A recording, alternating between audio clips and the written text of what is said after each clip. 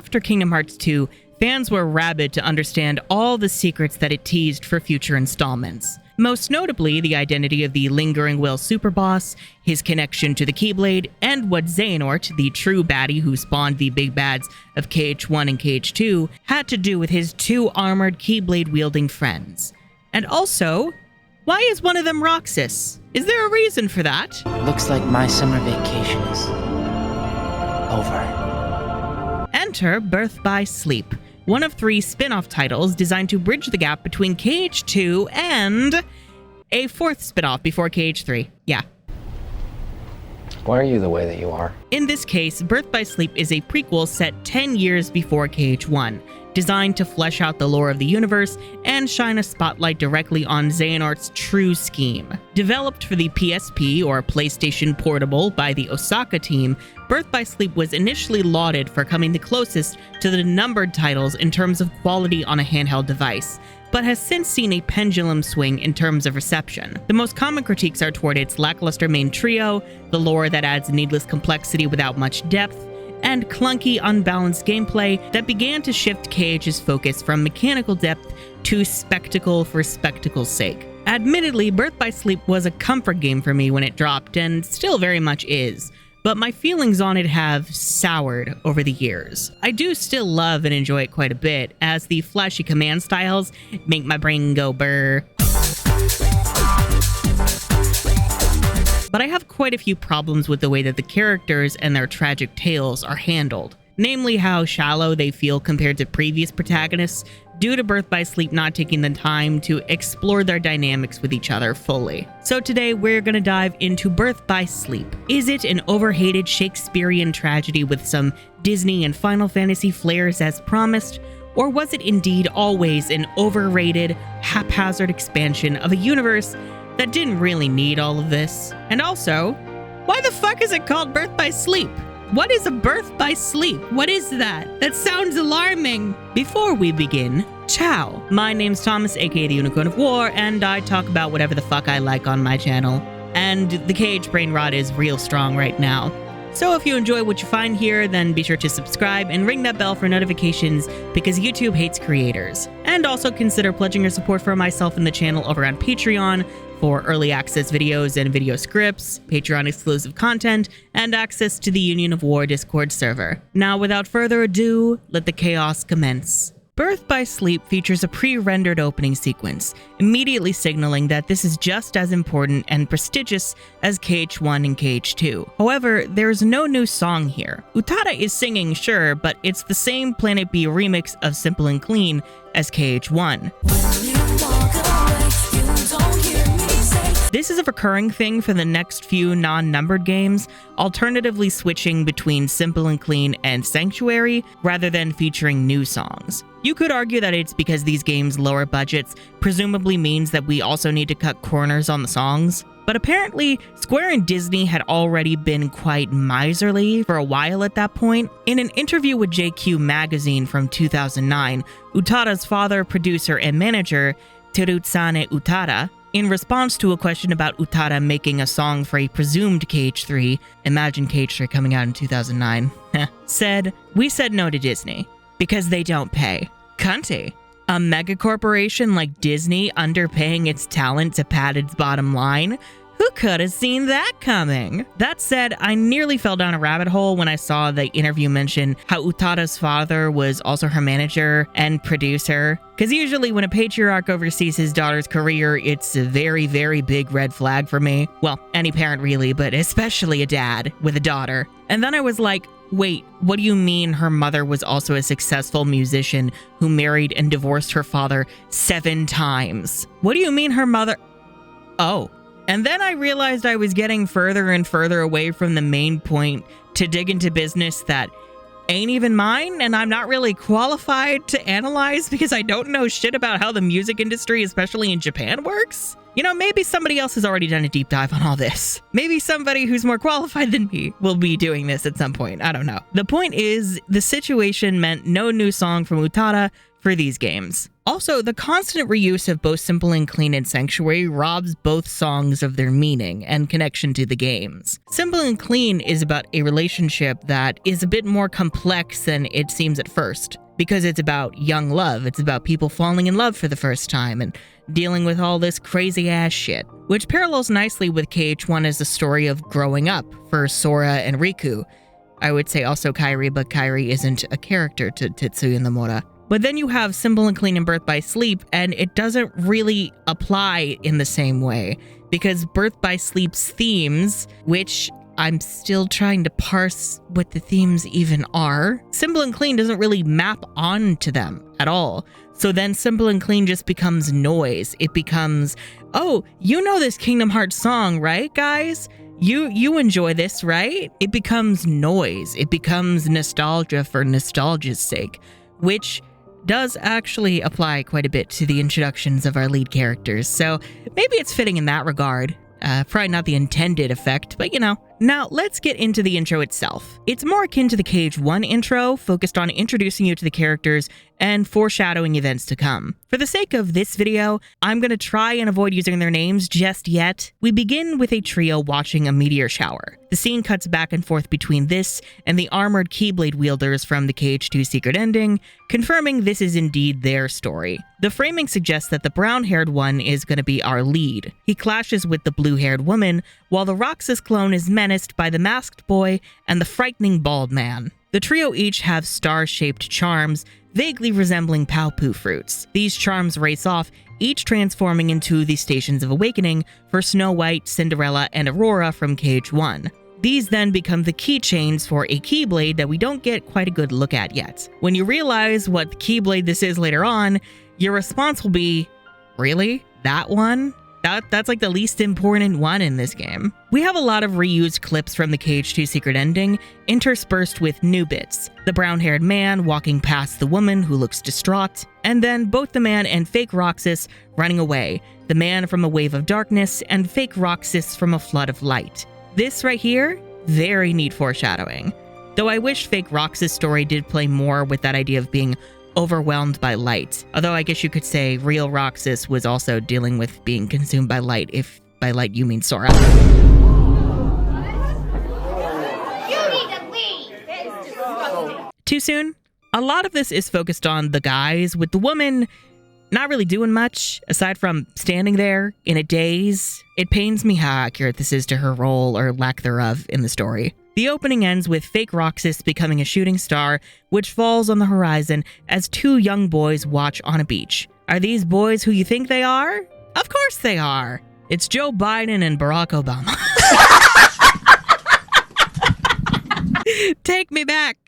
Take me back to a better time! We begin on Destiny Islands, but not with Sora, Riku, and Kairi. Instead, a tan, silver-haired man stands on the beach, muttering about how much this tropical paradise blows.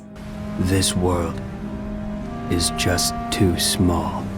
Fucking ungrateful ass. As the sun sets, the young man is replaced with an older one, with a bat hunch, an organization cloak they probably got off the Hot Topic clearance rack, and an unconscious Roxas, wrapped up like a giant dumb baby.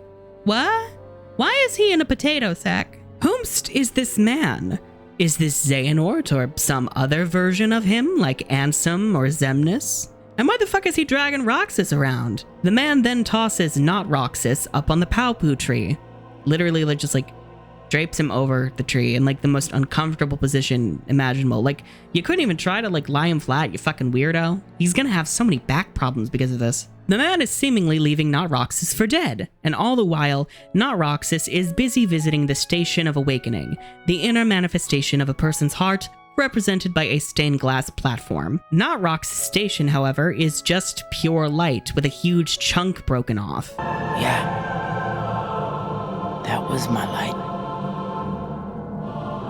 But my heart is fractured. And now, the little I have left is slipping away. This is apparently why he's kinda out of it right now. A silent, disembodied voice calls out, referring to itself as a new heart. This new heart is able to help Not Roxas repair his own, the stained glass quickly restoring itself. This triggers Not Roxas to instinctively reach up, summon his Keyblade, and shoot a beam of light into the sky, which apparently pleases the creepy cloaked man. Also important to note, it is not the Kingdom Key, like Sora and Roxas usually use. It's the same Keyblade as Armored Boy, Armored Not Roxas from the KH2 Secret Ending, if that wasn't clear. We then see the bedroom of Not Roxas. This isn't Twilight Town since it's, nighttime, not Twilight. Spotting a shooting star, Not Roxas heads out to get a better look, leading us to the introduction of a new original world, the Land of Departure. A meteor shower!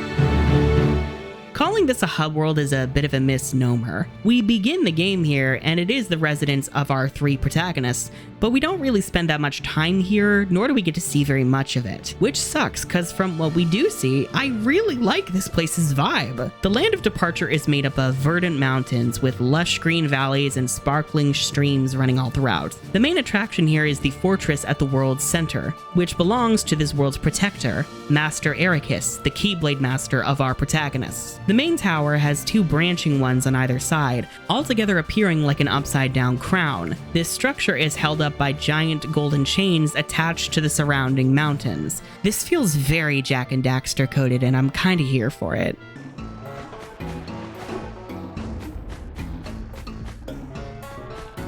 It has similar elements to previous original worlds.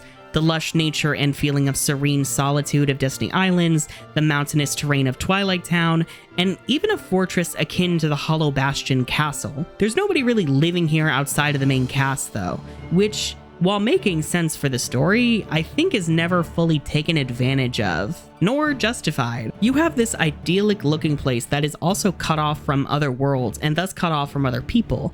It's a chance to reinforce a lot of themes of isolation and the dangers of growing up sheltered that the game is going to try to showcase, but never really fully deliver on. And I think a lot of that boils down to us not getting a chance to let the characters roam this place, a la the opening prologues of KH1 and KH2. Not Roxas does some quick tutorials with the training course along the mountain path, then reaches the summit to enjoy the meteor shower. It is here we meet our other two leads, Aqua and Terra. We also get a name for Not Roxas, Ventus.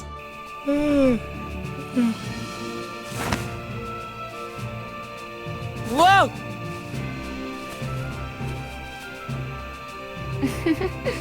Give me a break, Aqua. Ven, you hopeless sleepyhead. You should have at least brought a blanket. Yep, this is Ventus. Not Roxas. Ventus. Not Roxas. Ventus. Ven for short. These three are the Keyblade wielders from the KH2 Secret Ending, commonly referred to as the Wayfinder Trio.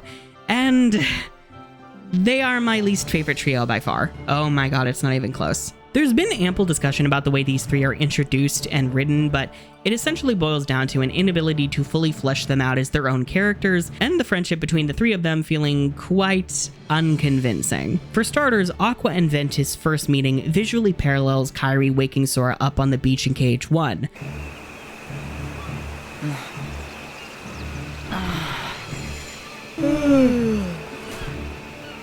Whoa!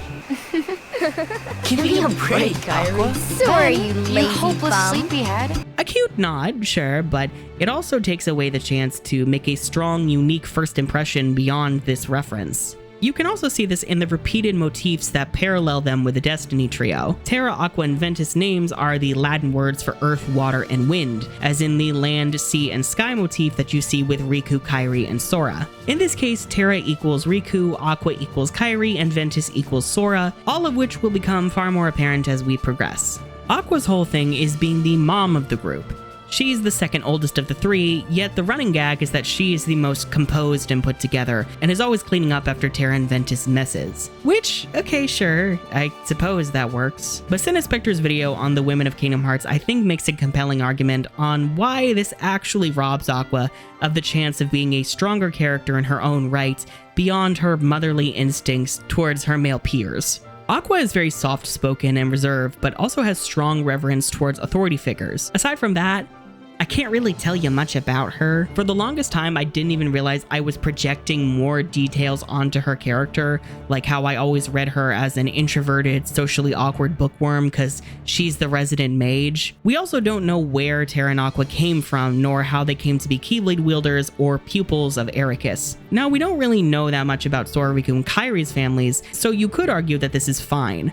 But I would argue that we knew enough about these three on their own to understand their motivations from jump. For Terra, Aqua, and Ven, they all want to be Keyblade masters, but why? Do they just feel like they have to because the Keyblade chose them, allegedly? And there seem to be very few Keyblade wielders roaming around, which also, what's up with that? Are they doing it just to be together, neglecting actual dreams they might each individually not realize they have? Terra has that same problem of us not knowing much about him. It is said that Ericus views him as a son, to which I say, okay, so how did y'all meet if you're not actually father and son? You must know, I care for you like my own son. When and where and how did Ericus find Terra and take him under his wing? Could that potentially point to Terra's arc in this game, planting seeds for his tragic fate? Aside from that, Terra mostly gets clowned on for being the biggest himbo this side of the cosmos. If you've seen the Star Wars prequels, Birth by Sleep very much feels inspired by them,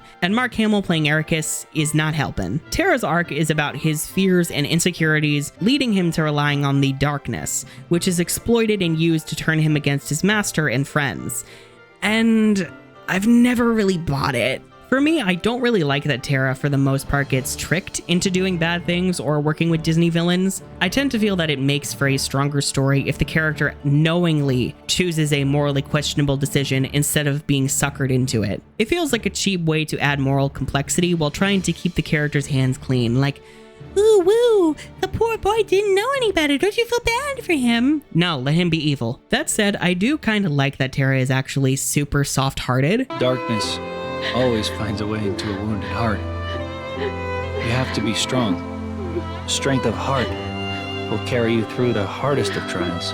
I'll tell you what. Put the stuff that's really special to you in there. That can be your treasure. He's very sweet and well-meaning. He is just way too trusting and very bad at communication, because he, Aqua, and Ven were never socialized like normal people, instead essentially being raised as detached, solitary soldiers of light. If Terra had come to question that more thoroughly over the course of the story, then I could see a much more compelling story for him, and a richer conflict with Aqua when she questions his judgment and actions. Perhaps if Terra instead came to try and accept the darkness within the people that he meets, trying to understand others against Ericus' orders, while Aqua came off as a tad judgmental because she was essentially raised to believe in the purity of light, then I think you would have the foundation for stronger character work for both of them. Flaws for both of them to work through, which add fuel to the supposed fires burning their relationship. And then there's Ventus. Oh, Ventus. Well, they say That every star up there is another world. The light is their hearts, and it's shining down on us like a million lanterns. What? I don't get it. In other words, they're just like you, Ven. What does that mean? You'll find out someday, I'm sure. I want to know now. You're too young to know now. Quit treating me like a kid. Okay, so Terra is 20, Aqua is 18, and Ven is 16, making Ventus the baby of this trio. He's also new, having been the pupil of another Keyblade master and recently transferred to Ericus. Of course, this is without his apparent knowledge, as Aqua insists that Ven has always been with them. It really felt like I'd been there before, looking up at the stars. except you've always lived here with us. Yeah. And we learn later that Ven cannot remember any of his past. Still, this adds an interesting dynamic where Ven often feels left behind by his friends, who he tends to view as older siblings, or, in the Japanese dub, almost like parents or guardians. 保護者と行きなさいってもらったんだ。保護者? Ven is often talked past, talked down to, or outright ignored by those around him. Aqua and Terra often insisting that they know best and not really listening to what Ven has to say. And while these three have never left the land of departure, Ven is expressly forbidden to leave by Ericus, supposedly for his own protection. Well, what matters is that you're home. You don't belong outside this world yet. You need to stay here, where you can learn. In your prison? Ven is essentially a pure, sweeter version of Sora, and also far dumber. He's basically a Disney princess in the way that he behaves, being all pure of heart, innocent, and a tad mischievous. And even rebellious when he sets his mind on something. He has a similar issue as to us not knowing much about his past in this game, but the later games do give us answers that I deeply resent and would like to give back, pretty please. Still, of the three, I do feel Ventus fares the best in terms of feeling like a fleshed out character. As for why he looks like Roxas, or rather why Roxas looks like him, yeah, we will get there, and boy, I will have words.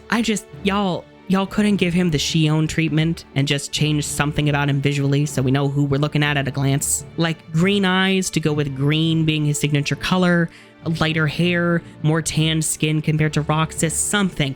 Anything besides the backhanded Keyblade. Like, yeah, okay, that bit is cool, but it's not nearly enough on its own. So Terra, Aqua, and Ven are talking about nothing. Waxing poetics about other worlds like they think they're the Destiny trio, which I take very personally. A lot of the banter here feels very stiff and rehearsed, rather than genuine and earnest. Terra and Aqua have their Mark of Mastery exam tomorrow, which is where they will be judged on whether they are worthy to become Keyblade Masters. For this, Aqua has made them good luck charms, little star-shaped talismans called Wayfinders, which she has enchanted and also based upon the legend of the Paopu fruit.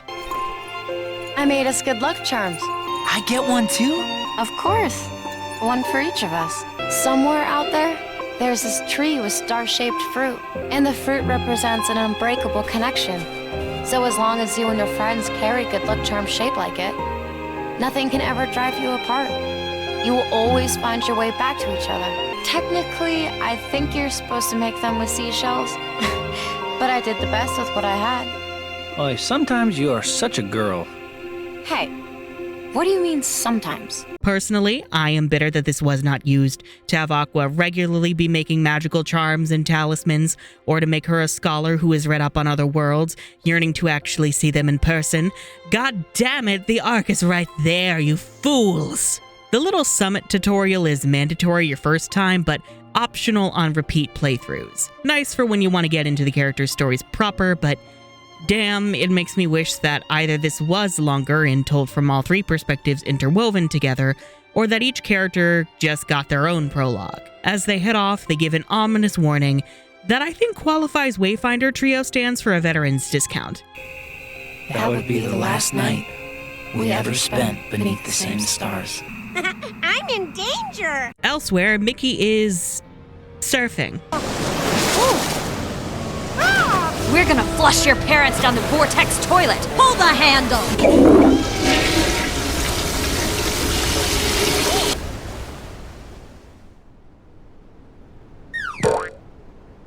Okay, no clue why, but this is one of the tests that the Rat King must undergo from his master, the great sorcerer Yen Sid. I have many issues with these two's role in this game, but the main purpose for this scene is for Yen Sid to foreshadow bad things. Mickey, I cannot shake the feeling something terrible is about to transpire.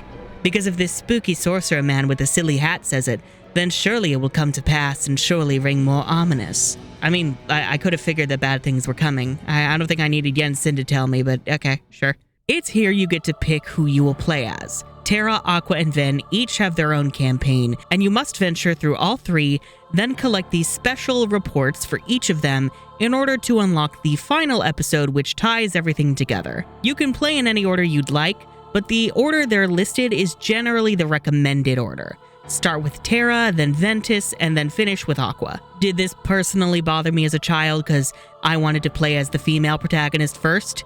Yes it did.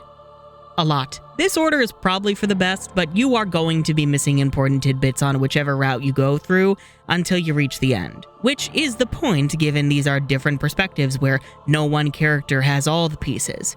That said, Ooh boy, does Aqua get screwed here. And trust, I will be yelling about it later. I will be ranting and raving as an Aqua stan who has to admit that their queen is underdeveloped as the hell they're gonna trap her in. Now, while playing the game has you experiencing these campaigns one by one, doing so in video form does not sound very appealing to me. I also consider trying to follow the official timeline of when specific characters visit specific worlds, but that would also be kind of a mess. It's not an issue I care about as much as other people, but I also don't feel like ping-ponging. So to keep that to a minimum, we are going to go world by world, and thus by the order in which the characters visit said worlds. We begin within the Land of Departure Fortress, where Aqua and Terra stand ready for the Mark of Mastery exam, and Ven is off to the side, like a loser. What looks to be that weird yellow-eyed man just kind of creepily stares at Ven, making me feel a need to alert the authorities. Master Ericus then introduces himself. Today you will be examined for the Mark of Mastery. Not one, but two of the Keyblade's chosen stand here as candidates. But this is neither a competition nor a battle for supremacy. Not a test of wills, but a test of heart. Both of you may prevail, or neither. If you're wondering about his name, even though I know you're not, Ericus is an anagram of Square, as in Square Enix, because this game series loves an anagram. He then introduces the old man as Master Xehanort. But I am sure our guest, Master Xehanort, did not travel all this way to see our youngest prospects in years fall short of the mark. Wait. As in Apprentice Xehanort, who stole Ansem the Wise's identity, who started the Heartless Invasion, and who split off into Evil Ansem and Xemnas? Master Ansem, regarding the experiment I presented the other day, with your permission, I'd like to proceed. I forbid it! Forget this talk of doors and the heart of all worlds. That place must not be defiled. But Master Ansem, I've been thinking... Xehanort, those thoughts are best forgotten. What the fuck? Why is he an old man? Especially if this is supposed to be a prequel. And wait. He's a Keyblade master? Where the fuck did his Keyblade go in the other games? And also, why is he voiced by Leonard Nimoy? You are indeed strong. The darkness is nothing to fear. That last one is not a complaint. I'm just kind of in awe that they got such a good voice for him in his old man era. And that we managed to pay homage to both Star Wars and Star Trek in one game. Shout out Mark Hamill. Ericus begins the exam. Terra and Aqua must destroy orbs of light. Okay, I guess that shows agility and keeping up with the target or whatever, but is that really enough to call yourself a master? I feel like Sora and Riku could just do that in their sleep even by KH1's midpoint. Is the sleep thing accidental foreshadowing puns of Dream Drop? No, we're not getting into that. Part of me wishes the exam was in multiple parts, maybe in different areas outside in the Land of Departure, testing different attributes of an ideal master and potentially introducing different gameplay mechanics. This just seems very silly and overly simple and clean. Of course, Xehanort must be an evil, sneaky bitch in every incarnation, so he adds darkness to the orbs. How Ericus picked up on this but did not make the connection is beyond me, but okay. That was unexpected, but one must keep a still heart even in the most trying of circumstances. It was an excellent test, one I chose to let unfold. Sure, Jan. But this seems to be a way to get the orbs to attack Ven, getting him involved by Xehanort so he can also gauge his combat abilities. Ven! Don't worry about me. You two focus on the exam. But Ven, you're in danger here. Go wait in your room. No way. I've been looking forward to this. Seeing you two become masters. I'm not gonna miss it now. He can take care of himself. He's been out there training just as hard as us. Yeah. Stay sharp, Ven. Once that's done, Terra and Aqua have a one-on-one duel where their equal squills. Non-fluent killing mass. Where their equal skills nearly causes Terra to call upon the darkness. Remember, there are no winners, only truths. For when equal powers clash, their nature is revealed. Xehanort seems pleased with this, while it causes Ericus to fail Terra, naming Aqua as the only new Keyblade Master. Terra, Aqua, you both performed commendably. However, Only Aqua has shown the mark of mastery. Terra, you fail to keep the darkness within you sufficiently in check. How could this happen to me? I made my mistakes. Terra is devastated, confused as to why darkness would have any presence within his heart. Xehanort, meanwhile, quickly speaks to a mysterious masked boy, the same one he fought alongside in the Cage 2 secret ending. This boy, who I will just say is named Vanitas for the sake of my sanity, isn't at all impressed with Ventus' abilities, and mentions how he'll need to be lured away from home in order to improve. What do you make of Ventus? He ain't gonna cut it. Somebody's gotta break that loser in. Not here, you won't. I have to keep up appearances. I know that. He just needs a little incentive to leave home. Dick. Terra sits outside, distraught over his failure. I have this mental image of him shuffling into his apartment, hanging his coat by the door after another long day. You lost again. Now he's the one staring into the mirror, and he's saying to himself, "You're a failure." Xehanort tells him that he has nothing to change about himself, that darkness is a part of everything and everyone, and thus it cannot be eliminated as Ericus believes it should, but instead should be harnessed. And yet, how frustrating that Ericus refutes its power. Why, you could train with him forever, and still, you'd never be a master in his eyes. But why? Help me understand, Master Xehanort. What is it that I failed to learn? You're fine as you are.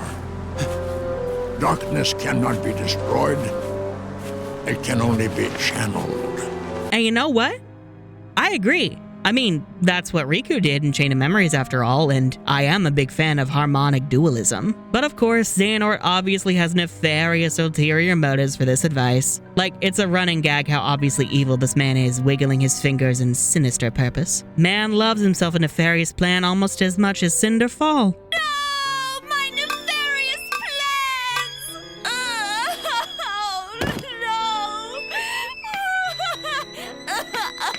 Ventus, meanwhile, is all sad in his room, holding the wooden keyblade that Terra made for him. There is actually a video essay about Birth by Sleep that I really enjoyed, and if I can find or remember the title or who made it, I shall plug it. It's been lost to me and I'm very sad about that. But he brought up the fact that this probably means Terra must have had mad carpentry and woodworking skills. And seeing as these characters could use some more traits and depth, Terra making cute little crafts sounds adorable and could go wonderfully with Aqua's charm making, I'm just saying. Ventus is quickly confronted by Vanitas, who taunts him about how Terra is becoming a different person who's going to leave him behind, preying on how Ven idolizes Terra. Better hurry, Ventus.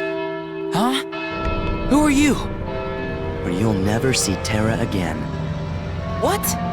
Get real. I can see Terra anytime I want. Like right now, he's leaving you behind. And by the time you catch up, he'll be a different person. Look, whoever you are, you don't know the first thing about Terra. Me and him will always be a team. You trying to pick a fight or what? Oh, grow up. Is that what you call friendship? You'll never know the truth unless you go out and look for it yourself. Come on, what could you possibly know when you're stuck here, looking at nothing but what's in your tiny world? If you recognize Vanitas' voice, no you don't. Shut up. Loser. Naturally, instead of questioning how this masked stranger got into his room and then opened a dark portal of nefarious intent for dramatic exit, or warning anybody about this boy and his dire message, Ven decides to go yell at Terra about this vague warning. Terra! Okay, I told y'all he wasn't the strongest breeze in the valley. I told you. While this is happening, Aqua has been told the secrets of being a Keyblade master off-screen. They're a surprise tool for the final episode, but personally, I feel slighted as an Aqua stan. There really wasn't anything else we could have seen. Anyway, the bells of Departure Dom begin ringing, summoning Terra post-haste. Where is Ven? Still listening to Vanitas' nonsense at this point, because of course he is. After speaking with Yensid through a weird Agrabah-like statue in the wall, okay, Ericus explains that there is a crisis. No, it's not the Heartless invasion. That has not started yet. It will not start for another few more years. I don't know the exact timeline. You see, the emblem Heartless have not been created by Xehanort yet, and the pureblood Heartless, the little shadows, are still trapped in the realm of darkness, unable to access the realm of light. So naturally, we need another set of endless monsters to oppose our characters at every turn. Enter the Unversed. What the fuck are the Unversed, I hear you ask? Well, they're described as creatures which thrive on negative emotions, such as sadness, anger, hatred, etc. All the more reason then for concern, for he tells me the princesses of heart are in danger. Not only from the forces of darkness, which you may assume, but also from a new threat, one that feeds on negativity. Fledgling emotions that have taken monster form. The Cid calls them the Unversed. They're diet Heartless, basically. They're dollar store Heartless, generic brand Heartless, whatever you'd like to call them. Design-wise, they don't have much going on for themselves. Nobody's had that consistent use of silver and pastel colors, along with uncanny movements meant to resemble humans, but wrong. The Unversed, just kind of tend to be generic monsters with basic archetypes, like your shadow clones, your soldier clones, your large body clones. The most consistent thing about them is they've all got the eye slits, some have these weird antenna-looking things that weirdly match Aqua's shoes, and the emblem.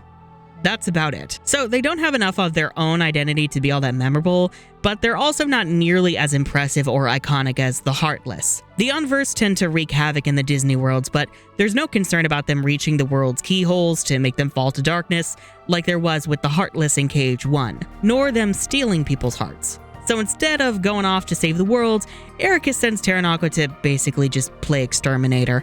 They've also been informed that Xehanort has gone missing, even though Terra literally just spoke with him outside. Darkness cannot be destroyed, it can only be channeled. 12 seconds later. I tried to pass this news on to Master Xehanort, but my repeated attempts to reach him have failed. Find Master Xehanort. Terra naturally does not bring this up, nor the dark portal of doom that Xehanort promptly exited through, then had to get it from somewhere. Ericus warns Terra not to give in to the darkness in his heart before he leaves. If I could have my way, I would name you Master in a second. But how can I, when you are so obsessed with power? Terra, you mustn't be afraid of losing. Fear leads to obsession with power, and obsession beckons the darkness. You must never forget. And once Terra's outside the room, Ericus asks Aqua to keep an eye on Terra. Wait, Aqua. Before you depart, I have one other, well, call it a request of the utmost priority. Yes? I told Terra this could be a second chance to show the mark of mastery, and I meant it.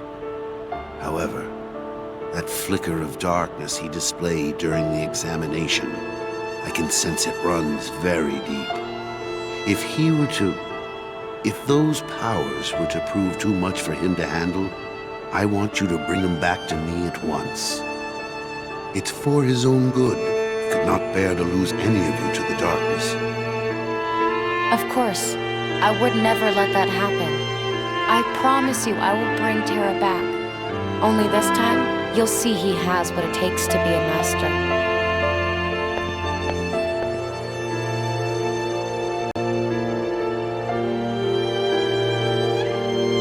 He's not as weak as you think.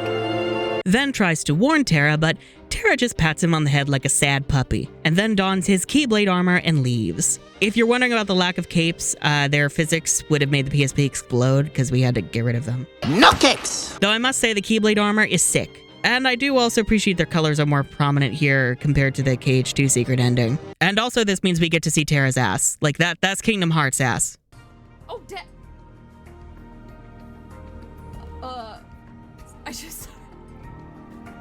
I just saw his ass. Hello? Oh. Also, we no longer need gummy ships, because our Keyblades are the ships. So, in KH2, the Lingering Will, aka Terra's armor, was able to turn his Keyblade into various forms to beat the living shit out of Sora, from whips to cannons to a hover bike. I will yell about this not being fully utilized in gameplay later, but for what it's worth, Using these to give the characters a way to fly around the world map themselves is super cool, and also suggests a stronger familiarity with the Keyblade's limitless potential. Like, imagine Sora, Riku, and Kairi learning how to do all this. And then keep imagining, because they're never going to be able to do any of this. I mean, maybe the build mechanic will, like, be kind of like this in KH4, but, like, why did it take that long? So, Terra's vehicle is a hover bike, Ven's is a hoverboard, and Aqua's is a hover... scooter? I mean, it can also turn into a longbow, so that's cool. Basically, they are the overbike, overboard, and overwing from Code Lyoko. I was not expecting to be able to make a Code Lyoko reference once, let alone twice in this series, but I'm not complaining. Also, new season of Code Lyoko? Girl?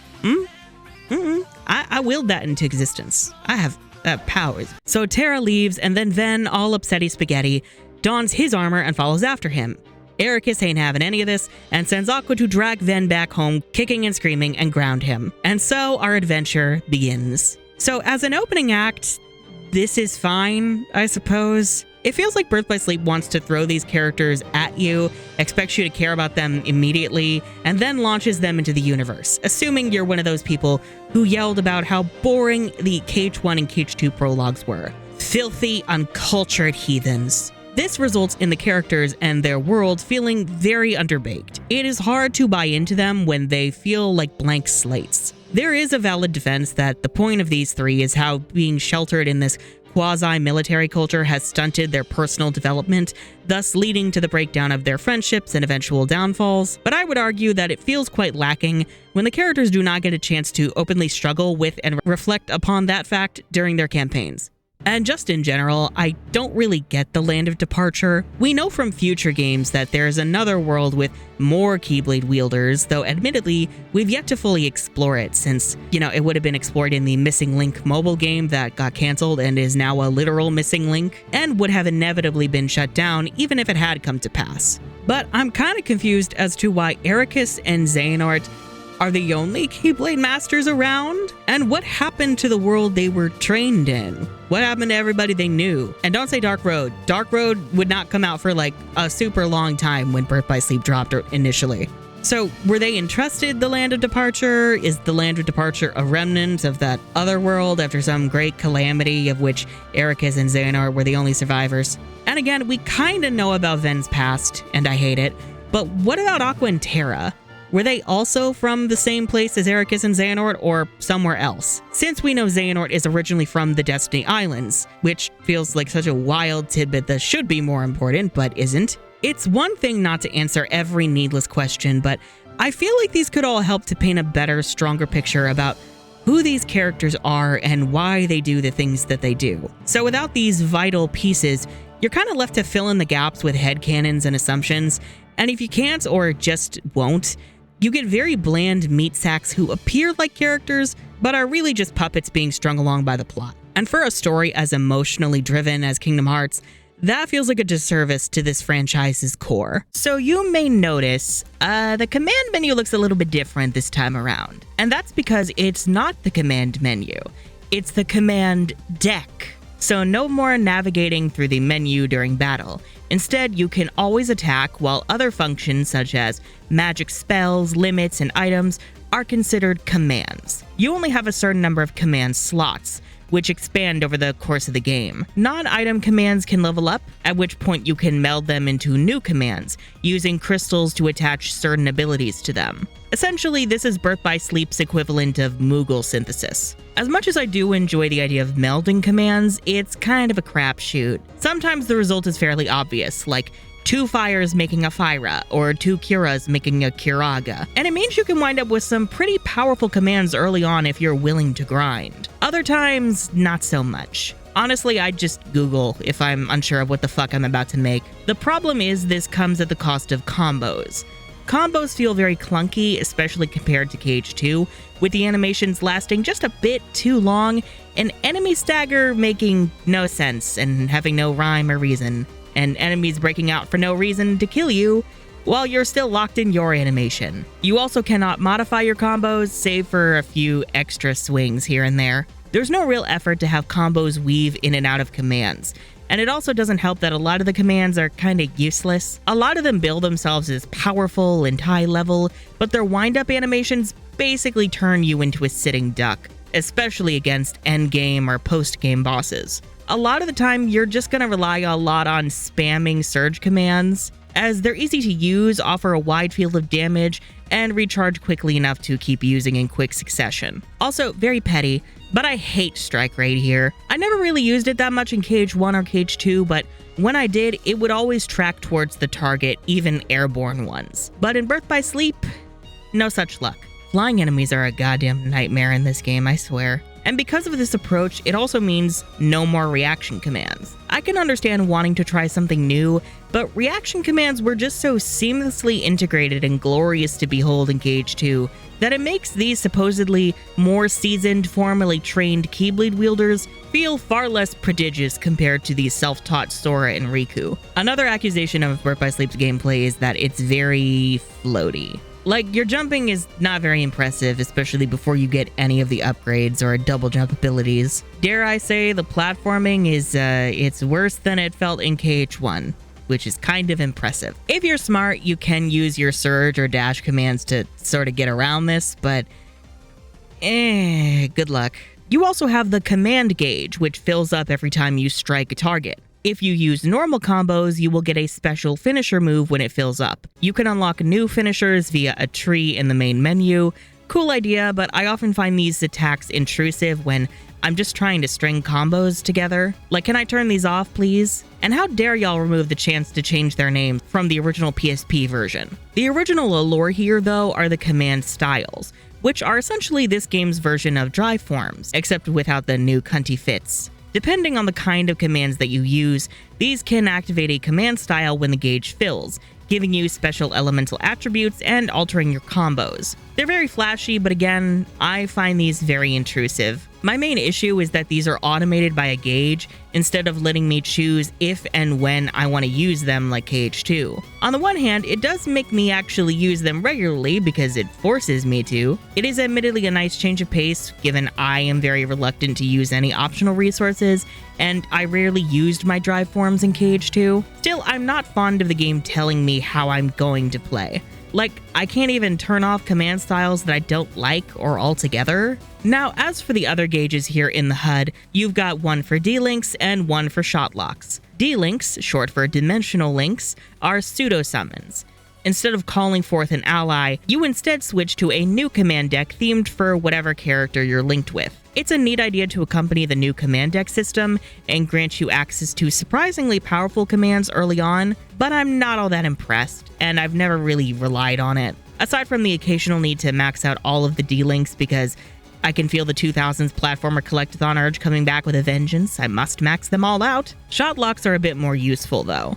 You hold one of the trigger buttons, aim the crosshair at enemies, and release a powerful attack upon the hordes before you. It's really good for crowd control, or for unleashing a lot of damage in exchange for a very brief window of invulnerability. And it's sort of based on the ultimate cannon move that you see from the Lingering Will in KH2. It just feels odd that it gets its own resource that nothing else uses. So if you don't really touch shot locks or D-Links, you kind of wind up with two gauges that just sit there, like, completely unused, untouched, while your command gauge gets all the love and attention because you literally have no other choice. Now, a lot of the clunky combat is solved by the Better Battle System mod by Zendra. This mod improves the field of view, thank God, and adds animation canceling so you're not trapped mid-combo. This does help to make combos feel quicker and more satisfying, and also allows you to escape or guard against previously unfair attacks. Terra really benefits from this, as given his focus is on strength, he's often clowned on for being the slowest of the three, and thus the worst character to play as for super bosses. Ventus and Aqua each have movement commands that grant them limitless iframes, making them invincible so long as you keep dodge rolling or cartwheeling like a diva. Terra is just kinda screwed. This mod low-key helps to amplify the addictive spectacle and button mashing of Birth by Sleep's battle system, though I fear there's no real way of fixing the underlying fundamental flaws without a total overhaul. Personally, I'm just kinda bitter that the Lingering Will's Keyblade transformations didn't make it into Birth by Sleep's combat system, nor getting to don the Keyblade armor. We did get Keyblade transformations eventually in KH3, but it felt nowhere near as powerful or badass as when it was used by a boss to pummel you into the ground. And I also wish that these got story explanations, like the drive forms did in KH2. It's a small touch, but it helps to flesh out the full capabilities of a formally trained Keyblade wielder compared to a self-taught one. Now, thankfully, while we do still have a world map, there are no gummy ship minigames to be had here. One, because we have Keyblade gliders instead of a gummy ship, but also because we're just able to enter worlds without a need to unlock them. For a handheld game, this is fine and it doesn't really bother me. I know the gummy ship haters are probably elated by this knowledge though, so good for y'all. For extras, you get the Mirage Arena, a weird sci-fi arena where you can partake in tournaments and minigames, like Rumble Racing or the Command Board. I don't care about these enough to talk about them in depth, so, you know, it's there if you want it. And also, one of the secret Xehanort reports that you need to unlock the final episode is hidden here for Terra, which I hate it so much. When this was on the PSP, the Mirage Arena could be accessed for multiplayer, which is cool. That feature's not really there anymore though, which it doesn't bother me because, you know, single player girly, but I do think this is sad for the people that enjoy that kind of thing. I am sad that there's no story reason for the Mirage Arena's existence though. Like, is this a special training area accessible only to formally trained Keyblade wielders? Originally, Laguna from Final Fantasy VIII was supposed to be in charge here. That was cut for reasons I'm not entirely certain of. You know, not a big deal, I guess, but knowing how Final Fantasy is going to keep slowly disappearing from the series, I fear this does not bode well. So, for our Disney worlds, we've got two sets, the first of which being worlds based on the three of our oldest Disney princesses, Cinderella, Snow White, and Sleeping Beauty. For a prequel, it does make sense to have worlds from much older Disney films to help set the mood, and also to flesh out princesses from KH1 who didn't get to do very much. I don't even think they had voices. That said, it is very weird none of these girlies have aged in like a decade. Like, here they are in Birth by Sleep, and then here they are in KH1 like 10 years later. Like, what? Maybelline surely is not this strong. I mean, sure, you could argue about things falling to darkness or time shenanigans. I think there's actually a canonical reason that time flows differently in different worlds, which, like, girl, let's be so for real, that's bullshit. But it begs the question as to whether these are actual worlds or if they're basically just their movies on loop for all eternity. Their residents doomed to never age a day and to reenact the same events over and over. Oh my god, these people are trapped in Disney WandaVision. Well, I mean, WandaVision is already you know what I mean. In that sense, I guess every Disney world is a sleeping world. You'll get that by Dream Drop Distance. Our first world is the Castle of Dreams, based on Cinderella. We begin with Ventus, who's not having a great time. Somebody tell me how I got so small! How did he shrink down to the size of a mouse? No clue. But it is very amusing, especially when Cinderella mistakes him for a rat. Don't be afraid. Oh! How interesting. I've never seen a mouse like you before. Mouse? I can only assume Cinderella is going crazy from being forbidden from leaving the house by her evil stepmother, and thus has no clue what anything actually looks like. After receiving his mouse training from Jacques, who I personally believe is even harder to understand than Donald Duck. Now. Look, a little guy, make her easy. Not a worry, pal. We like you. Flinderelli like you too. She's a very nice.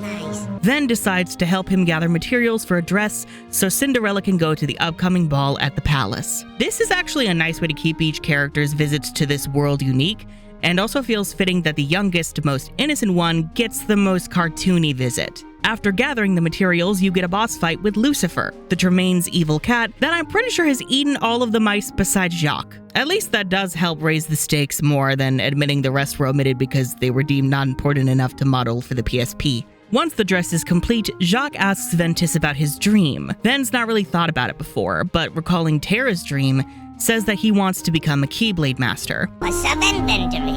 I wonder. Being a Keyblade Master is all I've dreamed about. Well, you're not the only one. I know. You, me, and Ven all share the same dream. I'd never really thought about it, at least until you asked me. My dream is to become a Keyblade Master.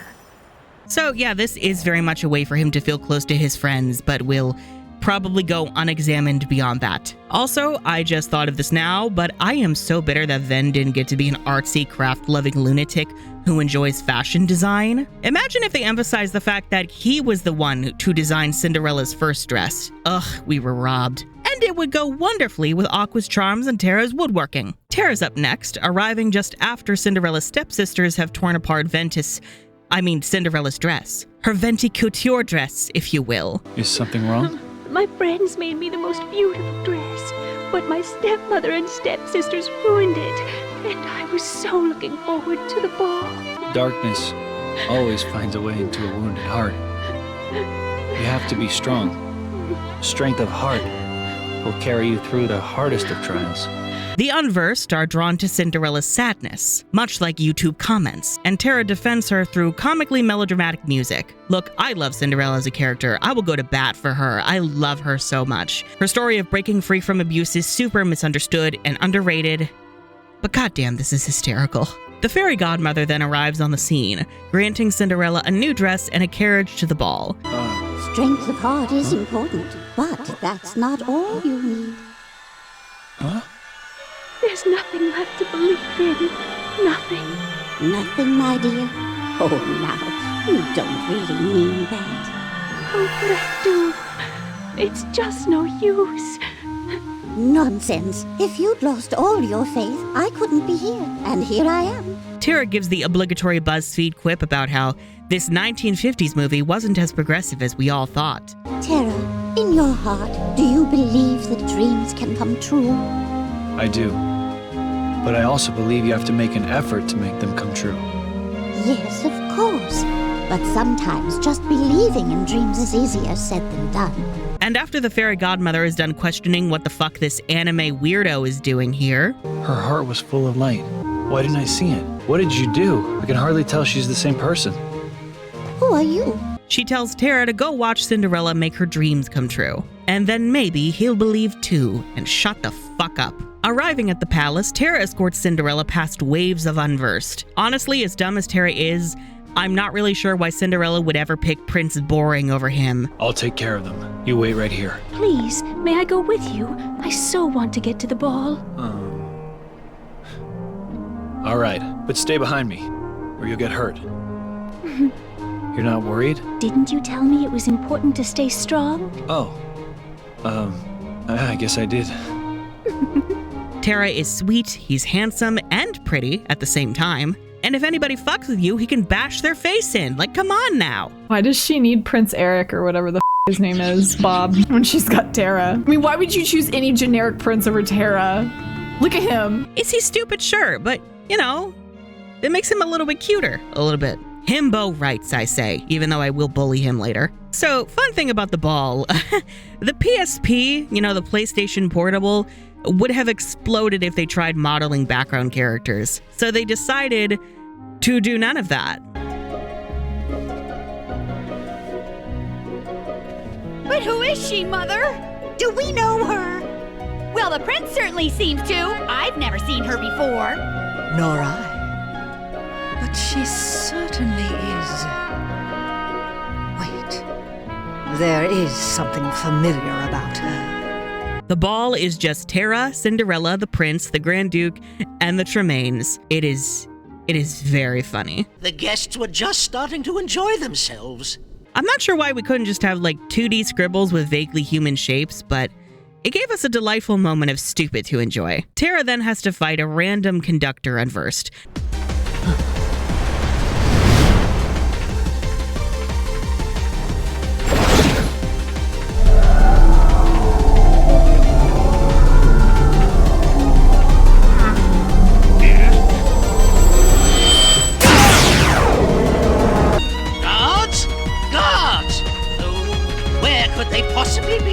After which we learned that a weird masked boy has been causing trouble around here, bringing the monsters with him. Have you always had a problem around here with those monsters? They began to appear shortly after a boy in a mask arrived in our kingdom. Those that saw him said the monsters obeyed his every command. A boy in a mask? Low-key bitter that Terra seems to be after Vanitas, but never gets to run into him, like even once prior to the final battle. I just want Disney Worlds to matter. Is that too much to ask for? Well, Yes. On his way out, Terra runs into Aqua. Here, we're gonna run into a timeline issue because Terra reveals something he learned in Enchanted Dominion since he canonically visited that world first, but we've yet to go over it. TLDR, he's learned that Xehanort is seeking hearts of pure light, and he suggests that Aqua meet with the prince to search for clues. Did you manage to locate Master Xehanort? No, but it seems he's looking for pure hearts filled with light. Pure hearts filled with light. He also mentions how Cinderella helped him to keep believing in their shared dream, which seems to comfort Aqua that Terra hasn't gone astray because she hasn't read the rest of the script yet. You still have the same dream? Well, yes. There's this girl here. Her name is Cinderella. She made me realize how powerful it is just to believe, no matter how impossible things seem. A powerful enough dream will always be enough to light the darkness. If you see her, give her my thanks. Will do.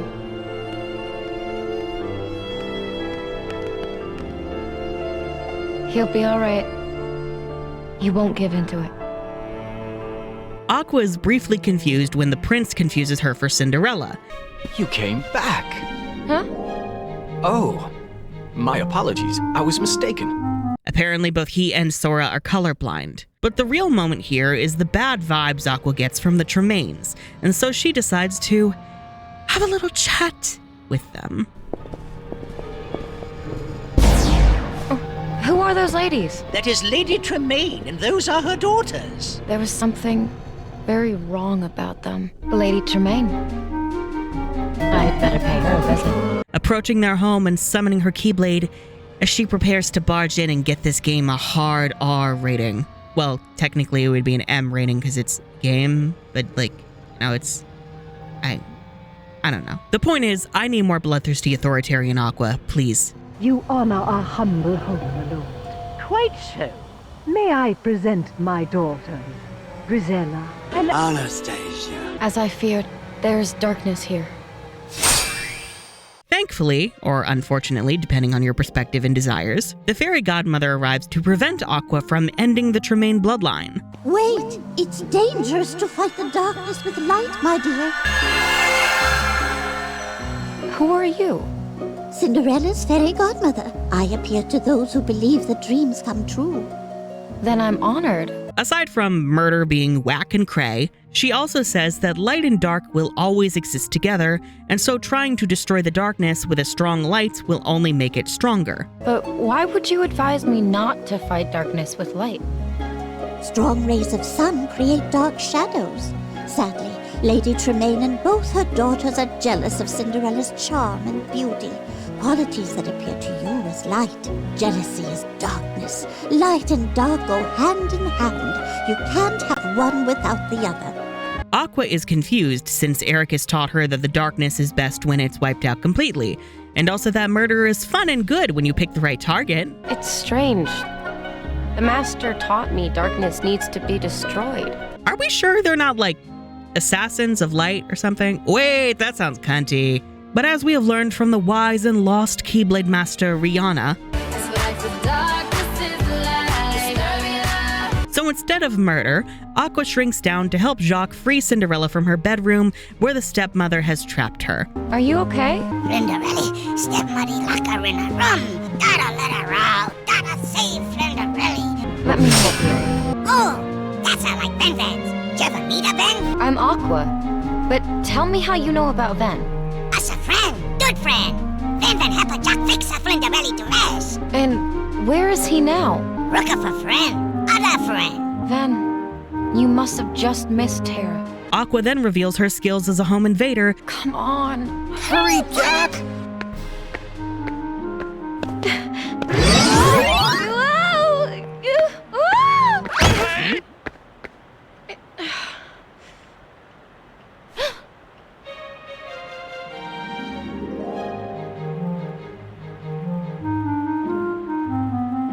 Oh, would it be all right if I tried on the glass slipper? To buy Cinderella some time to try on the glass slipper, accidentally flirting with her in the process. I actually want to thank you for teaching Terra he needs to keep believing. We love Prince Aqua as a sapphic icon giving full Utena realness. I Cinderella, you got to pick between Terra and Aqua, and you picked Prince Dull Dick over there? Like, really? Really, bitch? Refusing to let Cinderella live happily ever after, like a bitter queen, Lady Tremaine summons an unversed to kill her.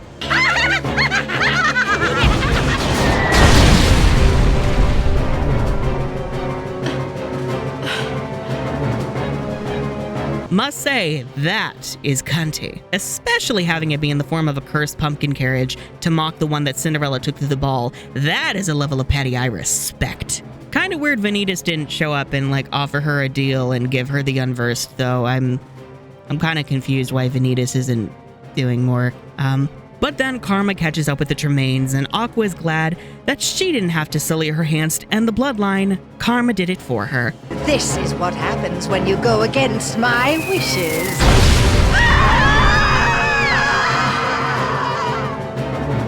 The darkness in their hearts overtook them. Sure, Jan. Aqua defeats the unversed, then thanks the fairy godmother for her wisdom and helping her avoid prison time. The master taught me darkness needs to be destroyed. But how? If not with light? Oh, my dear, you're too young to know.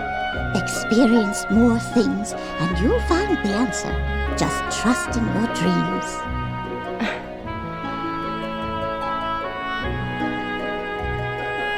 All the while, I am certain that the fairy godmother is wondering, what the fuck is wrong with these oversized keel-wielding anime reject lunatics? So I would say off to a strong start. Castle of Dreams could have had a few tweaks to, make it stronger in the overall story, but I think thematically I appreciated it, and each character's visits felt distinct enough to me. Aqua kind of feels like she got the short end of the stick, but there's no silver lining here. That's just gonna keep happening. Next up, the Dwarf Woodlands, based on Snow White and the Seven Dwarfs. Terra arrives first, landing in the chamber of the evil queen. Don't ask me how. The heart of Snow White doth shine bright. Beware, my queen, a heart of light. Another one? Wait, what if Master Xehanort is here? Who goes there? The queen offers to use her magic mirror to locate Master Xehanort, provided Terra fills the role of her huntsman and murders Snow White. I have a task for you. If you succeed, I will ask the mirror where you might find this Master Xehanort. There is a young maid who resides in this castle. Her name is Snow White. Kill her, and to make sure you do not fail, bring back her heart in this. I don't understand. No, she literally uses the word kill, and Terra just kind of goes along with it. You're after the Hearts of Light too? What I demand is her life. I've had more than enough of her light. Like, is it not clear this lady's bad news, my guy? Oh my god, maybe Ericus was training us to be assassins. Like, are we just going along with this to fool the queen? Because the subsequent scenes very much do not give that. Terra's just like, alright, let me go see if this girl's murder-worthy real quick. After beating up some unversed in the Evil Queen's murder dungeon, which should be giving him so many red flags, including the skeletons of past victims, like, Terra, please, sweetie, I know it's hard, but can you put 2 and 2 together for me? Terra finds Snow White picking flowers in the nearby glade. Oh, hello. Who are you? Aren't you startled? Should I be? Well, yes. Her heart is pure light. Initially confused by Terra's pants, Snow then flees as unversed swarm around them. She thinks Terra summoned them and his Keyblade to hurt her, which she wasn't wrong. Unversed. Hey, wait! Don't go in there alone! Out of my way! Terra did doubt the need to murder her by seeing how sweet and innocent she was, but like, my guy, you didn't tell the queen no when she pitched the murder plot. So Snow flees into the obviously dark, evil, cursed, abandoned woods of doom, and instead of following her to make sure she is safe and alive, Terra decides to just head back to the castle. Okay. Lost her. She said she doesn't know anything about Master Xehanort. That leaves me with just one other option. The mirror. back at the castle. It's not even something he'll have to reckon with later, you know, not anything that gnaws at his conscience or something that he justifies as what must be done. He just kind of disregards her well-being and forgets about her existence entirely, and no one cares. Okay, so the queen is mad her murder plot fell through and then traps Terra in the mirror to suffer at the mirror's non-existent hands. How dare you return here, you blundering fool? I ordered you to bring me Snow White's heart. A request I chose to ignore. You know, you claim to be radiant, but all I see are shadows of jealousy hanging thick on your heart. Magic mirror on the wall!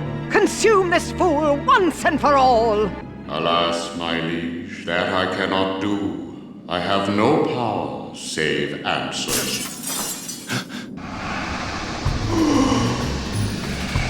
What?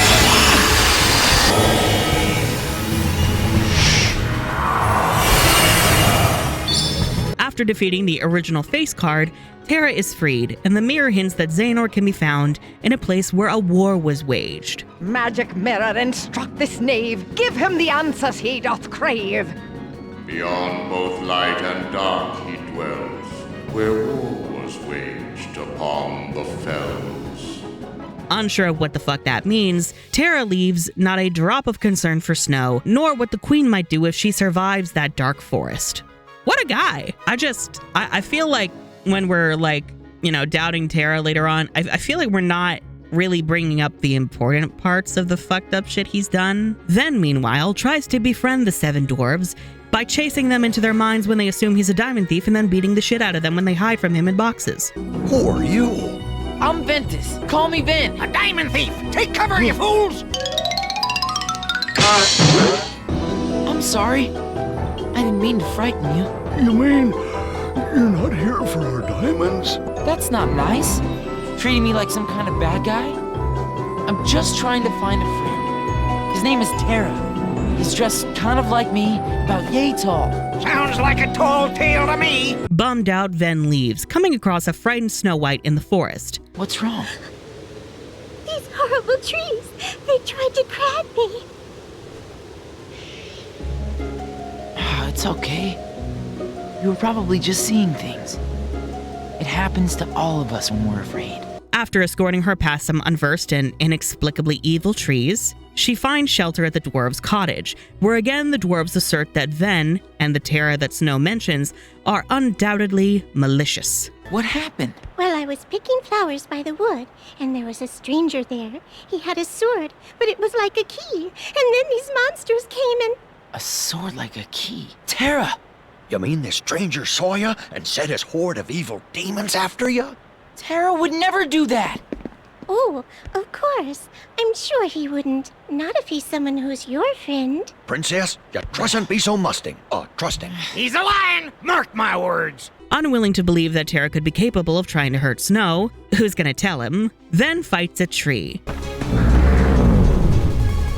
Off! And then is bullied by the evil queen in her hag form. Excuse me, ma'am. You dropped this. Oh, I thank you, my pet. To tell the truth, I really don't know what I would have done without that. Haven't I seen that sword before? Terra has one. You know Terra? That ruffian pointed one of those at me asking about some Xehanort. My poor heart nearly stopped. That doesn't sound like him at all. Ma'am, where did Terra go? I'm sure I have no idea. Must you all menace a poor granny so? No, I was just... Terra, what did you do? He had it coming, though, yelling out Terra's name and destroying my eardrums. Terra!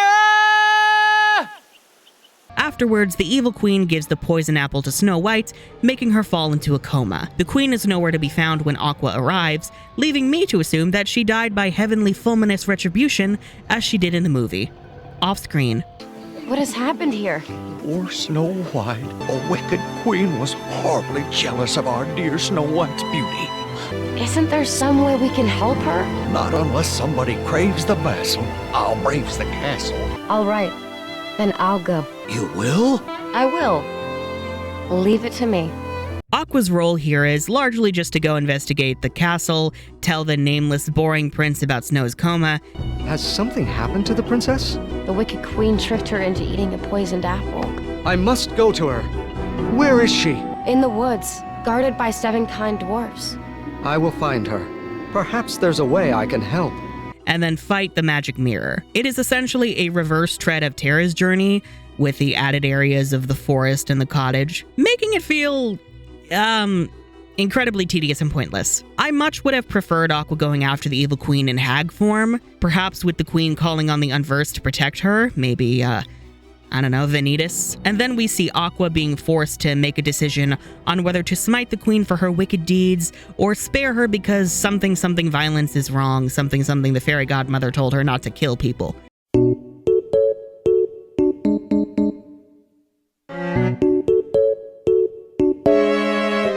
Anyhow, the prince awakens Snow with a kiss, they live happily ever after, and Aqua actually has a cute flashback to Ven, since Ven himself was in a coma shortly after arriving in the land of departure. Ventus, why won't you wake up?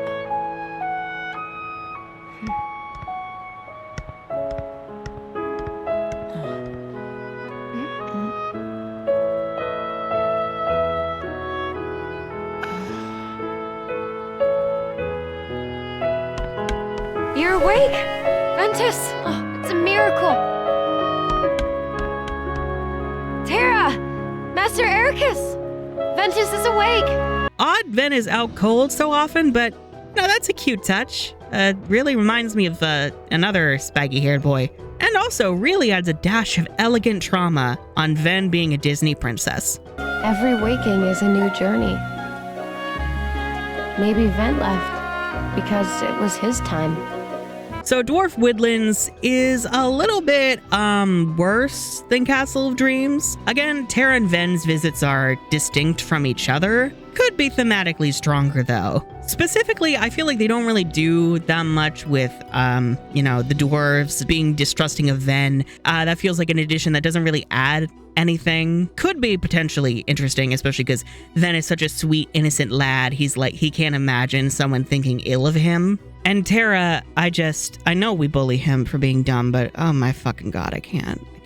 The plot just forgetting that he abandoned Snow and left her to die in the woods like that lady in the Crest White Strips Mad TV sketch is, oh my god. You're the one who adopted a dog and left it to die in the woods. And Aqua's visit is just a drag, man. It hurts being an Aqua stan. When will my reflection show? Last of our 3 worlds is Enchanted Dominion, based on Sleeping Beauty. Terra arrives first, chasing Unversed towards the castle, where he encounters Maleficent. Ladies and gentlemen, her. Maleficent finds Terra's presence odd, as all the people of this world haven't been modeled. have been put to sleep by the good fairy's spell. What's this? Why aren't you asleep, boy? That fool Slora cast a spell to put everyone in this castle into a deep, deep slumber. Who are you? Why, I am Maleficent, as all who dwell in this kingdom would know. Now you must reciprocate the introduction. Who are you? I'm Terra. What do you know about those monsters? The ones who attacked me. Now why would I give a thought to creatures so base, so inconsequential? Well, they are base. That's for sure. So, in movie timeline, this is happening right after Aurora gets back to the castle, but is put under the sleeping curse, and the fairies try to fix it, and they put everyone in the city also under a sleeping spell, but it's less of a curse. The point is, everybody is asleep, so we don't have to model people. Maleficent then, somehow managing to not appear obviously evil to Terra through her name, design, voice, and mannerisms, drops that she might have encountered Master Xehanort, and that he's searching for hearts of pure light, much like that of this world's Princess Aurora. Ever heard of a man named Xehanort? That name is not familiar to me. Is he an outsider like yourself? Oh, but wait. I do remember someone leaving the castle. Perhaps he did speak about imprisoning the light. The light could be so many things. Could he have meant Princess Aurora? Aurora.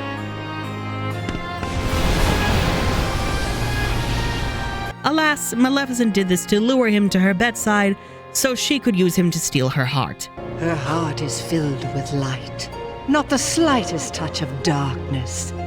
Just the kind of heart I need. 7 of the purest hearts, each overflowing with light. When brought together, they grant the power to rule all worlds. Why, that key you hold, the Keyblade, is it called? Where did you learn that name?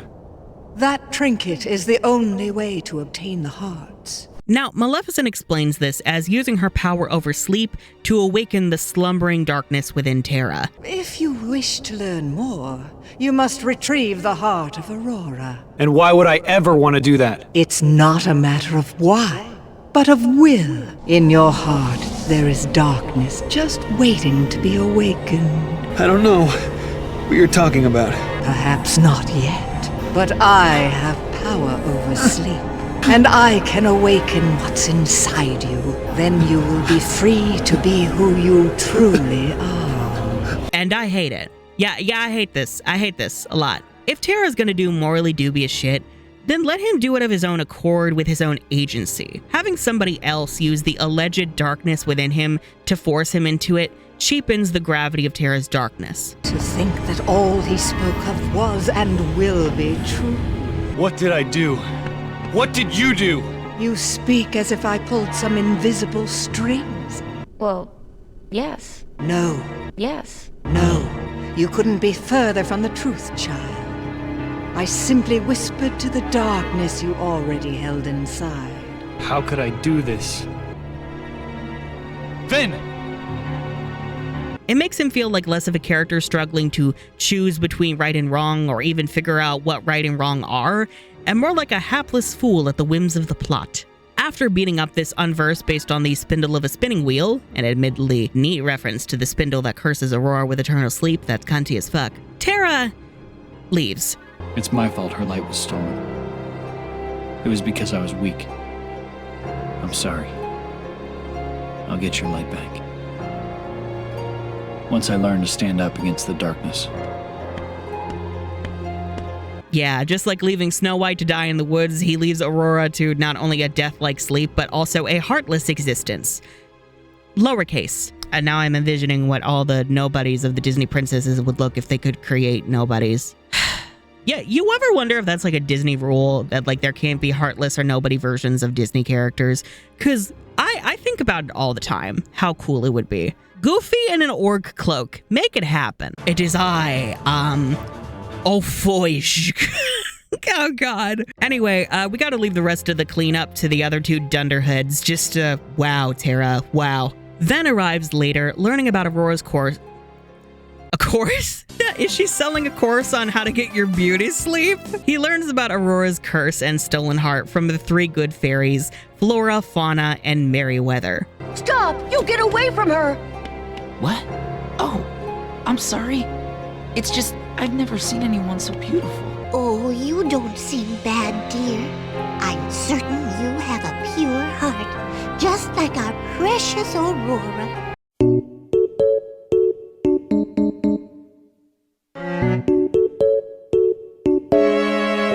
They infiltrate Maleficent's fortress, traversing an annoying maze to reach Aurora's heart. We are then greeted with a vision of Aurora meeting her love interest, Prince Philip. I never thought I would meet you. Outside of my dreams, that is. Who are you? What's your name? My name? Why, it's... Oh no, I can't. Goodbye. I must see you. I don't know. Maybe someday. If you're confused and bored by these two, then you know how audiences seeing this film back in the 50s felt, because the real protagonists of this movie have always been the good fairies. Clock it. A Keyblade? You must be Ventus. How do you know about me and the Keyblade? Terra gave me a demonstration. It was he who stole Princess Aurora's heart. That's a lie! I was asked to leave you unharmed, but it seems I have no choice. After a clash with Maleficent, Ven is greeted by Aqua, who saw Aurora's heart leaving the fortress and decided to investigate, seeing if there was anyone she could murder. What's that? I think I'd better go take a look inside. Maleficent gaslights them both about Terra helping her steal the heart in the first place, and after Ven leaves to chase after Terra, Aqua is quickly imprisoned by Maleficent in the hopes that she can use her just as she did Terra. Maleficent also name drops Xehanort to Aqua. I see you too wield a Keyblade. How do you know about the Keyblade? A source of power. A key that opens the hearts of men, of entire worlds, and allows one to obtain anything and everything. Such a power I find most fascinating. Terra, he really? Now, my dear, would you like to assist me as well? Never! I see. Xehanort was right. You are a most stubborn girl. Master Xehanort, how do you... It seems you need time to consider my offer. Fortunately, I have the perfect place. If you're excited about that leading anywhere, it's, don't be. Do not be. Don't have hope. Thankfully, breaking out of here is easy peasy for Master Aqua, even with the useless Prince Philip traipsing behind her. Maleficent heads them off at the castle bridge with her Forest of Thorns, then changes into her dragon form. Maleficent, what did Master Xehanort tell you? Such a pity, child, that you don't have Terra's gift for obedience. Nor can you see how easy it was for him. Terra would never do anything to help you. Quite the contrary. He fully embraced the darkness within himself. Stop lying! See for yourself all the powers of hell! No, I'm not sure why in KH1 she needed the Key of Hearts or whatever to unlock this form, but she can use it here fine, and it's honestly one of the continuity issues I absolutely don't care about. It's the power of true love that defeated you. I will not be defeated by something as insignificant as love. You don't even know the first thing about it. You're too clouded by darkness to see that there's something greater. Maleficent is defeated, Philip awakens Aurora, and Aqua begs Terra to stop accidentally ruining people's lives. He will continue to accidentally ruin people's lives, sometimes on purpose. Try all you want, but you'll never defeat a heart filled with light. Perhaps. But remember one thing. As long as there is light, there will be darkness. And in time, many more will be drawn to it, and they will all belong to me!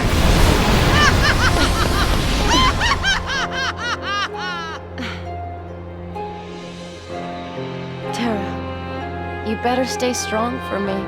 I would say out of all the three worlds, this is the most lifeless feeling one. I can see the vision for this world in the sense that it really is Terra fucking something up, and then Ven and Aqua like cleaning up the mess afterwards. But I think just the way it was handled with Terra, the ripple effect of that kind of sucks out the momentum for the rest of it. So on the whole, I would say this is a pretty solid opening act. You have the foundations for interesting stories here, with Terra doing morally questionable acts in a couple worlds, then having whimsical fun while also worrying about Terra, and Aqua getting crumbs. I say foundations because the execution is rather lacking, specifically for Terra and especially for Aqua. Again, Terra's lack of agency and awareness in his evil deeds really undermines the dramatic weight they are meant to hold. It doesn't feel like we're watching his morality be corroded by his own judgment or flaws or fears.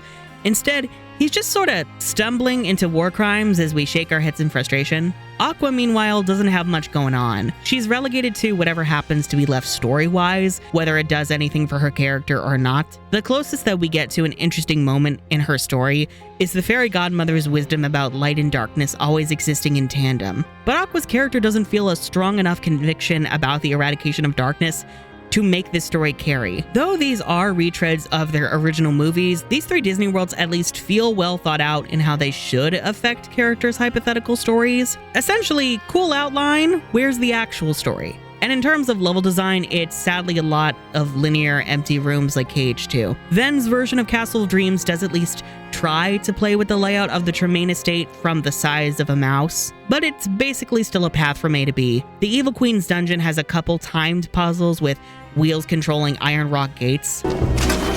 It's him! The crocodile that took me hand! And some boilers that can launch you to higher platforms with a fire spell. But those are less fundamental parts of good level design, and more quirky ideas that serve as brief tangents on your main trek. After finishing the first 3 worlds, Terra heads to the mysterious tower to consult with Yen Sid. Don't ask me why Twilight Town isn't attached to it. Do not ask me. I don't know. On his way inside, he sees Mickey with a Keyblade, a different one from usual, and a star shard, which teleports him far, far away. Thank God.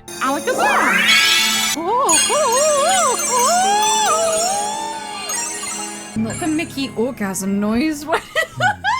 Yen Sid tells Terra to find Xehanort. Master Xehanort is missing. Find Xehanort, Terra. Okay, yeah, that's real helpful. It's not like we weren't already doing that. Fucking lazy ass sorcerer. What good were you when you had a Keyblade? I am no longer a master.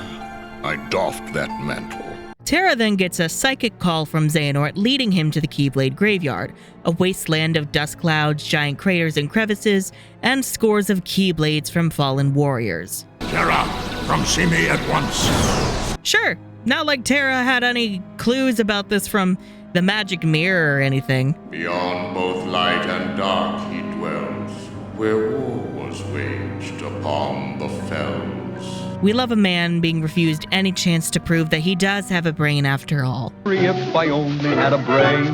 So Terra meets with Xehanort, who reveals that Vanitas, the boy in the mask, is indeed the source of the unversed. Moreover, his origins are connected to Ventus. You must know about the boy by now, the one in the mask. His name is Vanitas. I am called Vanitas. A creature of pure darkness. One of my making. Are you telling me he came from you? He came from Ventus. While Ventus was Xehanort's pupil, Xehanort alleges that the darkness in Ventus went out of control, and so Xehanort was forced to remove that darkness from Ven's heart. This separated darkness then took the form of Vanitas. No, he's not a Heartless. And no, he's not a nobody. I'm not really sure if Vanitas is an unversed either. I don't know what the fuck he is. Vanitas is Vanitas. Velvet is velvet! Like, does Vanitas have a heart? I assume so, because, like, Ven's heart was damaged, so I'm assuming that the part that got removed was, like, a heart. So, like, Vanitas has, like, a piece of Ven's heart, which then became his own full heart. Oh my god. But this is also why Ventus was all dissociative and comatose when he first arrived in the land of departure. I'm Terra. What's your name? You good with a Keyblade? Whoa! What's the matter? Are you okay? What did you do? Nothing. I just asked him some stuff. Ventus cannot tell you anything, because he cannot remember anything.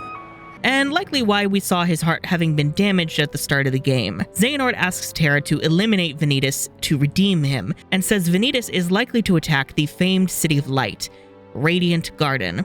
It stands to reason that he will strike next in the City of Light, Radiant Garden. In case y'all forgot, Radiant Garden is the true name of Hollow Bastion, from before it was conquered by Maleficent. You know, this town had another name once. Radiant Garden. The home of most of our beloved Final Fantasy cameos, as well as Ansem the Wise and his followers. Don't get too excited though. I have words for how Radiant Garden is handled in this game. Ventus, meanwhile, is also lured to the Keyblade Graveyard by Vanitas, assumedly at a different time so that, you know, it doesn't overlap with Terra and Xehanort's conversation. I have to assume that the Keyblade Graveyard has like a time sheet for appointments. Being rude about Terra once again, Vanitas beats the shit out of Ven. What did you mean about Terra being a different person? Exactly what I said, idiot. The Terra you know will be gone forever. That's the stupidest thing I've ever heard. By which I mean you, as Ven, can kick Vanitas' ass, but then the cutscene afterwards will frame you like a loser no matter what you do or how well you fight. I'd be going against the Master's orders, but so what? As far as I'm concerned, your job here is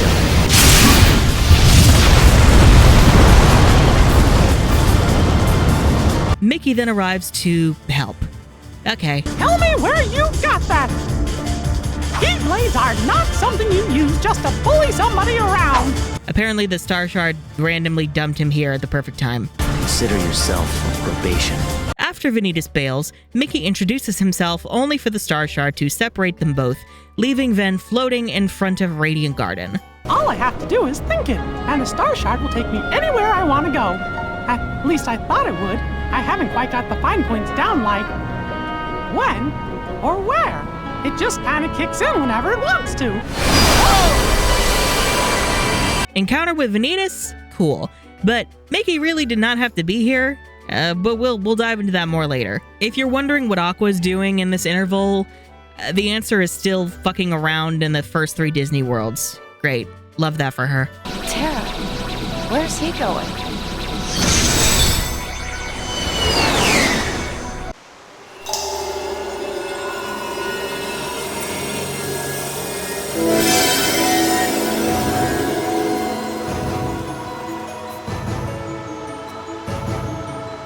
Ven is the first to arrive in Radiant Garden. He spots both Mickey and Scrooge McDuck walking in opposite directions, then decides to follow the rat through the gardens and up towards the castle. At the castle, he is headed off by 2 guards you might recognize, Alias and Dylan, aka Lexius and Zaldan, of Organization 13 fame. Wow, one of these names is not like the other. Hold on. The castle is presently closed. But somebody just came this way. He's a friend of mine. We aren't aware of any visitors. Now run along home, boy, before the monsters get you. They tell Ven to get lost, only for Ven to run off when he spots a large unversed wandering by. Alias and Dylan try to stop Ven, but are reminded of their duty to defend the castle by the royal scientist, Evan, who you might remember as the cowardly sniveling weasel Vexen. Leave this to me! Stop! But you're just a child! Now, who do you think will defend the castle if you two go skipping off? Evan makes a few comments about Ven that suggest he's in on whatever scheme Xehanort is cooking. Surprising, exactly no one. That boy. Never you worry about him. He's a special case. A heart devoid of darkness. Stripped clean of it at that. Very questionable. This man has been trashed from jump. Returning to the plaza, Ven defends Scrooge from the unversed. Sometimes these sentences just really hit you. Like, wow. As a thank you, Scrooge rewards Ven with 3 lifetime passes to Disney Town, the worst place in the universe. These are lifetime passes to Disney Town. You'll have buckets of fun there, or my name is not... There you are. Enough for you and 2 grown-ups. Terra, meanwhile, arrives shortly after Ven. He spots Master Xehanort wandering around ominously, but doesn't really do much about it. He does run into Merlin, though. Excuse me, Your Elderness. I believe you dropped this book. This unassuming volume seems to have the unusual effect of awakening one's innermost abilities. A book that makes people stronger? If it's all right, Your Elderness, might I have a closer look? The name is Merlin. In fact, all 3 idiots run into Merlin during their visits. Mister, get inside. It's not safe out here. Oh, ordering me about. Now that's unsafe. Just as I said it would happen, here's the 3rd one. That book is almost more trouble than it's worth. Say no more. But only so they can get Winnie the Pooh themed command boards. Are you kidding me? If you're wondering what a command board is, it's a minigame to get new commands early on, and no, I don't care about it. What a fucking waste of the 100-Acre Wood book. Like, what? We don't get to visit it? I mean, sure, gathering torn pages doesn't make sense because there's no crisis that would tear apart the book at the moment, and also it would be kind of annoying to do that all 3 times for all 3 characters. But why not have them each visit the 100-Acre Wood, like, 1 time? You know, make it like Disney Town. They all visit once, and then whoever finishes last gets a cutscene to wrap up the whole overarching story of all 3 campaigns. Have them visit different areas, have them meet different characters. It would make a lot of sense, too. These 3 could talk about, like, the complex issues they're dealing with, and then Pooh could, like, summarize the simplicity of this bullshit in, like, 2 seconds. Pooh Bear could be like, well, I think y'all just need to talk. Also, where's my fucking honey? Oh, bother. Also, Merlin knew these 3 important Keyblade wielders would stop by, but did not think to ever mention them to Sora later on. Okay. Him, Rat, Yensid, you're on a list. You're on a hit list. Check. Lock your doors. Aqua, as usual, is last on the scene, asking Scrooge about Terra, but in a way where Scrooge assumes that she means Ventus. I'm looking for a boy who's not from around here. I think I know just who you're talking about. He scampered off toward yon castle in a right hurry. Terra, I hope you're still there. Arriving at the castle, she comes across a young Kyrie being attacked by the Unversed.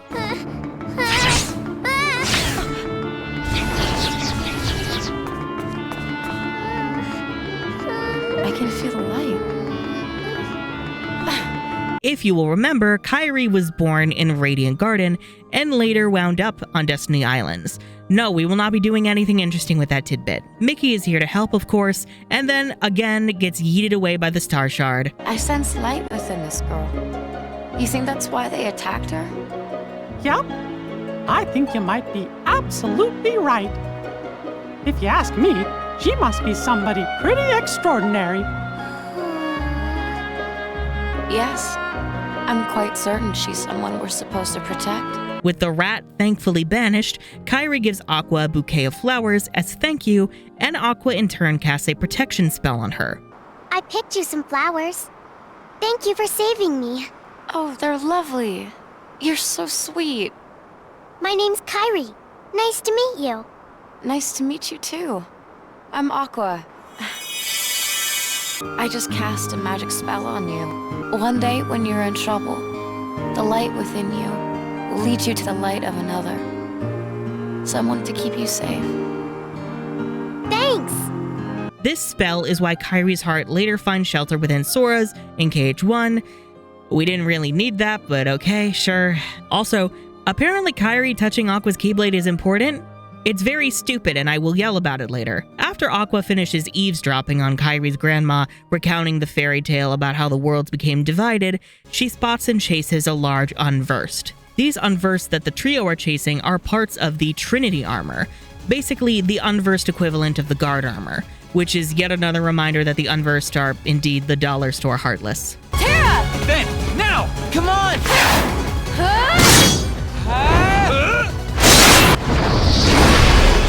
Got him. We make a good team. Sure do. After the three defeat the Trinity armor together, they get into the most unearned, contrived, lethargic argument imaginable. Aqua suggests that she doesn't really trust Terra fully, seeing what he's done in different worlds, which Terra interprets as her spying on him. We have a dangerous task ahead of us. And what is this dangerous task, Terra? It doesn't sound like what the Master told you to do. It might be a different route, but I'm fighting the darkness. I'm not so sure. I've been to the same worlds as you, and I've seen what you've done. You shouldn't put yourself so close to the darkness. Listen to yourself, Aqua. Terra would never. You mean you've been spying on me? Is that what he said to do? The Master's orders? He was only... And yes, I understand that this is a misunderstanding bred by the fact that these three were never taught how to effectively communicate.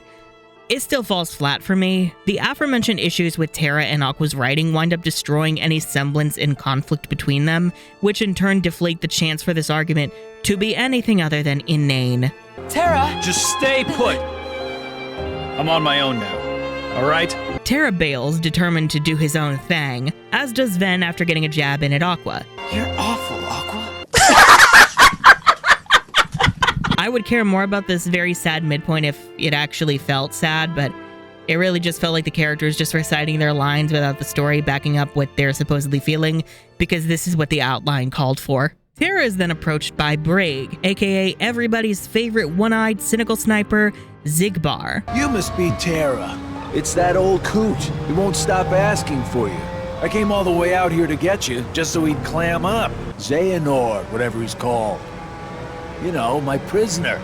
You're apparently not a very good liar. Master Xehanort would never let himself be caught by a thug like you. As if. I got the old coot at my mercy. See for yourself. I'm holding him underneath the outer gardens. Well, here he still has both eyes, but Terra will make sure his depth perception doesn't last. Braig claims to be holding Xehanort hostage, which Terra highly doubts.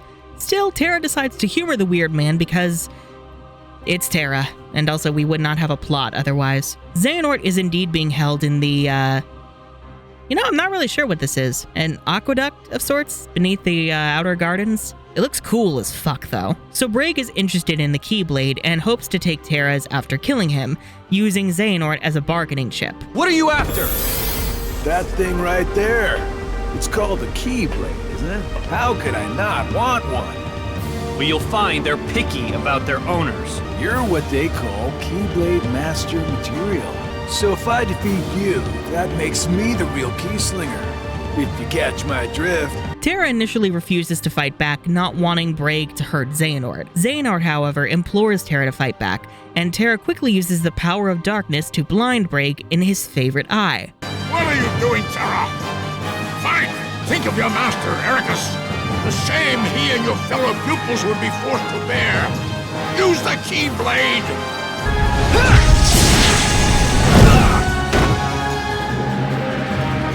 Xehanort commends Terra for his actions, saying that Ericus, Aqua, and Ven are too wrapped up in the purity of their own lights to recognize the importance of Terra's darkness. Master Ericus, you see, is so afraid of darkness that he too has succumbed, not to darkness, but to light. And Aqua and Ventus, their lights shine too bright. It is only natural that they cast shadows on your heart. Ericus is such a fool.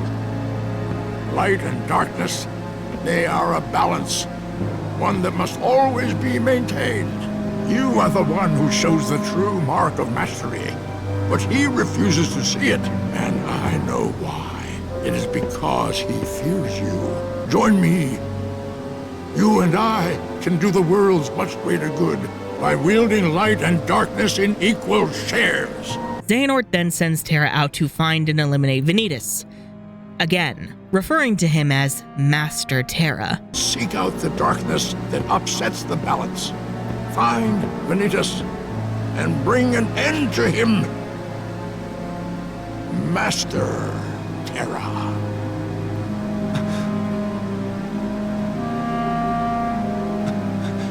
This scene is actually, dare I say, quite good. Xehanort is preying on Terra's insecurities and building him up in order to get him right where he wants him. It is everything before this scene that undermines it, because this story has been built on a very flimsy foundation. We later see that the whole hostage situation was staged, who could have guessed, with Braig working on Xehanort's behalf.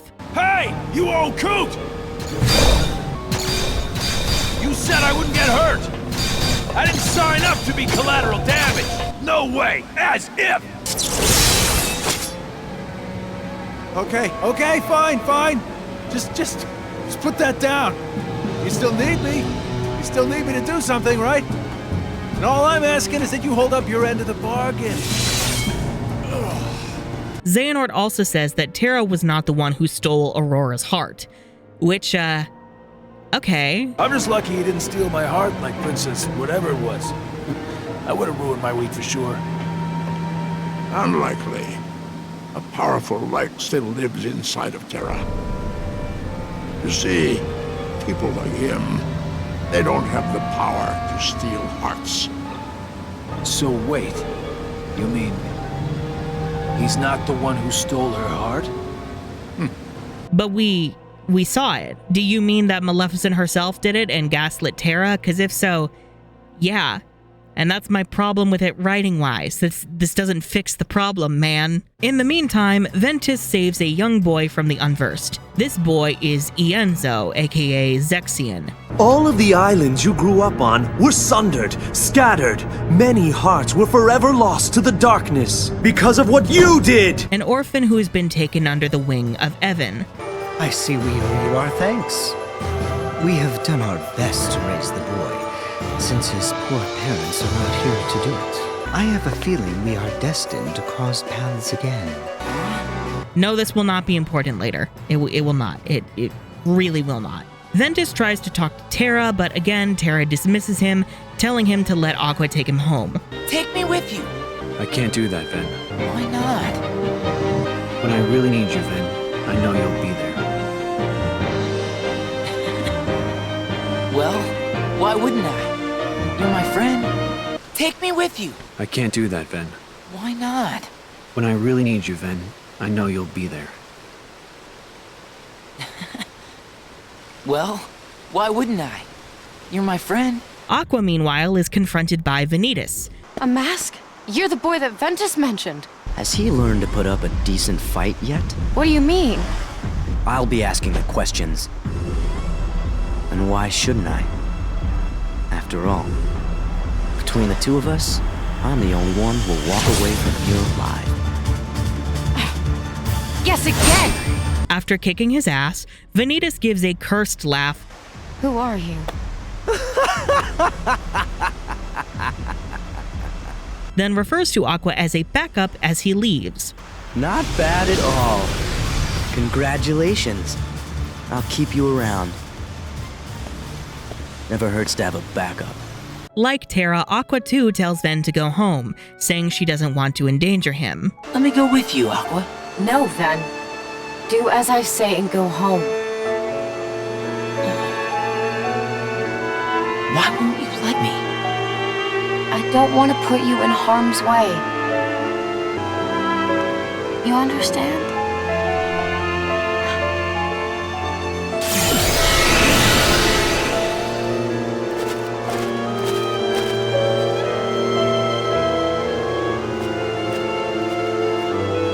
A bit weird because Aqua was determined to take Ven home herself. She even promised to do that for Ericus, but she's not doing that now. I get it's because we need Ven to continue the plot, but like, what the fuck? Feeling sad, unheard, and dejected, Ven sulks in the plaza, where he is approached by a pair of red and blue dorks, Lee and Isa, aka Axel and Syx. Oh.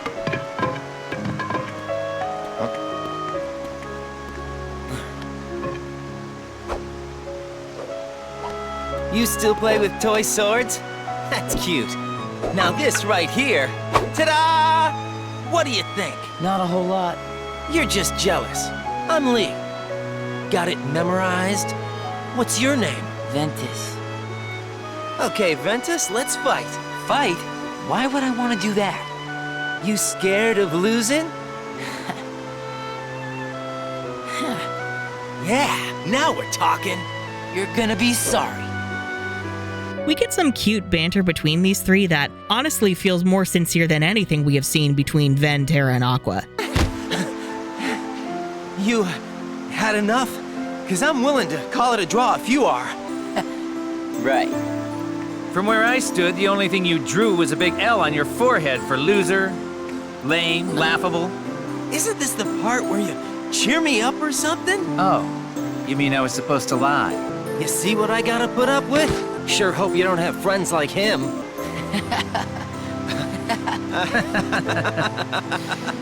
Which reinvigorates Ven to keep exploring the world to his heart's delight. Overall, I am very unimpressed by Radiant Garden's inclusion here. Because of where this game falls in the timeline, we don't get to see the mythical fall when this world becomes Hollow Bastion. And because our protagonists are meant to be flying under the radar, it means that we can't get meaningful time with significant characters like Ansem and his followers, hence why they all felt like random glorified cameos. Because they were. Ultimately, it makes Radiant Garden a massive disappointment given its importance in the series as a whole. These events could have happened anywhere else and nothing would drastically change. And also, where are my goddamn Final Fantasy cameos? I'm not even a Final Fantasy fan and I'm pissed. I just love those characters. I'm attached to them. Where are baby Leon, Yuffie, Aerith, Cloud, and Tifa? Where is Sid being forced to babysit all of them, losing his goddamn mind? You can have all these other characters get pointless cameos, but not the crew that has been with us since the first game. Disgraceful. The level design is also not that interesting. There is an attempt at a more circular design with the areas branching from the plaza, circling towards the palace, but that circle gets turned into various dead ends based on which areas each of the protagonists are allowed into and which ones they're blocked off from. The Fountain Court is the closest that we get to some interesting level design, having to use these water jets to launch yourself up to higher platforms, but like the boilers in the Evil Queen's dungeon, they're more one-off gimmicks than fundamentally interesting level design. Now, onto our second batch of Disney worlds, the batch I very much dislike. We begin with Disney Town because before Terra and Aqua's bitter divorce, Ven gave them each one of his lifetime Disney Town passes. Lifetime passes to Disney Town. He said to take 2 grown-ups. You mean us? Disney Town has the worst version of the Mickey Mouse March I have ever heard in my life as its field music.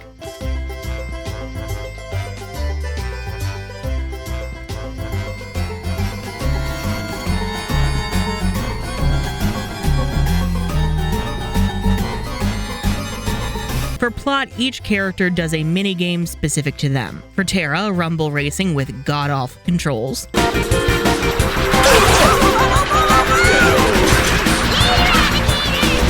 For Ventus, an ice cream rhythm minigame because the team decided we haven't suffered enough even after KH2 Atlantica.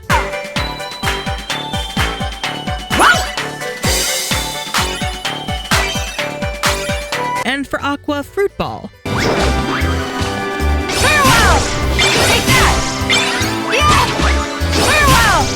Yeah, I don't get it either. During each of these visits, you hear about this festival going on, with everyone trying to get enough votes from the locals to win the Million Dreams Award. Everyone in town votes for who we think is the most exemplary citizen. And since everybody knows how much of a troublemaker Pete is, he probably figured wearing a disguise was the only way he'd get any votes. No votes, no prize. Yeah, the prize is all he really wants anyway. He doesn't care about being a good citizen. Oh, I think that's very sad. The award is supposed to help us appreciate how much we all look out for each other every day. Local loser Pete tries to win the people's favor with two personas. Captain Justice, the most useless, egotistical hero you've ever seen. Say no more, leave it to me. One bowl of ice cream coming right up. You're just gonna make a mess. Leave it alone, Pete. That's Captain Justice. And Captain Dark, an asshole racer who is more accurate to Pete's true self. Disguised in shadows, the rogue racer reigns. I am Captain Dark. Whoever you play as last will get the cutscene where Terra, Ventus, and Aqua all tie for the award. Your character then receives it on everyone's behalf. An ice cream flavor tailored to them. I want all three of them. Rockin' Crunch ice cream! What do you think? This is fantastic. Double Crunch ice cream! What do you think? Wow, it's great. Royal Berry ice cream! What do you think? This tastes like disgusting. I will say, I find it odd that Minnie doesn't remark on these three wielding Keyblades, since, you know, her hubby has one, and also that she doesn't bring this up to Sora later on. But this is just a running issue for me, so, fuck me, I guess. Well, yes. Pete also gets upset that he doesn't win. A couple of citizens must have thought you had goodness in you because you actually got a few votes. They knew you were looking out for them. Big whoop. I don't need their lousy votes. Just cough up my prize. Pete! And for his dickery, Minnie has the brooms beat him to within an inch of his worthless life, then banishes him to the Shadow Realm, where he belongs. Guards!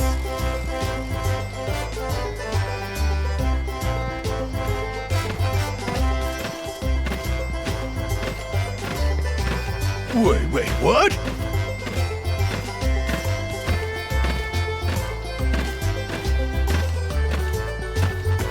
Hey, let me go! Put me down! Maleficent then frees him and makes him into her minion. If you do exactly as I say, I may decide to release you from this prison. With your help, soon every world in existence will all be mine. Really? You're gonna free Pete, of all people, from an extra-dimensional hell prison? Okay, I guess no one said Maleficent was smart. I'm like, okay, someone's pulling a Dark Horror Valtor, liberating the tricks for some reason. I learned that you don't always have to bend the rules to reach your goals. Oh. Next up, Olympus Coliseum.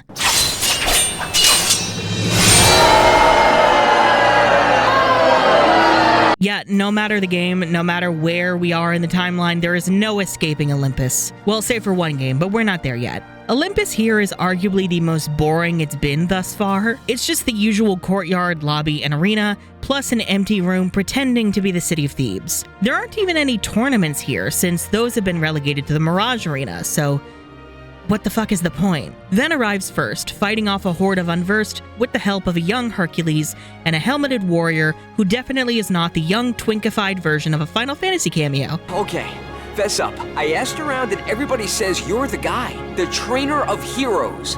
True heroes? Really? You can teach that? Of course he can. Don't ask me how Hercules and later Phil in Hades meets Ven, Terra, and Aqua and sees them all using Keyblades and never mentions it to Sora. Stop asking me. Afterwards, Phil, impressed by our idiot trio, has them partake in the games in order to decide who he will train. Well, really just the Helmet Boy and Herc. I got 2 words for you. Student, teacher, ratio. Then offers to help Hercules train in the meantime, learning about how Herc is trying to become a hero to regain his godhood to rejoin his father Zeus on Mount Olympus. See, my father is Zeus, the king of the gods, up on Olympus. Whoa! Herc, you're a god? No, I'm mortal. When I was a baby, somebody stole me from my parents and figured out how to take away my godhood. You know, the usual family stuff. Ven, meanwhile, is just trying to make friends of his own. But what about you? How come you're here? I'm just trying to make some friends. Well, hey, you've done that already. Come on, we're friends, aren't we? You bet, Herc.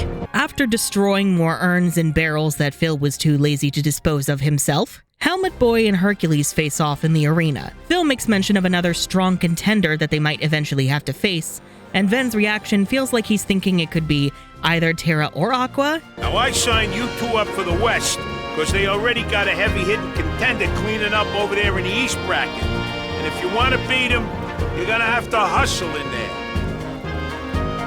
Now move those sandals. Heavy-hitting contender? It's not, because neither of them have been here yet, so who knows? I'm not even sure who the fuck he means. As the fight gives Ven war flashbacks to his fake parents' divorce. This is really close.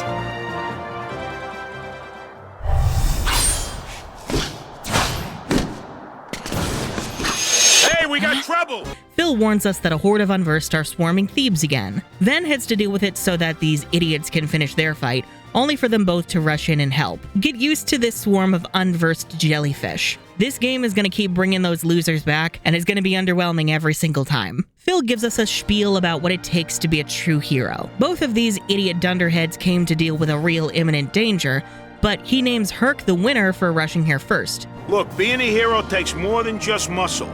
You gotta have heart and care about people. And sure, you both get high marks for that, but this time only one of you cared fast enough, and that makes all the difference. Then that means... Oh, man! I was this close! Helmet Boy takes this quite well, finally giving his name as he takes off the helmet and does his signature squats. I never really introduced myself. The name's Zack. Congratulations, Herc.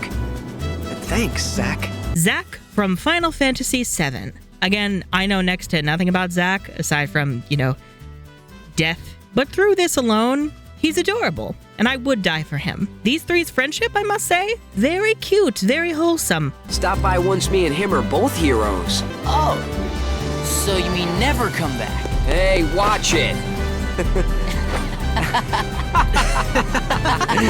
It helps that these three are roughly the same age and roughly on the same level compared to Ven, Terra, and Aqua, but even the character writing feels much stronger and confirms to me that those older two Nimrods really are the dead weight of this trio. Terra arrives soon after, helping Hercules fend off another wave of unversed. You okay? Yeah, thanks. Guess they were too much for me. What the why are y'all attacking Thebes? There's literally nothing and no one here for y'all to take. Impressed by Terra's strength, Hercules tells him about the games, which intrigues Terra. Alas, Hades is waiting for the perfect sap vulnerable to darkness to send in to kill Hercules, and oh look, a vulnerable sap. Hey, let me guess. You're trying to put the kibosh on the darkness inside you. Am I right? Of course I'm right. Hades sounds a lot like Xehanort, saying that it's best to channel one's inner darkness rather than trying to fight against it. Okay, stay with me. Darkness is inside everybody. Nothing to be ashamed of. You play nice with it, and darkness will be your best friend. But if you go and get all self-conscious and refuse to face it, the darkness will run over you like a debutante at a toga sale. And then where are you? Nowhere. Again, I kinda agree with this, but the fact that it's coming from Hades now makes it seem like we're not supposed to agree with this. Hades, however, seems unimpressed with Terra, instead deciding to corrupt Zack before their match. It's not me. What? I'm not doing this. He's being controlled. So what do you think? You like my new super warrior? See, right here, it's the power of darkness. Could have been yours, still could, if you open up to it. Hades! You were just playing me! Well, yes. The darkness will never have me! Terra manages to free Zack, impressing both him and the invisible crowd. Terra is further convinced that he can fight against his darkness and be a hero. Well, I'm no hero. Trust me. You kidding? Listen to those cheers, man. You don't get to decide if you're a hero or not. They do. The guests were just starting to enjoy themselves. Okay, sure. Good for Terra, I guess. You know, at least Zack being a Terra stan is adorable. Yep. Definitely. Terra, you're exactly what I pictured a hero would be. I really wanted to fight you fair and square. Maybe someday, Zack. And last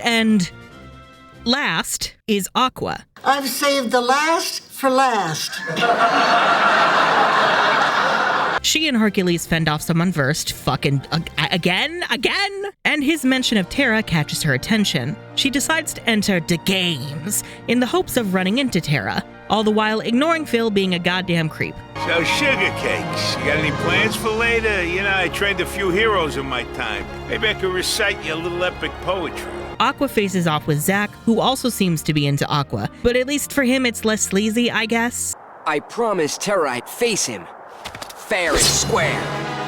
The friendship between boys. It almost makes me jealous. Let's fight.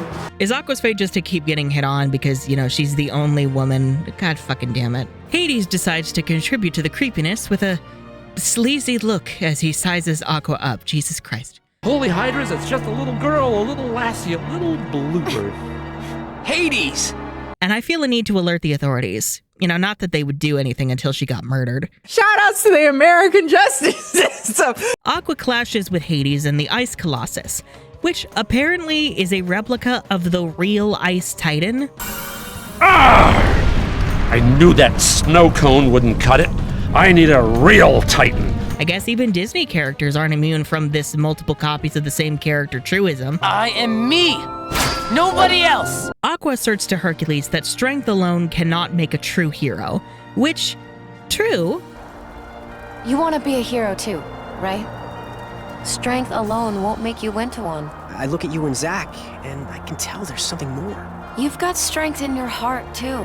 Never stop trying, and one day you might just become a true hero after all. Terra, you too. Keep fighting.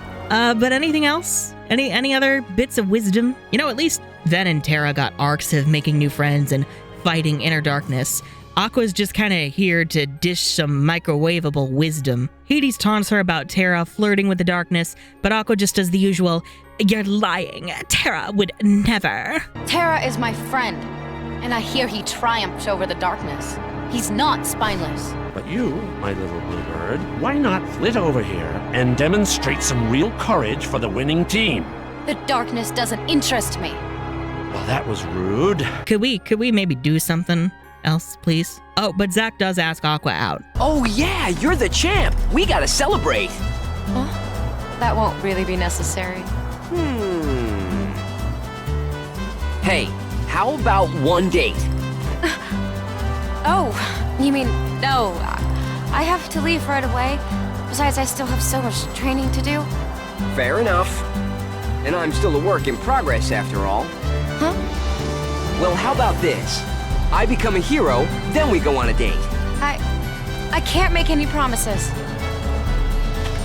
Yes! Great, it's settled. Herohood, here I come. I want to find this cute, but obsession has changed me forever. How about one date? No, don't do that! But I am bitter that this never got a follow-up in later games, though. I am very bitter about that. You know the black feather at the end in the credits that Zack sees? I'm like, okay, that's obviously a Sephiroth feather, right? Okay, so I have not finished the original Final Fantasy VII, so I don't know the full story. I know the general gist. And I think this is a popular fan headcanon, but I'm like, okay, what if Zack is like the original person, but then Cloud and Sephiroth are like the nobody and heartless, respectively, of Zack? That'd be kind of cool, wouldn't it? Am I the only one thinking that? Well, yes. Next world is Deep Space, a Lilo and Stitch world.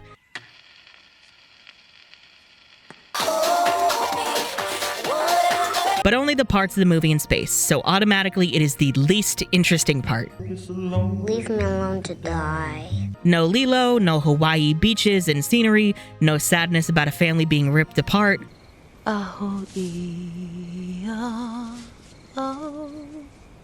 Until we meet. Look, I get it. The sci-fi bits lend to more action gameplay things that we've got going on. And for what it's worth, I see the vision they went with thematically, but I will still mourn what could have been. Lilo, my icon, I am so sorry. You're crazy. Especially because of this, now it means Sora can't go to a Lilo and Stitch world in his time because how do you explain that 10-year gap? But then again, we have it so that no Disney character ages... for fuck's sake. This whole world is basically just the big ship that Stitch is on, and there is an attempt to at least keep areas somewhat distinct through layout and colors. I really like these sections where you're on your Keyblade glider on the ship's exterior, using specialized controls to fight the unversed. It makes me wish there were more sections like this. There is one area that I hate though. This purple room of suffering. Certain areas of the ship feature control panels which switch off the artificial gravity. This allows you to jump like you're on the moon, and I hate it. This purple room specifically requires you to use this ability to reach higher platforms, as the exit is at the top. The problem shows up when combat comes into the mix. People call this game floaty, and it gets far worse when you're actually floating. If you're on a high level and you accidentally knock an enemy too far away, they'll just fall to a lower platform, or even the bottom of the room. And if they get far enough away, they will despawn and then respawn with full health. And I hate it so much. Terra arrives first, fighting a swarm of unversed jellyfish. Ugh. Then being captured by the giant spaceship and treated as a prisoner.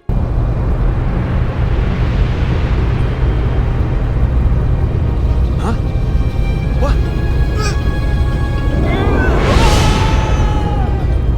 Is he the one? Yes, Grand Councilwoman.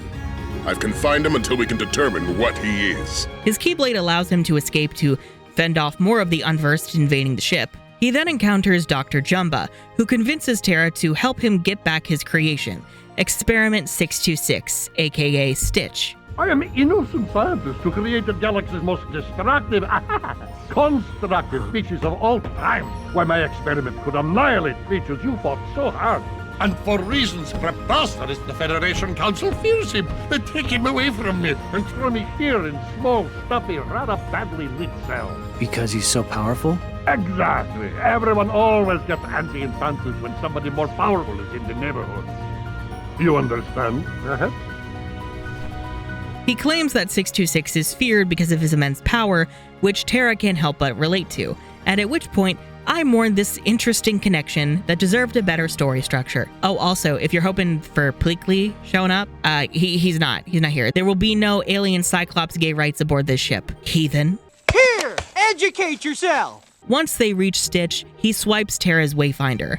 Terra pleads for Stitch to give it back to him, and as Jumba mocks Terra's use of it as a connection to his friends, Stitch seems to understand and give it back.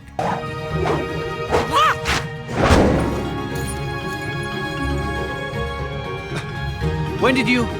Give that back! Too late. He's already marked for destruction. No, stop! My friend gave me that! Terra thinks that Stitch might not be as destructive and callous as Jumba claims. Pissed off that his experiment has been called fake, woke, and gay, Jumba sicks another of his non-woke experiments on Terra to prove what an evil non-woke bitch he is. That experiment of yours. Maybe in his heart he wants friends, just like the rest of us. Impossible, Petty. He has no actual feelings, only destructive instincts I have carefully chosen for him. Or perhaps you need another demonstration of my evil geniusness. Sparky. I forget the experiment number, but it's the electric one from the TV series. You mean to tell me we can integrate TV show characters for Lilo and Stitch, but we couldn't do it for fucking Aladdin? Are you fucking kidding me? Or even Hercules, for that matter. Or for Tangled, bitch! I will cut you! I'm crossing the line.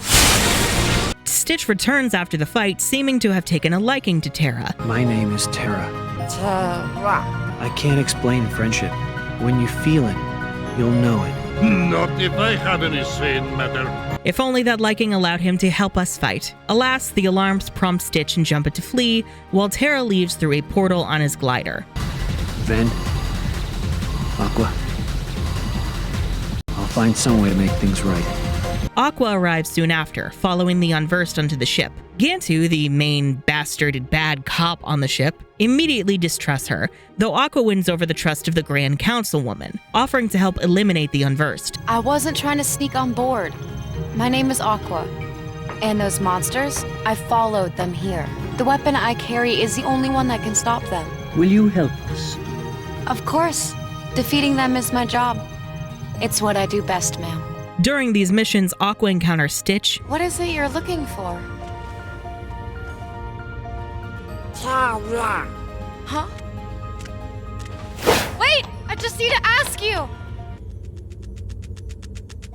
And also comes across a makeshift wayfinder that's Stitch modeled after Terra's. This gives Aqua pause when the councilwoman asks her to eliminate Stitch, as she believes there is more to him than destruction. Is Experiment 626 really that dangerous of a creature? We must assume so. All right then. I'll head over there now. Gantu, of course, just wants Stitch dead, leading to a team-up where Aqua and her new alien pal beat the living shit out of the space cop. What are you doing? Our orders are to capture them alive. I've decided to take a new approach. I'm just Big Bone. I warn you, stay out of it. I guess we have to do this the hard way. Aqua convinces the councilwoman to spare Stitch and reconsider his sentence. And I will say, this is a really good moment for her. Please, Your Highness, would you consider sparing Experiment 626? He's an extremely dangerous creature. I cannot release such a menace. But it seems to me he's at least trying to make friends. And dangerous or not, I really believe he can succeed.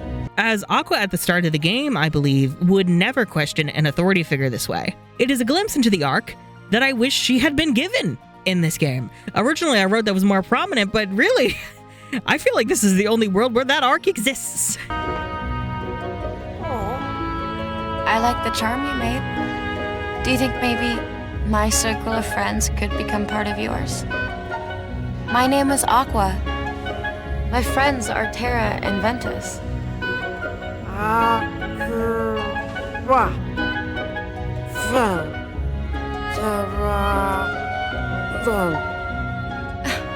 Ven arrives last, chasing possibly one of my favorite Unversed designs onto the ship. Most of Ven's visit is him fighting his way from one end of the ship to the other, finally teaming up with Stitch to stop the Unversed from destroying the engine. Gantu doesn't care about Stitch helping, like at all, already deciding that he is an inherent danger and must be destroyed. Don't let the little mimic fool you. You saw for yourself what kind of monster that thing is. All it knows how to do is hurt and destroy. Monster? He helped me stop the monster! You must have triggered some sort of mutation, hidden in the little freak's genetic coding. Now, with where Ven's story specifically is going, I think that's actually a neat parallel with how he's going to wind up viewing himself. The problem is, he doesn't view himself that way yet. And when he realizes Ven's brief moment defending Stitch doesn't even hold enough weight for this parallel to register.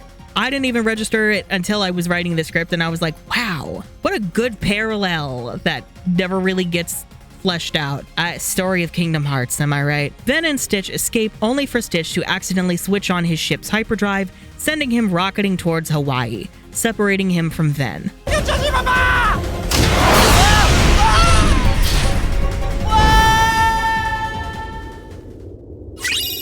And that's it. A very abrupt ending where Ven isn't even shown to be worried about Stitch.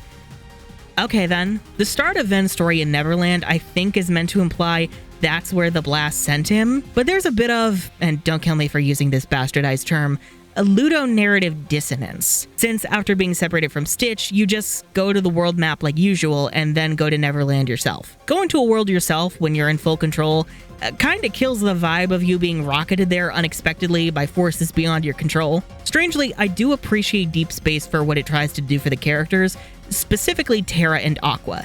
This whole time I've been telling myself I want to be stronger, more independent.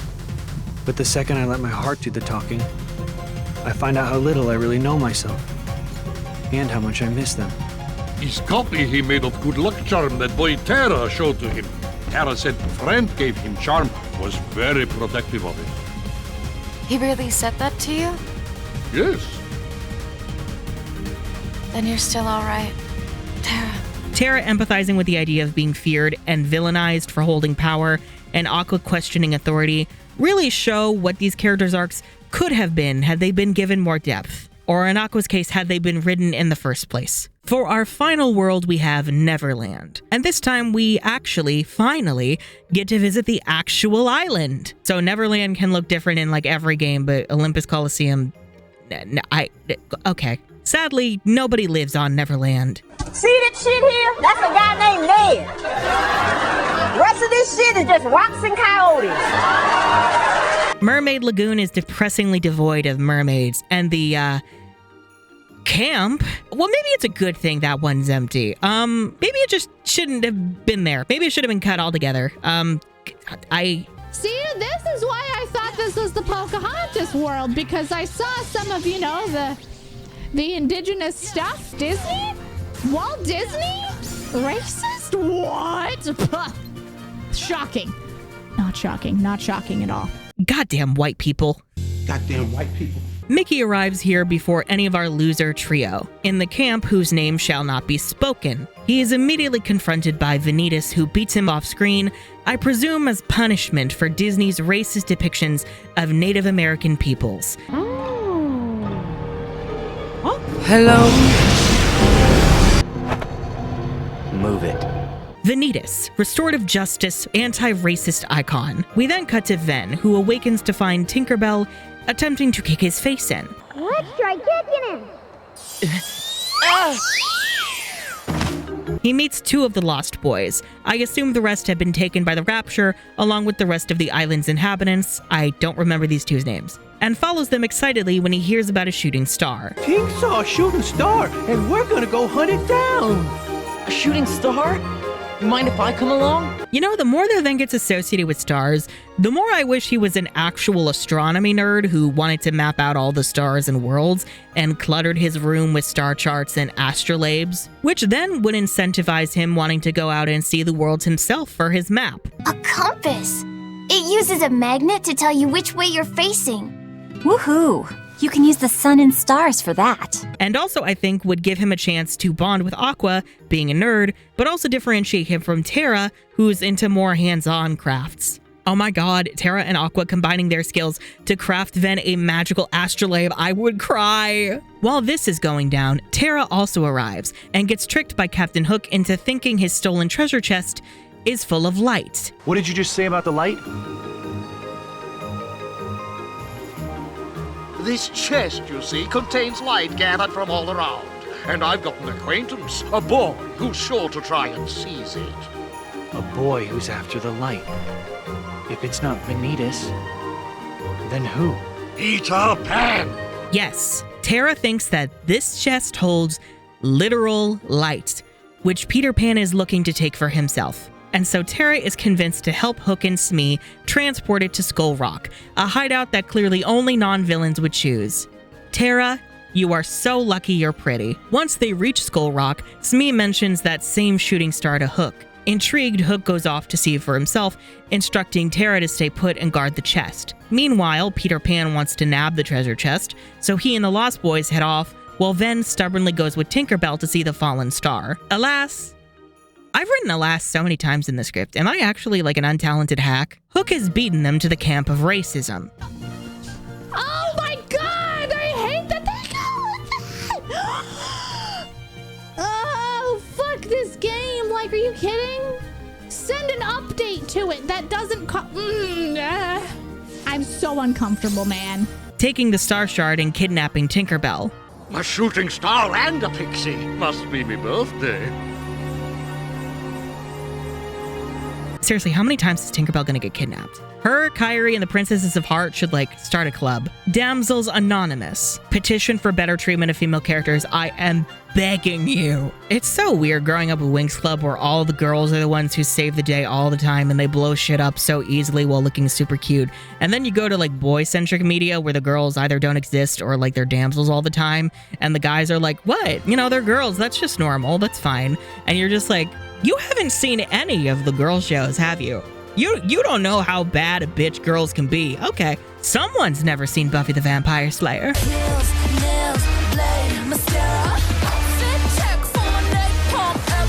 Back on Skull Rock, Peter shows up and fights with Terra, resulting in a fight that is far funnier than should be. Are you Peter Pan? That's me. The light is not yours to take. He thinks he's doing good and he's not. Put Peter Pan in his place. You won't stop me. Win! So long! The Lost Boys drop the treasure, revealing the chest to be full of gold and not light. Now what is this? Pirate treasure, of course. I've been guarding a pile of loot? Sounds like you've been tricked. I'll say. Terra is mad at himself for being tricked and heads out, as does Peter when he goes to save Tinkerbell. Terra heads back though when the Lost Boys cry for help. Surprise, surprise, they're being attacked by another swarm of unversed jellyfish, of course. At least Terra gets a cute moment to tell the kids to fill the chest with items precious to them. I'll tell you what. Put the stuff that's really special to you in there. That can be your treasure. Kinda makes me wonder what I'd put in there. He also frees Tinkerbell when Hook comes back, which I find quite based.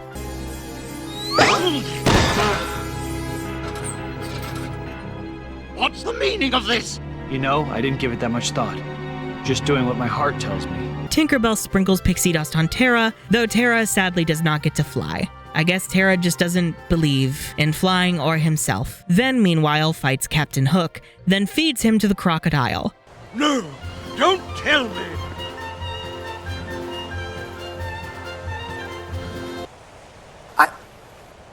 What was that? He decides to leave his wooden Keyblade in the treasure chest after the fact. Instead of filling it up with jewels and gold and stuff, we'll put in what's truly special to us, the real riches. How about this? Just something that one of my best friends gave me. I don't need it if I've got Terra and Aqua. Our best memories are still ahead. After this, he examines the Star Shard, which whisks him away. Thank you. No matter where that light takes him, then he'll always have friends waiting to meet him. This time there will be less ludonarrative dissonance, at least. But before then, Aqua's visit. Still cleaning up after these idiots, after the fact. Oh god. Aqua comes across a scrolled up map in Racism Camp, which makes her the leader of the Lost Boys' expedition. The first one to find and claim the treasure map gets to be the leader. I'm sorry, but I have something else I need to take care of. Here, you keep it. I guess we'll just have to call off the treasure hunt. No! All right, you win. I'll join you for one expedition. She goes along with it to humor them, which makes me wonder how many times she's had to do this exact thing for Terra and Ven back home. Aqua's visit is basically just circling the whole island, all while avoiding cannon fire from Hook's ship. I suppose it could read as her learning to have a bit of fun and not taking things too seriously, given that's how she usually operates. At least I assume that's how she operates because she has like no character. But like, girl, this barely hits when she barely has any character or arc to begin with. When they come across the treasure chest, that's when Aqua finds Ven's wooden Keyblade. is this? Oh, Ventus left that here. He said he would be alright without it. Ven? He was here. And someone else. She then gets an ominous feeling of being watched, confronting Vanitas at the problematic campground. Somehow, Vanitas got his hands on the wooden Keyblade and snaps it in two to be a dick. How'd you get that? I think that kid's outgrown such a childish toy. If you ask my opinion. Aqua promptly beats the living shit out of him. Kill him!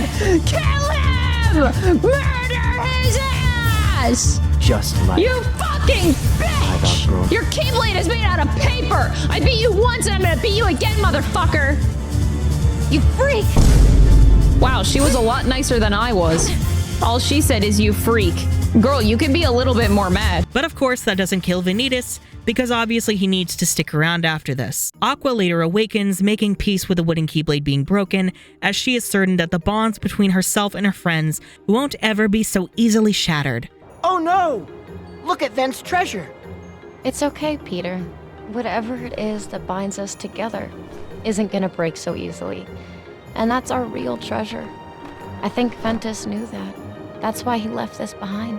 Love your optimism, girl, but y'all are so screwed. Sadly, I find this incarnation of Neverland the most boring of the series so far. Ironic when it's the actual island.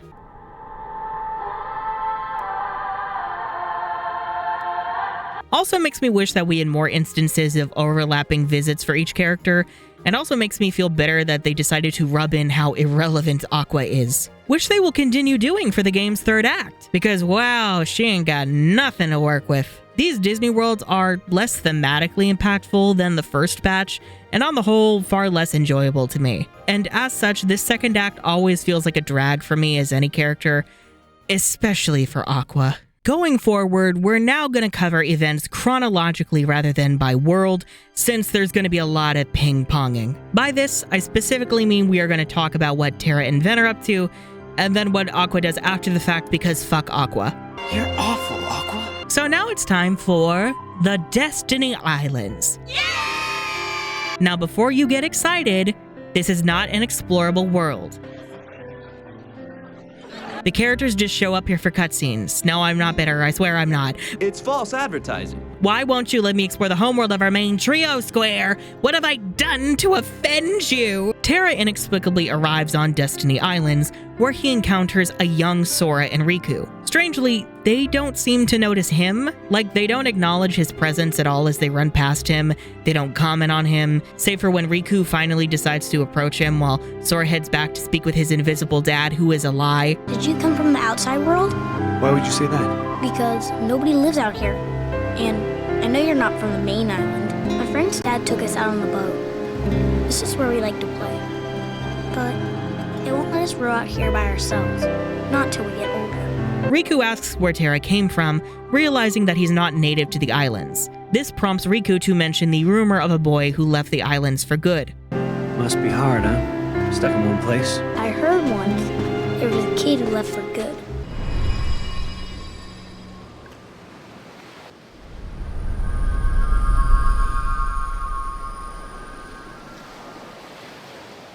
We briefly see a flash of what appears to be the younger Xehanort that we saw from the beginning of the game, enraging me again that this, like many things in this franchise, goes underutilized. Riku wants to leave to become stronger to protect the people and the things that he cares about, which Terra empathizes with. Is there some reason you're interested in the outside world? I want to be strong one day. I know it's out there somewhere. The strength that I need. Strength for what? To protect the things that matter. You know, like my friends. And so he passes the Keyblade on to Riku. In your hand, take this key. So long as you have the makings, then through this simple act of taking, its wielder you shall one day be, and you will find me, friend. No ocean will contain you then. No more borders around or below or above, so long as you champion the ones you love. And I hate it. Okay, so this requires going into how the act of becoming a Keyblade wielder and the nature of the Keyblade itself has changed. So in KH1, the Keyblade was presented as its own sentient being. The Keyblade chooses its master, and it chose you. The Keyblade chose who was worthy to wield it, initially choosing Riku for his perceived strength, temporarily going for Sora when Riku was unavailable, and then actually choosing Sora for good when he proved his strength of heart compared to Riku's newfound cruelty. I don't need a weapon. My friends are my power.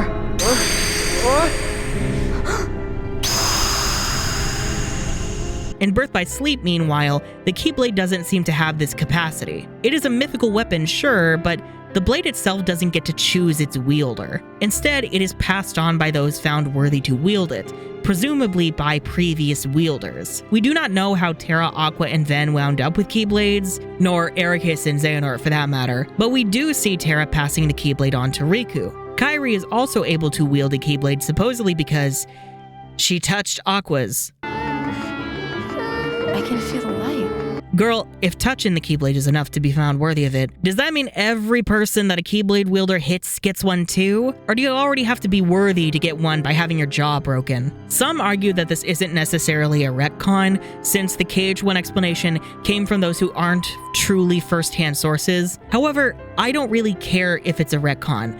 I am not interested in the argument of whether it's a retcon. My interest is in which version makes for a more compelling story, and to me, the Keyblade choosing its own wielder is far more interesting than having one passed on to you by a previous wielder. When the Keyblade itself either chooses or rejects you, it is because the blade itself is deeming your worthiness. It is your intrinsic qualities, be they strength, courage, or compassion, that make you worthy. This new explanation feels like it's more concerned with the technical details of inheritance and lineage rather than what the Keyblade narratively represents. Oh, so you can use your Keyblade not because this mystical blade saw your strength of heart and compassion and went, "You're cool, I like you," but rather because somebody who already had one sneezed in your general direction one time, or liked your vibe enough, so here you go, loser. And in hindsight, I am saddened that we did not get to see Riku re-earning his Keyblade in KH2, but I would like to think that it's because he had atoned enough to where the Keyblade found him worthy again. The idea that he was only ever considered in the first place because of Terra, to me, cheapens him wielding it, and by extension, also cheapens Sora wielding his. Then, meanwhile, is taken to the mysterious tower by the Star Shard, where he meets Donald and Goofy, who are worried about Mickey going off on his own like a dingus. This feller Venquist, Venolite, Veggie, Note, Donald and Goofy in KH2 did not know that this was Yensid's tower and are suggested to have never met him before. Master Yensid lives here? Yet, here they are on the tower steps already knowing Yensid.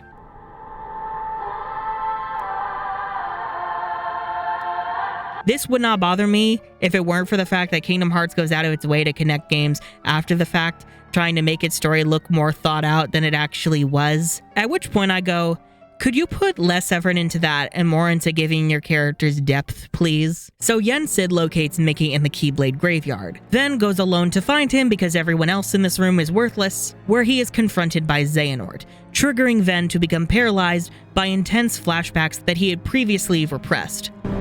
Master Xehanort.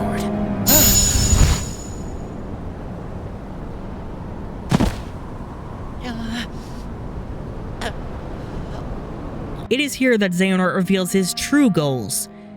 And Lord give me strength, I'm about to lose my mind, or what's left of it. Xehanort is fixated on an ancient event known as the Keyblade War. Remember that fairy tale about how the worlds used to be one? Long ago, people lived in peace, bathed in the warmth of light. Then, people began to fight over it. They wanted to keep it for themselves, and darkness was born in their hearts. The darkness spread, swallowing the light in many people's hearts. It covered everything, and the world disappeared. But small fragments of light survived. In the hearts of children, children rebuilt the lost world. It's the world we live in now, but the true light sleeps deep within the darkness. That's why the worlds are still scattered, divided from each other. Well, the events of everyone fighting over the light was, in truth, countless Keyblade wielders battling over Kingdom Hearts. We know so little about the Keyblade War. Only that it was just the beginning. Amidst that crisis, a precious light was found. These wielders also based their weapons on the original Keyblade, which represented Kingdom Hearts, the Keyblade. Key, the most ancient. Some say Kai, but the meaning is the same. Death, a letter that spells endings. That's key, as in the Greek letter key, which, no, it's actually not pronounced key. The true pronunciation is more of an H sound, so it's more like Keyblade. Key, like imagine you're a goose hissing, like you're Donald Duck hissing.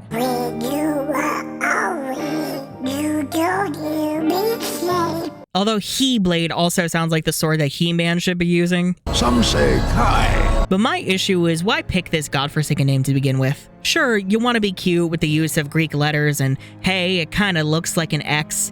Maybe that explains Xehanort's obsession with the letter X and all the organization members having X's in their names. But also, when you're talking about the Keyblade, the only reason I know which one you're talking about is because we have subtitles. If you're talking about the game in the real world, you would have to call it the X-Blade or something for the sake of clarity, at which point you sound insane. I mean, you already sound insane, but you sound insane-er. It's an overly convoluted name for the sake of it.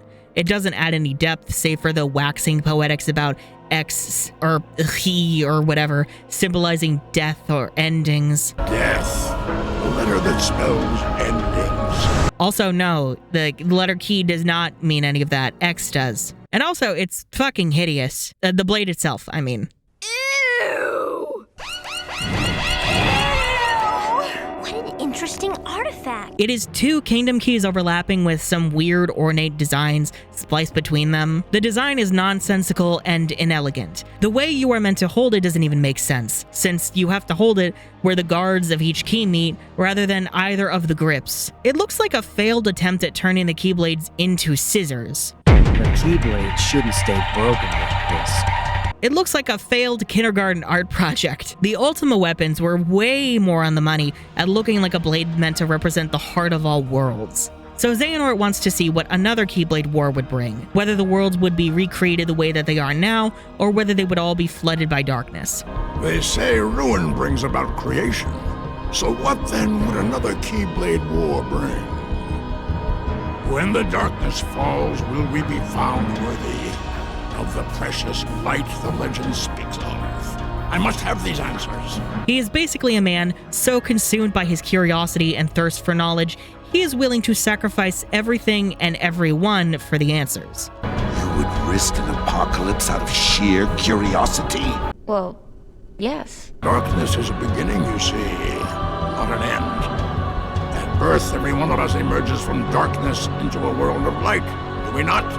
Poetic excuses. That kind of villain does track with the vibe of the series as a whole. This series is all about the power of friendship, right? A human connection, compassion, understanding. So our antagonist is somebody who thinks all that shit's stupid and gay, and you should kill everyone to prove how smart and cool you are, because human life means nothing. What I'm saying is Xehanort would be right at home with tech bro anti-human oligarchs, and he would get along very well with Peter Thiel. You would prefer the human race to endure, right? You're hesitating. Yeah, well, Yes? I don't know. So to bring about the Keyblade War, Xehanort wants to recreate the Keyblade. This is so annoying. You know what? I'm just gonna put a funny sound effect over it so that you know which blade I mean, and also so we can laugh together. The all-powerful blade. The most ancient. Some say, but the meaning is the same. To do so, he believes he must create a clash between pure light and pure darkness. This is why he extracted the darkness from Ven's heart to create Vanitas. Ven has been led away from home to become stronger for his eventual clash with Vanitas, which will hypothetically result in the creation of the Keyblade. Now, as a kid, I thought this meant that Ven would literally become the Keyblade, and a lot of the language around this event kind of frames it that way. What did you hear? That I'm supposed to be some weapon. Some kind of blade.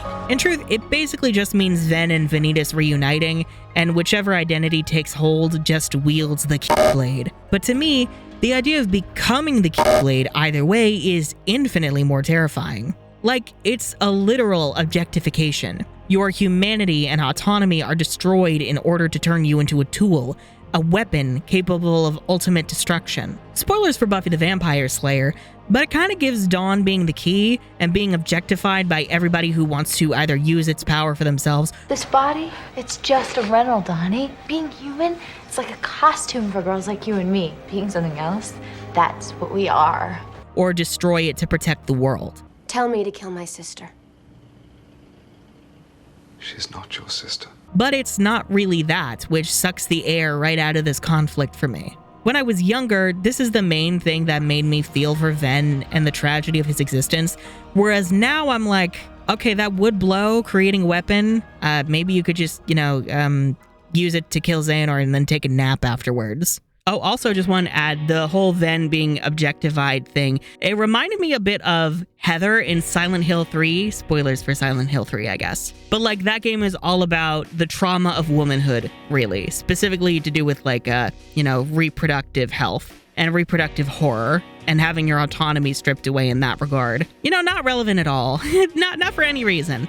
But in that game, the main character Heather is this teenage girl who is targeted by a cult so that she can birth their Antichrist. And so a lot of the game has to do with like the horrors of being a woman and people being after you for like your body and your ability to reproduce. It's really harrowing. Obviously not the kind of themes you would expect in Kingdom Hearts, but it kind of reminded me of that a little bit in the sense of like being objectified and pursued for your material use as a tool and having your humanity and autonomy taken away from you. I feel like specifically you don't really see that with male characters nearly as often as female characters, and I'm wondering if that's part of why it freaked me out when I was younger, because I'm assigned male at birth, that I wasn't really used to seeing something like that for a male character. And having just written that section about the opening sequence, do you remember that bit where Ven was running away from the flood of light only to be devoured by it? In a way, that is kind of what's happening. Kinda, since he is the pure light meant to create the Keyblade. But I feel like if falling into pure darkness is bad, would it not be interesting to see what happens when the heart fills with too much light? Light and dark go hand in hand. You can't have one without the other. Darkness is inside everybody. Nothing to be ashamed of. Why do you hate the darkness? The world's made of light and darkness. You can't have one without the other. Because darkness is half of everything. Sort of makes you wonder why we are scared of the dark. It's because of who's lurking inside it. Ignore the princess's hearts being pure and walk with me here. Ericus is giving puritanical light supremacist. The master taught me darkness needs to be destroyed. Remember, the darkness lurks in every heart. Darkness is our foe. Would that we could be rid of it. You must destroy it. Push the darkness down. Give it no quarter in your heart. He advocates for the eradication of darkness and presumably sheltered Terra, Aqua, and Ven to protect them from the darkness of outsiders. But that has basically left them sitting ducks for Xehanort's manipulation. It has left them unprepared to know how to engage with the outside world. And he's probably also taught them a lot of like weird purity culture bullshit. I already extended this to Aqua potentially being judgmental and overly fixated on authority.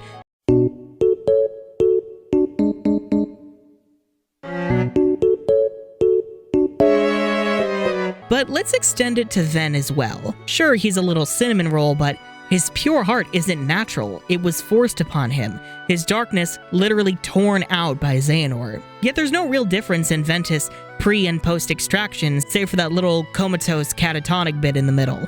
Please don't do this, Master! I'm not strong enough! Let the dark impulses waken in the pit of your heart. Embrace the darkness. Produce for your master the Keyblade! Shouldn't having your darkness removed have some kind of effect on your personality and mental state? Like, what if there were unintended consequences from this? Jokingly, Ven being too sweet and kind to function, but also maybe him being more emotionally detached, since emotion can be seen as something which inevitably breeds darkness. Something that could potentially parallel Terra's reliance and fall into darkness, and showing the dangers of both extremes. And maybe even, I don't know, showing us more of Ven's pre-extraction personality and showing that maybe he wasn't the nicest person. Maybe he had a bit of a mean, edgy streak to him, and that got ripped out and turned into Vanitas. You know, something to make you go, oh, wow, Ven really is a different person after this. So Xehanort sends Ven away, knowing Ven will go back home to confront Ericus about him hiding all of this, and planning to keep him an unknowing prisoner for presumably his entire life. You don't belong outside this world yet. You need to stay here, where you can learn. In your prison? What? That's your excuse. For keeping me imprisoned here, isn't it? He then sends Terra right after him, playing victim knowing that Terra will do anything to protect Ventus. Ventus has stumbled upon the secrets of his origins. I fear the boy may attempt to force the truth out of Ericus. So Ven confronts Ericus with the truth, prompting a flashback where Ericus partially realized Xehanort's scheme. This is a flashback! This confrontation is what left Ericus with this scar, after Xehanort fought back when Ericus tried to stop him. Has the darkness taken you, Xehanort? Well, yes. Ericus regrets not stopping Xehanort for the sake of their old friendship, but I'm not emotionally invested in that, especially with what little Birth by Sleep has given us. So Ericus just kind of looks incompetent here. Ericus' whole deal is the supremacy of light over darkness, and doing what must be done even if it goes against what feels right in one's heart. When he resolves to prevent Xehanort from creating the Keyblade at all costs, he decides he must kill Ventus. Terra arrives just in time to save Ven, then sends him away through a portal. The Keyblade has no place in this or any world. Forgive me, but you must exist no more. Step aside. No! You will not heed your master? I won't! Why do all my attempts to reach you fail? If you don't have it in your heart to obey, then you will have to share Ventus's fate. Terra taps into his inner darkness to defeat Ericus. Yes, he attacked his master and used the power of darkness to do so, but he did so to stop Ericus from murdering his friend, which I want to say is a good thing. You may be my master, but I will not let you hurt my friend! And Ericus was gonna murder his student and potential child, ? Well, child in the way they're all his children, you know what I mean. He was gonna kill him, presumably with the power of light, which I want to say is a bad thing. I just wanted to keep Ven safe. No, you were right. I failed you, Terra. Perhaps I've no one to blame but myself for the darkness inside you. And now, I've done worse. Raised my Keyblade against you and Ventus. My own heart is darkness. To me, this is proof that light and darkness do not equate good and evil. They are simply forces that can be used in any capacity by their wielders for good or evil. But the series is gonna go against this later on, because of course darkness must always be bad and evil and rejected. Shut your Vatu fucking asses up, for fuck's sake. Fucking Rava ass bitch. Xehanort takes advantage of this to kill a weakened Ericus.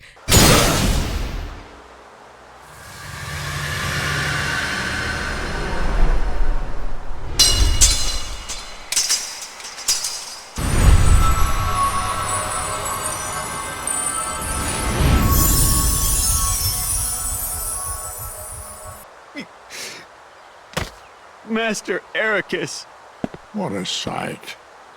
Why do you trouble yourself with remorse, Master Terra? Then creates a dark storm akin to the one which destroyed Destiny Islands back in KH1, ripping the Land of Departure apart. Come to the place where all Keyblade wielders leave their mark on fate. The Keyblade Graveyard. There you will watch your dear Ventus and Aqua meet their ends, and the last light within you will die.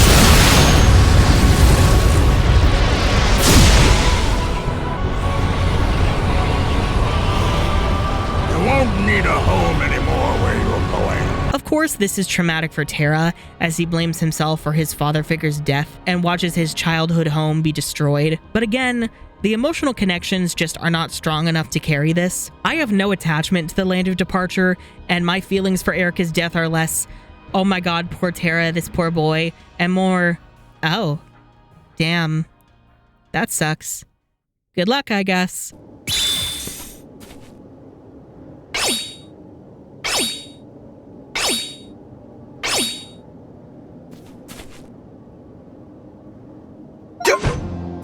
Xehanort tells Terra to come to the Keyblade Graveyard for the final battle, determined to make him fall fully into darkness. Terra accepts, determined to protect Ven and Aqua. Ven, Aqua, I won't let him hurt you. Oh yeah, I guess we forgot Aqua exists. Meanwhile, the portal that Terra sent Ven through opens on the Destiny Islands, where he's immediately confronted by Vanitas. Going somewhere? I'm through with you. Well, I'm just getting started with you. Ven refuses to clash with Vanitas. Vanitas, of course, triggers more painful flashbacks for Ven, where we see the moment of Vanitas' creation. You used to be too broken to talk back. Interestingly, we see Neo Shadows being summoned for Ven to fight during his training under Xehanort. Produce for your master the Keyblade! Really feckless neophyte. Whatever that means. So that makes me assume that Xehanort is somehow able to conjure Heartless from the realm of darkness. Why was that not used for having Heartless infest the worlds rather than creating the Unversed? I'm also kind of busy trying to figure out how the fuck Ven wound up being Xehanort's people in the first place. If the answer lies in Key or some other fuck-ass mobile game, I'm going to kick Nomura's ass across the fucking Pacific. Vanitas gives Ven an ultimatum. Clash with him in the Keyblade Graveyard or he will kill Terra and Aqua. The Keyblade Graveyard. There, you're gonna see me choke the life out of Terra and Aqua. Then we'll see how long you play the pacifist. I mean, he's gonna kill him anyway, but, the implication is, maybe Ven can stop it. Vanitas seems real gung-ho about going along with Xehanort's plan, which feels a bit weird. So what are you waiting for? Join with me, right here and now. Become the Keyblade. He's not really given a reason for wanting him and Ventus to become one again. It kind of gives that he's just pure darkness, so, he's bad to the bone inherently, Supplemental material, to my understanding, fleshes out Vanitas' character a bit more. Because of the nature of his existence, he is apparently in constant pain, and was even physically abused and tortured by Xehanort into obeying him. All that goes unaddressed in the actual game, but I think speaks to Vanitas' twisted nature that, while still keeping him frightening and dangerous, also makes him more sympathetic and interesting. Now, you're probably wondering, where the fuck is Aqua in all this mess? And the answer is being irrelevant. Terra. Ven. I hope we're ready for the storm that's coming. She too visits the Destiny Islands, where she meets Sora and Riku. This boy looks so sincere, just like Terra. And this one, he's a spitting image of Ven.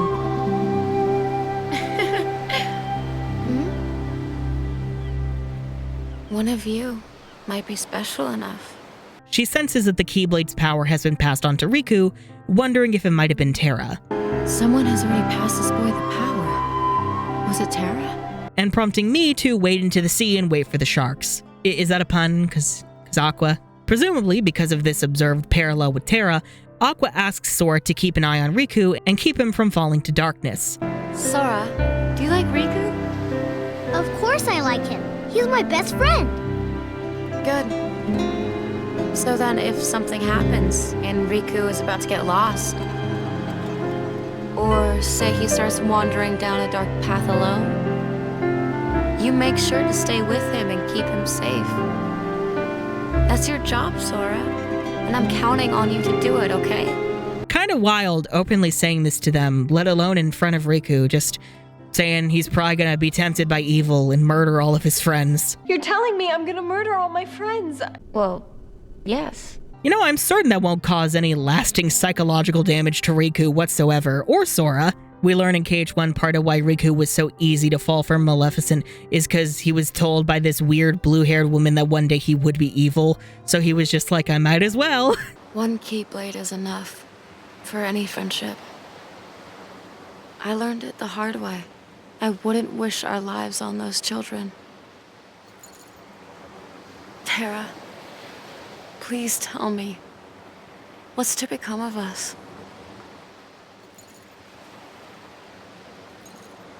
Afterwards, Aqua finds Mickey floating in space.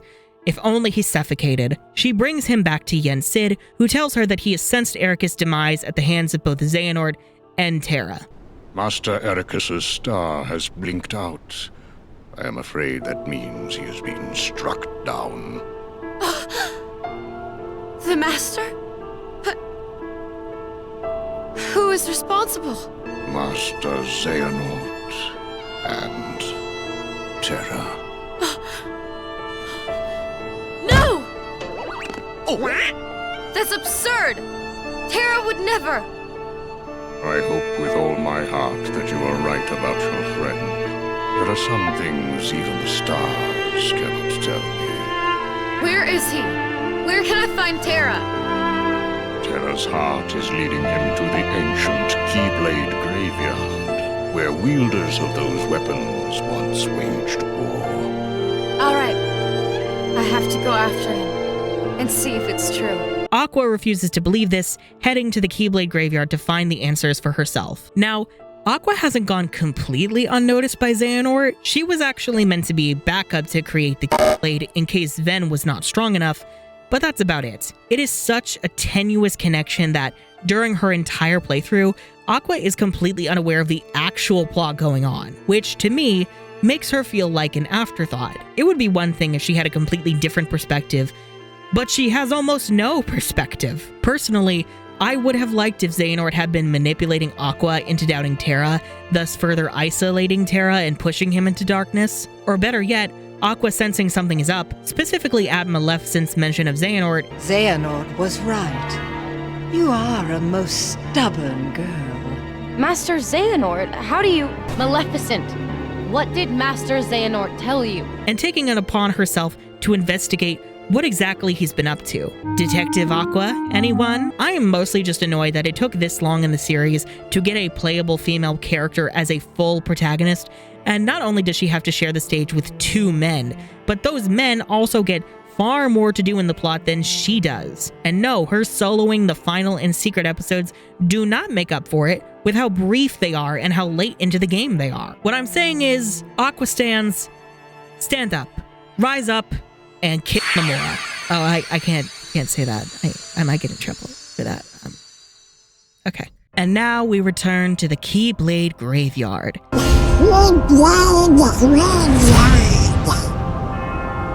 This time in the section which contains the battlegrounds for our final clash.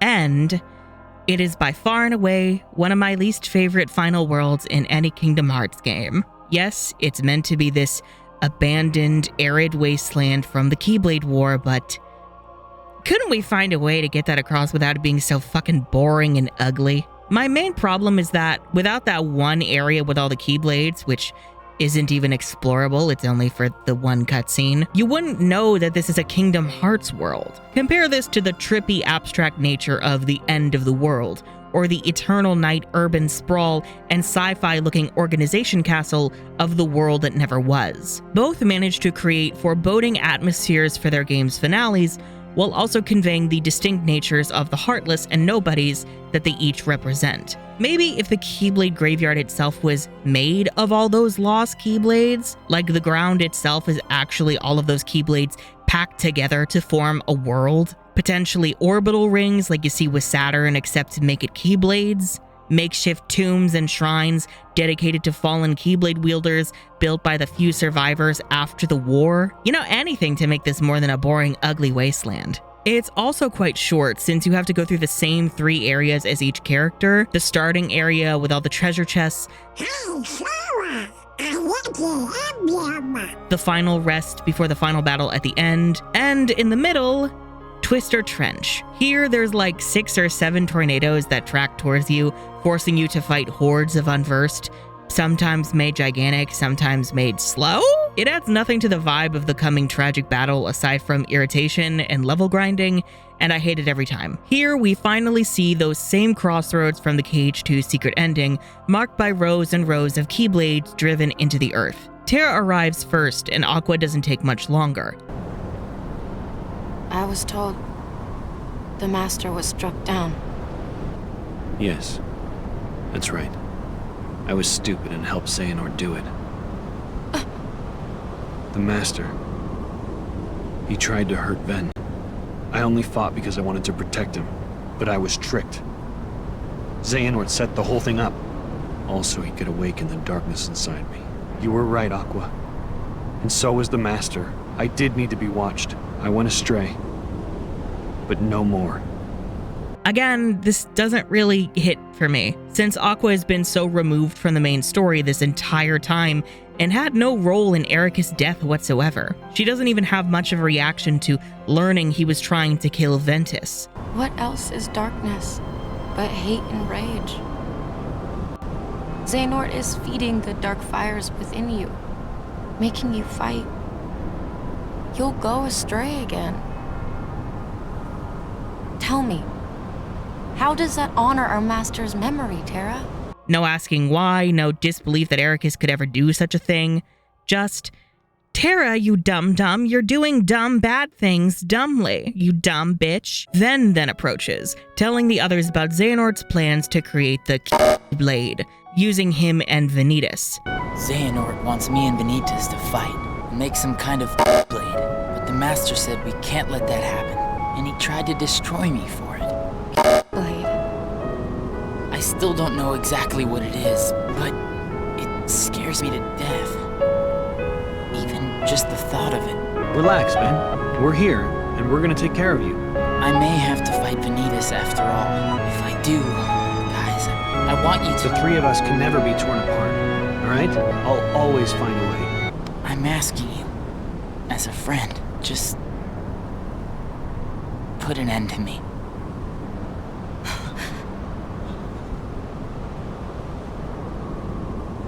Naturally, Aqua and Terra are like, what do you mean the Keyblade? And then Ven is like, no, Keyblade, key, like the Greek letter. And then Aqua's like, then key is pronounced he, not key. And Terra's like, why are you hissing at him? And Aqua's like, because you two dunderheads are driving me insane. And then Ven goes, sorry, Aqua. Also, what's Greek? Some say Kai. Jokes aside, this moment is utterly bewildering if you have yet to do Ven's campaign, because Terra and Aqua have never heard the term blade before.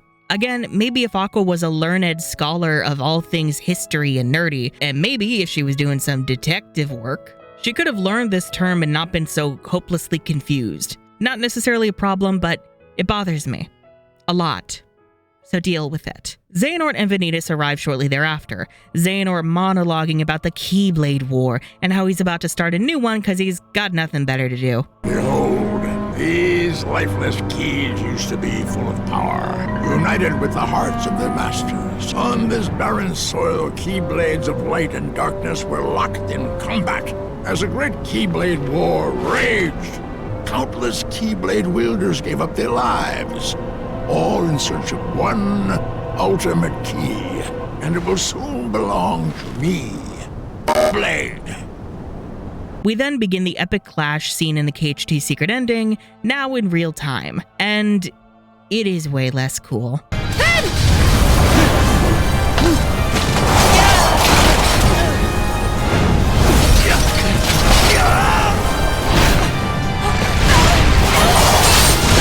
Not necessarily because it's using real-time graphics, which can't be as, technically impressive, but I can forgive that. I think what really kills this is all the added dialogue of characters yelling out each other's names.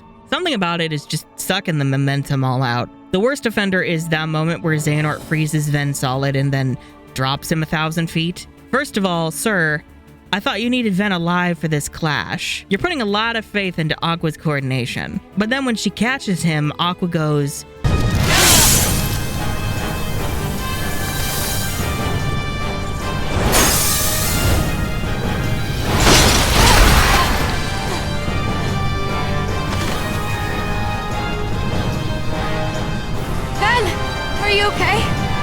like he's frozen. He just got dropped in near death. He can barely move, let alone talk. How do you think he's doing? And then she just kind of holds on to him for a little while. And I'm like, Aqua, you're a magic girly, right? Can't you, I don't know, use your magic to start, thawing him out? Or are you just gonna stare at him and keep asking him questions like a nosy dentist?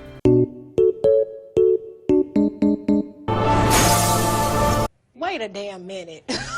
Wait a damn. Infuriated, Terra faces Xehanort and Vanitas. Xehanort sends Vanitas to clash with Ven and kill Aqua, and then heads Terra off before he can stop him. All this to rile Terra up so that he fully embraces the power of darkness to fight Xehanort. You see how powerless you are to save them. Savor that rage and despair. Let it empower you! You will pay, Xehanort. Was my master? No. My father, Eric, is not enough for you? Leave my friends alone! Yes, boy, that's it. More! Let your whole heart blacken with anger!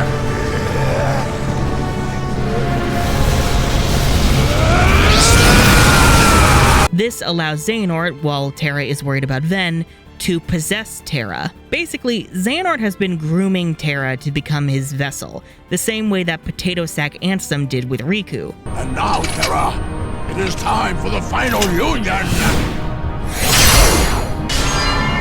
Out with the old and brittle vessel, and in with a younger, stronger new one. I swore I would survive, and be there to see what awaited beyond the Keyblade War. And now it is your darkness that shall be the ark that sustains me! Hence the constant attempts to push Terra into darkness and chip away at his sense of self. Terra tries to protect himself by donning his armor, but fails. His hair turns silver, his eyes go yellow, he gets a slight tan? Oh, good lord, the colorism. Anyway, meet Xehanort. Terra has, as we KH fans like to call it, been Norted. To make sure that you're clear on this being Xehanort piloting the body, he does the whole Ansem Seeker of Darkness famous speech, except far less intimidating because it's not Billy Zane reciting it. This heart belongs again to darkness. All worlds begin in darkness, and also end. The heart is no different. Darkness sprouts within it. It grows, consumes it. Such is its nature.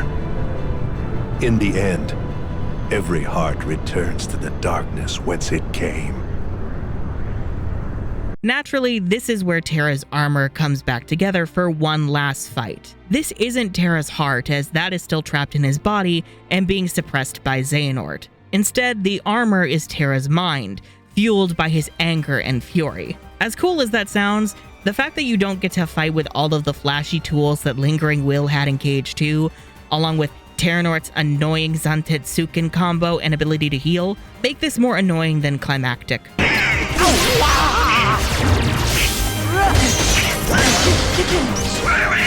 Back off! Take this! Yeah! It's over!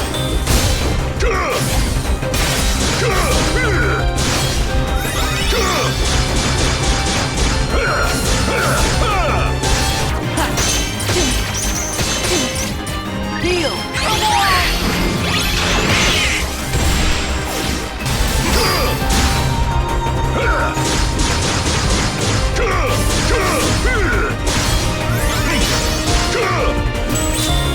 Though the Lingering Will defeats Xehanort, he doesn't take back his body. Instead, he remains bowed with his Keyblade as a sphere of light engulfs the area. It is in this moment that whatever remains of Terra makes a promise. Aqua.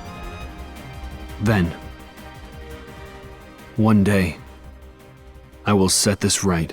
Meanwhile, Brig shows up to taunt Aqua and Ven, prompting Aqua to beat the shit out of him. How about you leave the popsicle with me, so you can go have your little fight with Terra? You can't be too happy about him deep sixing your master. Who are you?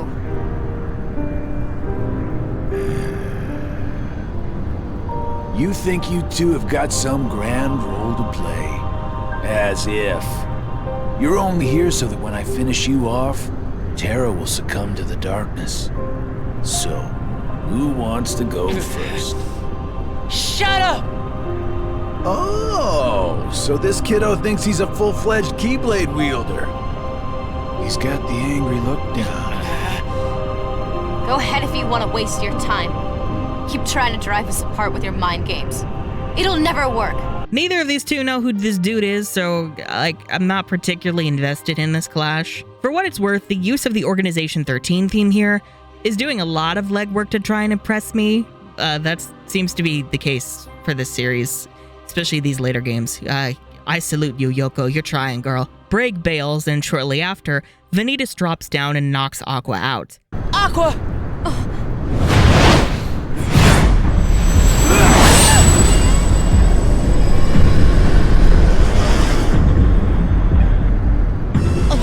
I'm not sure how exactly, his blade clearly does not connect with Aqua. There's no kind of special attack or a spell here that would knock her out. So what the fuck happened here exactly?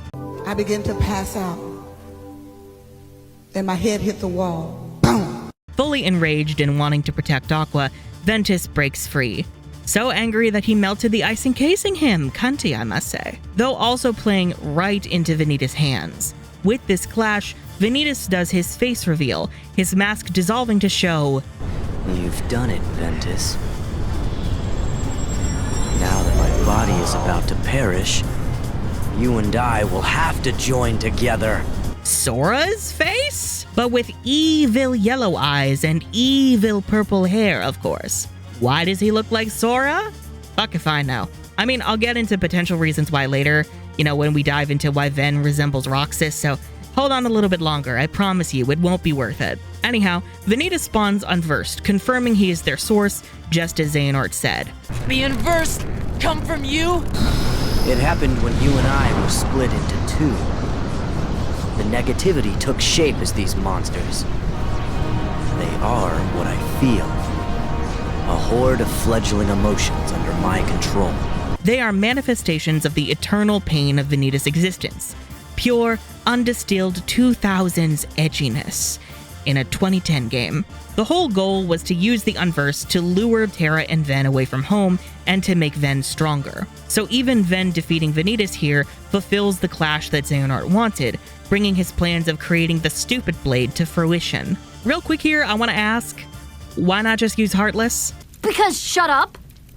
Hadn't looked at it like that. Why not have Vanitas be able to create Heartless from his own darkness and dark emotions, instead of just creating an entire new species of forgettable monsters that pale in comparison? Also, does this make Vanitas an Unversed? If not, why can he create a new monster species?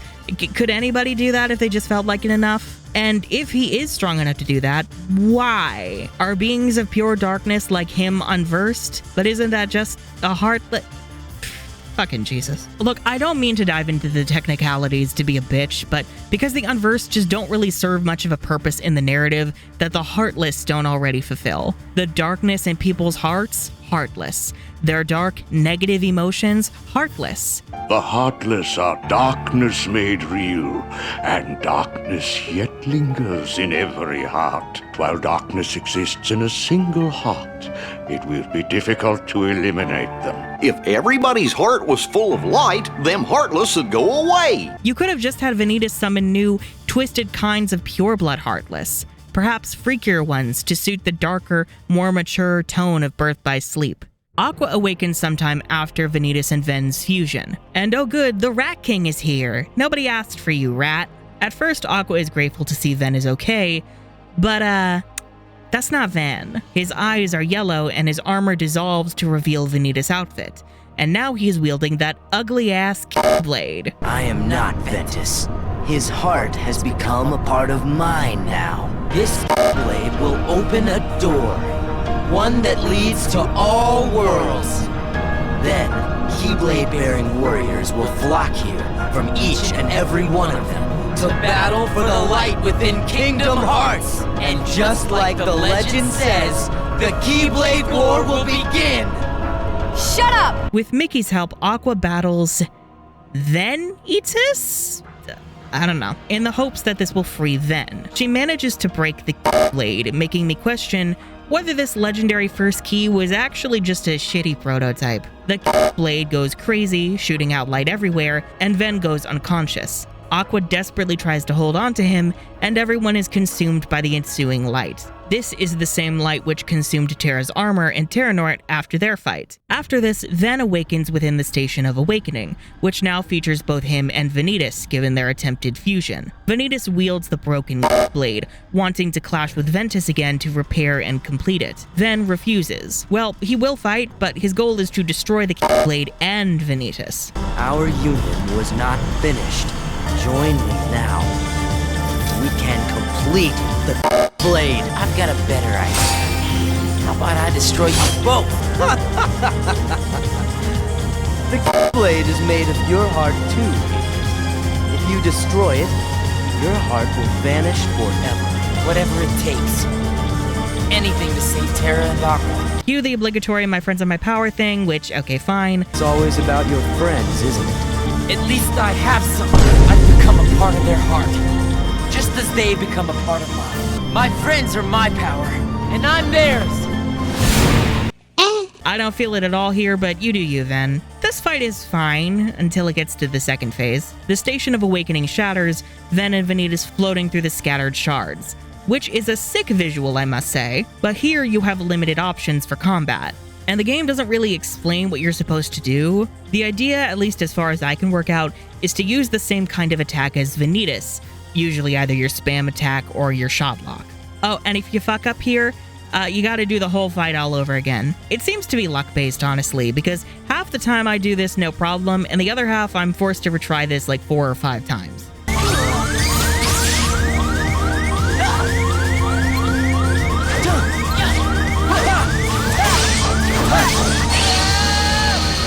Like, why design it this way? Why not have clear instructions or some kind of precedent for this style of fighting? Vanitas is defeated and the Keyblade shatters, as does Ven and Vanitas' fused heart, sending them both into deep sleep. Ven accepts this sad fate in the hopes that it means that Terra and Aqua will be safe. Aqua brings Ven and Mickey to Yensid's tower, where we learn that Ven's heart has disappeared. It's still out there in the ether, apparently, undestroyed, but until it returns, Ven will remain in a comatose state. The boy's heart is sleeping. When will he wake? I could not say. It is almost as though his heart has left. Should it return, he may very well wake. Should it not, then he may sleep like this for all eternity. Apparently this means he also will not age nor die. Okay, sure. I'll save bitching about that for KH3. The group also has no clue what became of Xehanort or Terra. Aqua is determined to find Terra and to awaken Ven, and so she heads out. Ven needs a safe place.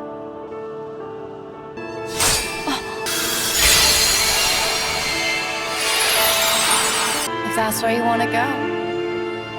Mickey, Donald, and Goofy will sit here on their asses contributing nothing, doomed to forget this in KH1 and KH2 because this hadn't been written yet when those were made. Oh, what comes after this? Well, you'll have to play the final episode for that. You have unlocked the final episode, haven't you? So to unlock the final episode, you not only have to complete Terra, Aqua, and Ven's campaigns, but you must also collect all 12 Xehanort reports, 4 for each. Fine enough. Some are gained automatically at certain points in the story, while most are found in big treasure chests that you're probably gonna find anyway. The problem comes in Terra's last one, as it has to be earned by defeating the sinister Sentinel boss in the Mirage Arena. If you will remember, the Mirage Arena is an entirely optional world. There's no signal that anything important for the story or mandatory for plot progression is hidden here, so why? What is this adding to the experience aside from making you resent the Mirage Arena because you didn't feel like touching it? The final episode begins right where Aqua's story left off. She's taken the unconscious Ven to the ruined land of departure, finding the fallen Ericus Keyblade on the ground. Of course. I would never let that happen. I promise you I will bring Terra back. Only this time, you'll see he has what it takes to be a master. He's not as weak as you think. As she makes her way inside, we hear the wisdom that Ericus imparted when she became a master, that the land of departure is allegedly coveted, and thus has defensive measures to keep its secrets safe. Now that you are a master, there is one secret in particular you must know. Should anything happen to me, and you find the Legion of Darkness at our doorstep, I ask that you take my Keyblade and use it to lock this land away. Generations of Keyblade masters have been charged with keeping this land safe. Light and darkness exist in balance here, and there are those who would abuse such neutral ground. This is why our predecessors devised a certain trick. Just use the key, and this land will be transformed. That day forward, all who visit this land will be lost to oblivion, none ever able to solve the mystery. None, Aqua, except you.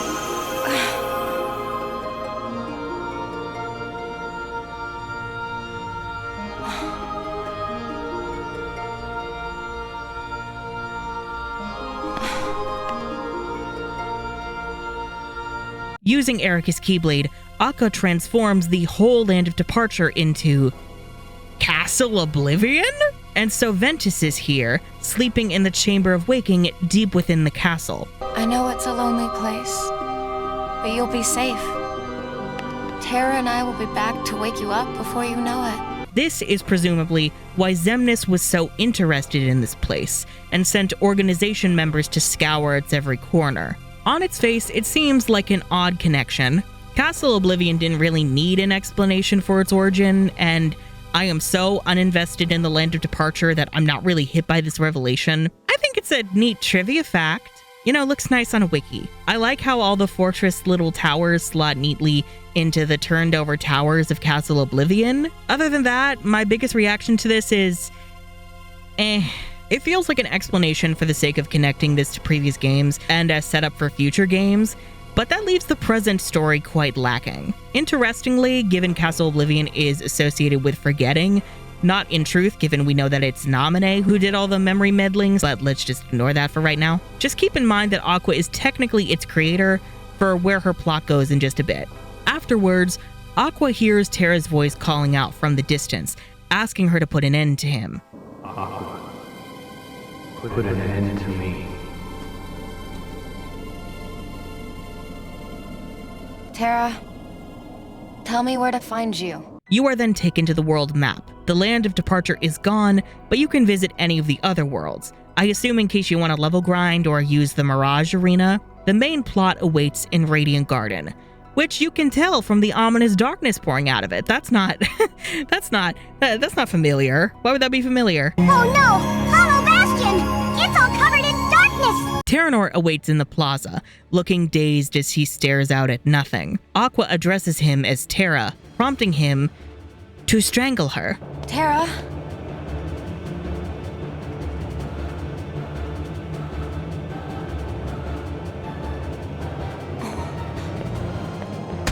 He asks who he is, obviously still confused after his clash with the Lingering Will, but Xehanort's personality quickly resurfaces to battle Aqua.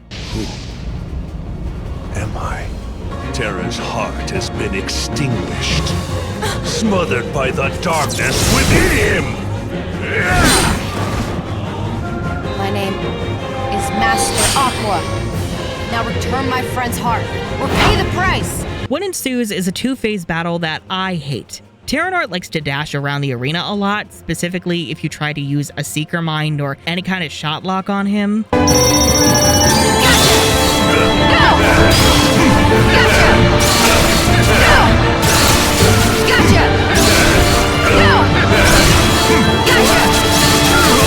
I guess Terra only gets iframes when he's a boss. He can also stun lock you with his Zantetsuken combo, which has barely any kind of telegraphing before he uses it. I can only deal with it thanks to the Better Battle System mod letting me break free. Also, Xehanort can heal himself. I recall when I was younger noticing that he could only do this if I had any kind of cure magic in my deck, but I swear, on my Steam Deck, he can heal even if I have only potions. Maybe it's just me, but a boss being able to heal itself feels like something that needs more safeguards to keep it from feeling annoyingly cheap. In the second phase, Xehanort summons the infamous Come Guardian. Come Guardian! In case you weren't sold on the Ansem Seeker of Darkness connection yet. You're probably not thinking much about the Guardian, assuming that it's just another kind of pure blood Heartless, but Keep it in mind for later games. Now, why is this happening in Radiant Garden? Well, mostly because we need this to link to this battle's direct aftermath for Xehanort. You could argue that this darkness gripping a place that is supposedly the capital of light in an era of peace is an omen for its imminent fall, and it's also where the Wayfinder trio had their major falling out, putting them on the path towards this sad fate. But for me, the underwhelming Radiant Garden visits can't help but undermine this clash, as well as the underwhelming writing surrounding Terra and Aqua as a whole. Terra briefly comes to trying to free himself, using Xehanort's Keyblade on himself, in a way that also looks familiar. This'll teach you! Get out of my heart! The Guardian dissolves, somehow creating a portal to the realm of darkness? You know, I have no clue how the hell that happened. Feels like a bit of an ass pull to get Aqua where we want her. Xehanort falls into the portal and Aqua dives in after him. She uses her Keyblade glider to try and get them back to the realm of light, but the portal is closing fast, and she knows that they won't make it at this rate. I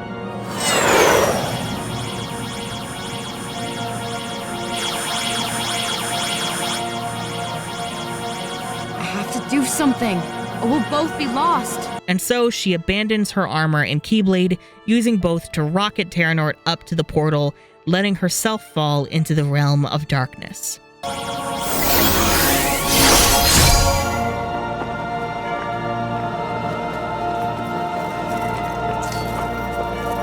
I'm with you. Go!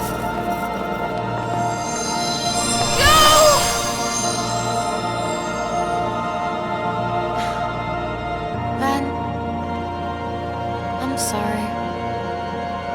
I might not make it back as soon as I thought, but I promise I'll be there one day to wake you up. I get it, girl, but I cannot protect you from the accusations that you enabled all the bad shit going down in Cage 1 and Cage 2 in the first place.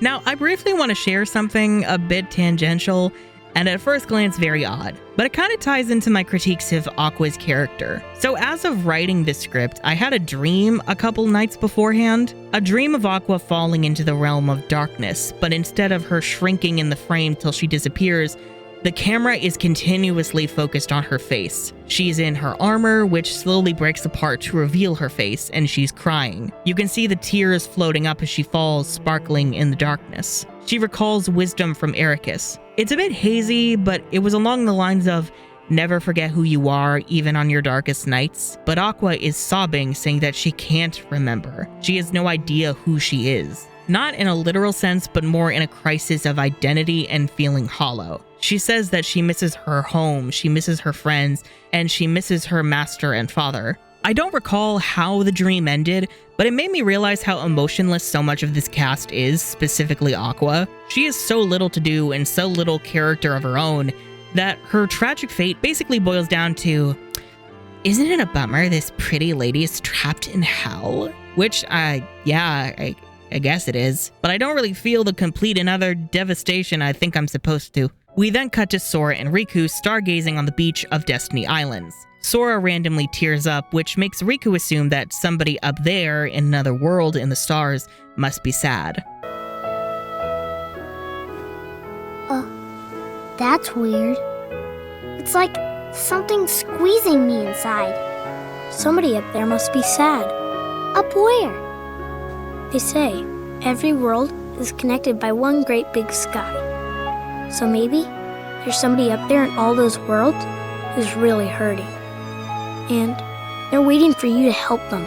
This is perhaps a tad on the nose, but in this case, I guess I'll accept it. Because it's the closest I've gotten to feeling any emotion beyond frustration during this whole game. In Sora's Station of Awakening, we get confirmation that he was the new heart that helped Ventus to heal at the start of the game. And now Ven's drifting heart reaches Sora, seeking refuge within him. I heard your voice. It cut through the darkness around me.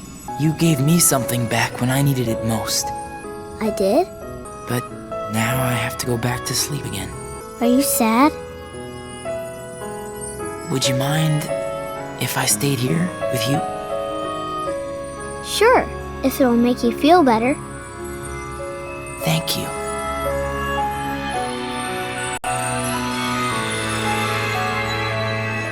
Sora accepts Ven's heart, and Sora's heart, as I have often heard fans joke about, becomes a 5-star luxury resort for people's lost hearts. So this whole time, while Ven is comatose, his heart has been chilling with Sora. What about Vanitas' heart?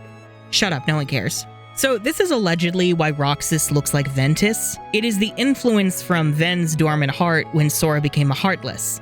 Personally, this means nothing to me. It gives a trivia fact to justify the resemblance, rather than a plot point that holds any kind of meaning to the characters or any kind of theme. I tend to believe that Ven looking like Roxas was something done purely for shock value while making the KH2 secret ending, and then was justified with this plot point after the fact for Birth by Sleep. And even if it was planned, it still holds no weight for me, so that doesn't really change anything. It doesn't add anything interesting to Roxas or Ventus as characters. Sure, you could argue that it makes Sora look sweeter in how he is giving shelter to other people, even people he doesn't know at all, but so many things were already giving him that characterization. I'm also not exactly sure when Sora lost his heart what happened to Ven's. Like, Sora did that to free Kairi's heart, which was also inside him.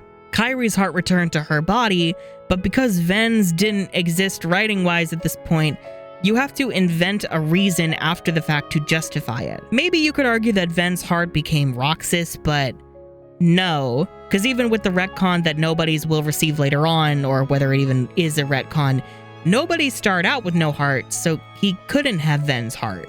And even if he did, it's not really doing a lot for me.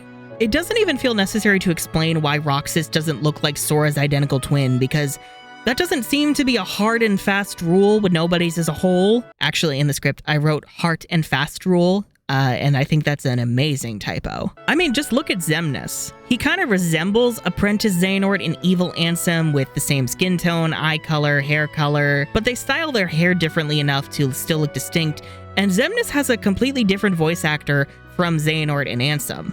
And look at Naminé. She's Kairi's nobody, and while their faces are similarly framed by their hair, they still have different hair colors, and Naminé's has always been longer and differently styled. And again, different voice actors. Why not just hand wave away why nobodies don't look identical, or say, they're their own people, of course they look different. I might have mentioned it before, alluded to it at some point. There are two lenses to look at when analyzing media, Watsonian and Doylist. Sherlock stands, you may recognize these terms. And they basically have to do with how you analyze a work of fiction, either within the universe or from the standpoint of someone wrote this. Doylist refers to you're analyzing something based on the fact that this is a narrative constructed by a real person, and so you're analyzing it through a storytelling lens, as in, why did this person make these writing choices? What are the real world reasons for all of these choices? Versus Watsonian, where someone tries to explain in-universe logic to do with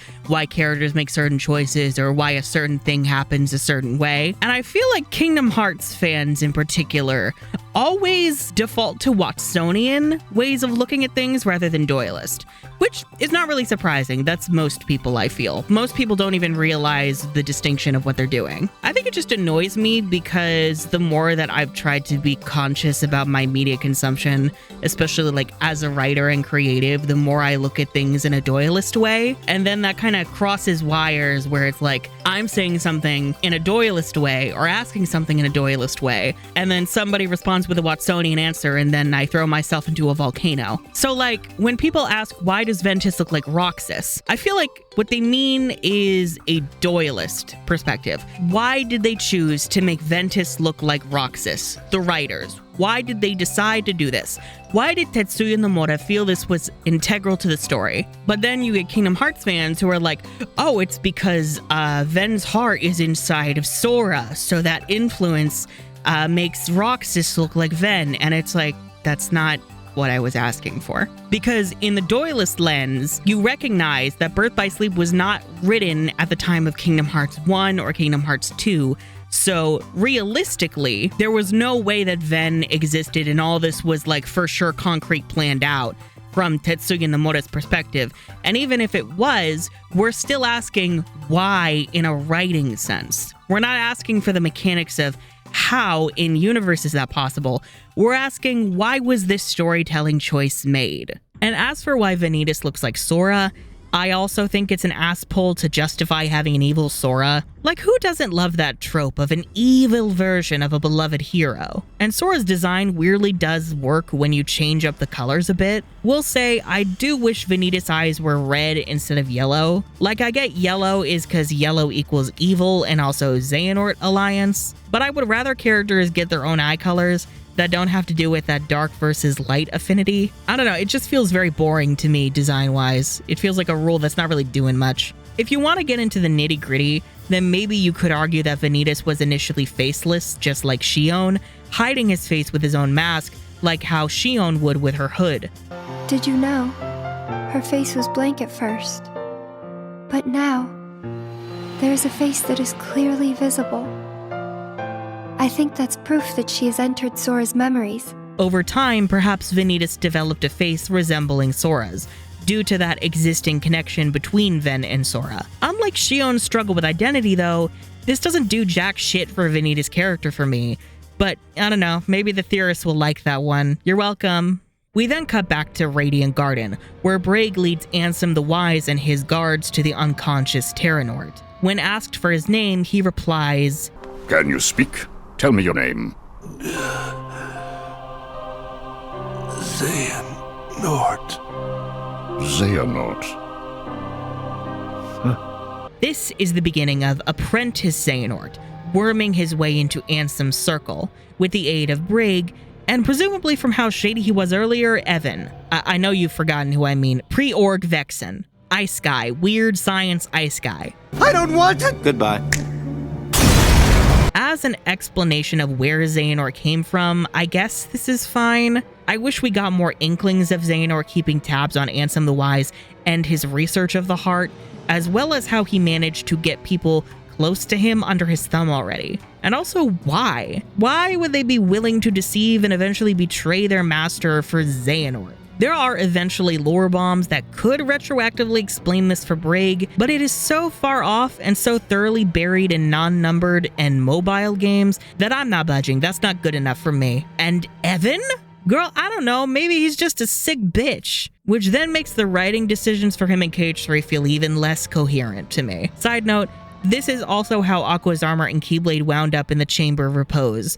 I know you don't care, but that's how. Aqua, meanwhile, is trapped in the realm of darkness and has been for the entire series up until this point, which means that Aqua has been wandering the Kingdom Hearts equivalent of hell for 11 years at this point. It's been 84 years. She's barely holding on to hope and only has Erika's Keyblade to defend herself. Seems like I've been walking for ages. How long have I been down here? Again, very tragic fate, but it also doesn't really hit given Aqua's character is so lacking. And that especially annoys me because the idea of being trapped in this dark, lonely, hostile, liminal place for over a decade sounds like such a good pitch for a story, and a very easy allegory for depression, which they do actually explore in a follow-up game all about Aqua's very bad, no good hell days. Well, I say game, it's more like a glorified tech demo. But the lack of a foundation for Aqua's character doesn't truly do this justice. There's a point where two dark sides rise up, and Aqua is so exhausted she's ready to just let them kill her. Maybe I should fade into the darkness here. But then Terra and Ven's Keyblades fly through and destroy the dark sides. No clue how that happened, but it is an attempt to remind Aqua of her lost friends. Doesn't mean a goddamn thing to me emotionally, but I respect the vision.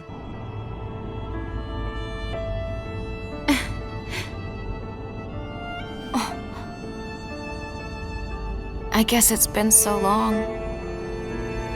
I almost forgot how to smile. There's always a way. Now, like KH1 and KH2, Birth by Sleep also received a final mix version, which is essentially a director's cut with additional secrets, bosses, and features. No, it was not put on the PS2 like it should have been, it was still on the PSP. Firstly, new colors for the Unversed. And just like with the Heartless, these changes suck. Again, fan patches and mods fix this, but the fact you cannot change them back to their original colors in the official game is disheartening and disgusting. For combat, you get the new Rhythm Mixer command style. Musa, Fairy of Music! It's Cute. I haven't gotten it enough times to have a full opinion on it, but it's there, I guess.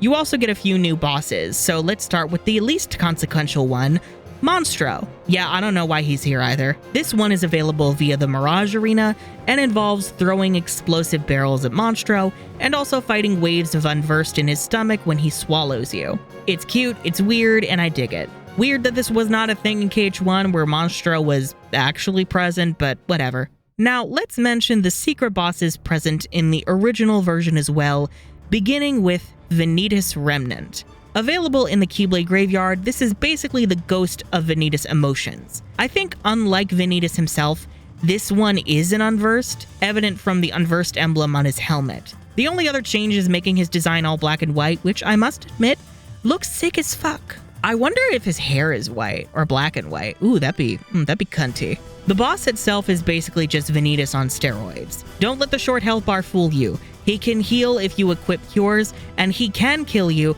in 1 or 2 swings. He's a real nightmare that nobody likes, especially with the regular unmodded combat, which is kind of a running theme for this game's post-game bosses. Don't fight any of them as Terra. I'm not an expert on this technical stuff, so I'm gonna point you to other creators who are better at tearing those things to shreds. Next, you've got the Mysterious Figure, who, much like the Unknown in KH1 and the Lingering Will in KH2, is a character who will be very relevant in future games. This one is infamous. Quite possibly the most hated and worst designed boss in the entire franchise.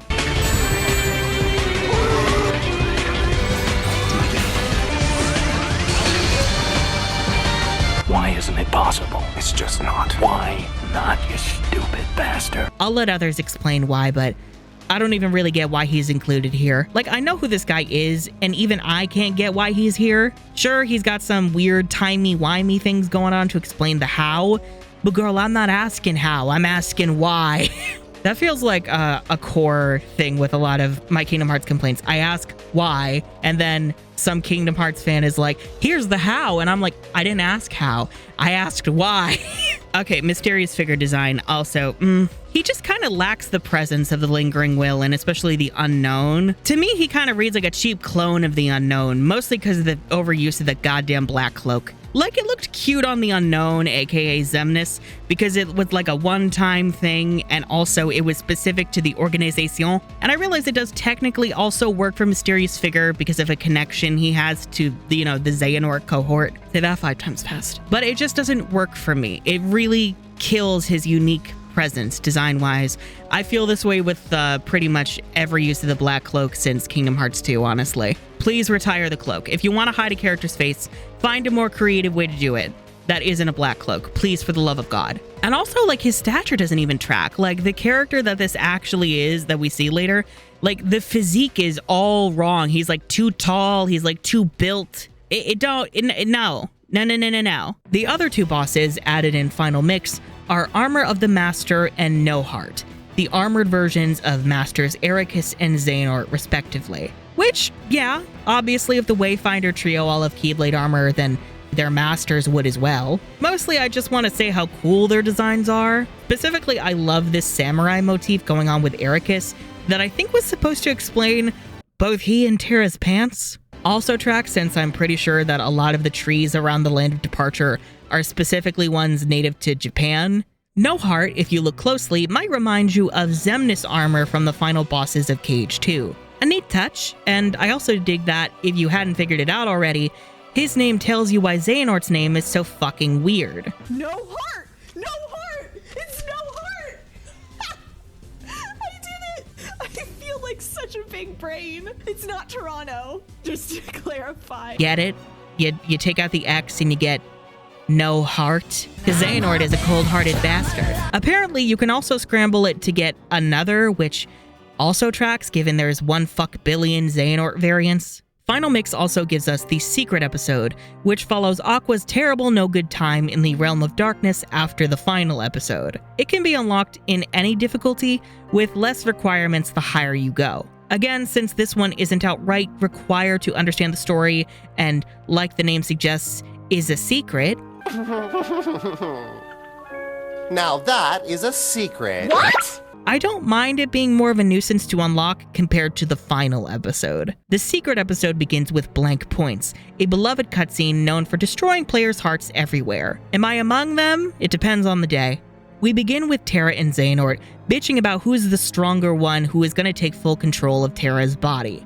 In the end, your heart will be engulfed by mine forever. Wrong. You're gonna get shown the door, old man. As I recall, you couldn't even handle your own darkness. How then will you triumph over mine? I'm gonna assume that they've been doing this bitch off the entire time, which is so amusing to me. It's giving that one scene in Bridesmaids where a woman and a teenage girl insult each other for a whole 10 minutes. Iconic. You're stupid. Okay, well, at least I'm not stupid and dumb. You're fat. 3 weeks later. Well, I'm pretty enough in some places. Yeah, where? Russia? No one goes to Russia. Russians do. Many months later. I bet you have HPV. I bet you have it too, and I bet your whole freaking family has it. So much later that the old narrator got tired of waiting, and they had to hire a new one. You're gonna die someday. So are you, sooner than me. Not unless you get killed. You could get killed tonight. Imagine that for like 13 years, wow. We then see Apprentice Xehanort wandering the Radiant Garden Castle. Braid questions whether he truly has amnesia, and whether it might be Terra who has taken control. Hey, Mr. Master. Oh, come on, you don't even know your pal? Please tell me the amnesia was just a sick joke. Boy, this is some cliche. Hey, you're not Terra. Just gotta check. It would seem that Xehanort actually does have amnesia, presumably because of the inner conflict between Terra and Xehanort, preventing Xehanort from fully asserting his own will and leaving the apprentice kinda confused on what's going on. Oh my god, wait, is this the actual inspiration for the book that Blake read in Ruby? It's about a man with 2 souls, each fighting for control over his body. If this conflict sounds interesting, don't worry, it won't be explored nearly as much as it should be, nor Braig and Evan's reactions. We don't even really get into Ansem the Wise's own relationship with Xehanort. Like, what was that like? Did this confused apprentice Xehanort truly feel lost in his identity, looking to Ansem for guidance? Did Ansem sense the darkness within him before his betrayal? And what even led to the betrayal? Did Xehanort eventually manage to break through and fully take control, and that's what triggered the coup? There's a lot of drama to do with Xehanort's schemes and Ansem's disciples turning against him that is locked away in the secret reports seen in a lot of the games. And maybe it's just me. This feels too important and too juicy to leave in purely optional logs. I would like to see this character drama playing out before my eyes, please. We then cut to the distant future, and you can tell because Ansem is in the realm of darkness. This is where he wound up after his presumed death in Cage 2. How did he wind up here? Bitch, I don't know. And it seems he's also at the Dark Margin, the beach at the Realm of Darkness edge. If he wound up here, then how did he miss Sora and Riku showing up after they defeated Xemnas? Also no clue. Bitch, I don't know. Aqua walks up to him, asking how he wound up down here, but Ansem can't recall. Who are you? Why, hello. It's not often I get visitors. Please, call me Aqua. Why are you sitting here all alone in the realm of darkness? How did you end up here? I can tell you this is my second time on these shores. But unfortunately, much like the first, I do not remember who I am or whence I came. Everything was washed away in whatever currents carried me here.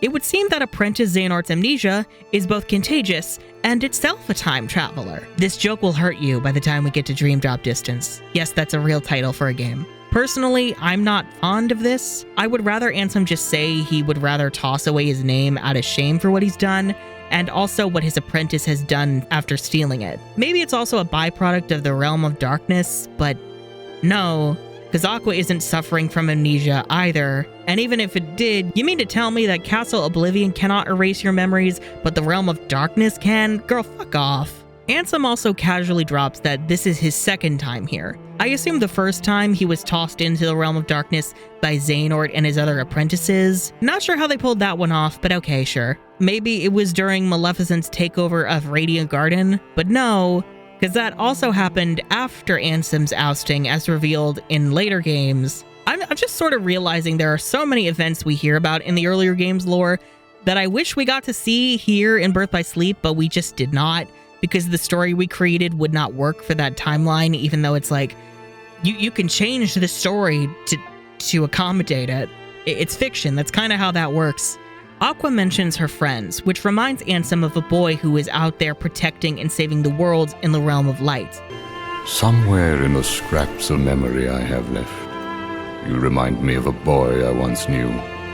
He is very much like you, true to his friends and kind. This boy travels to many worlds and fights to keep the light safe. I've been away too long. Did something happen out there? Are the worlds in danger? Sad to say, they nearly fell to darkness more than once. But at every turn, that boy arrived with Keyblade in hand to save the day. Wait a sec. Is his name Terra or Ven? Neither of those, I'm afraid. Should have known. We don't hear the name, but girl, you know who it is. Especially as we see characters that we know with tragic fates, each taking a chance to give him a shout out. Maybe he can set things right. A boy like him who touches so many hearts. He could open the right door and save all those people whose lives I managed to ruin. What's this boy's name? His name is Sora.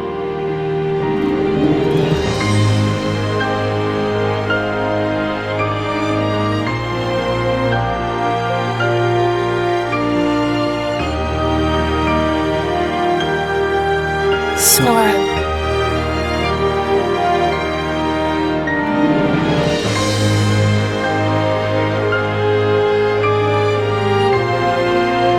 Sora.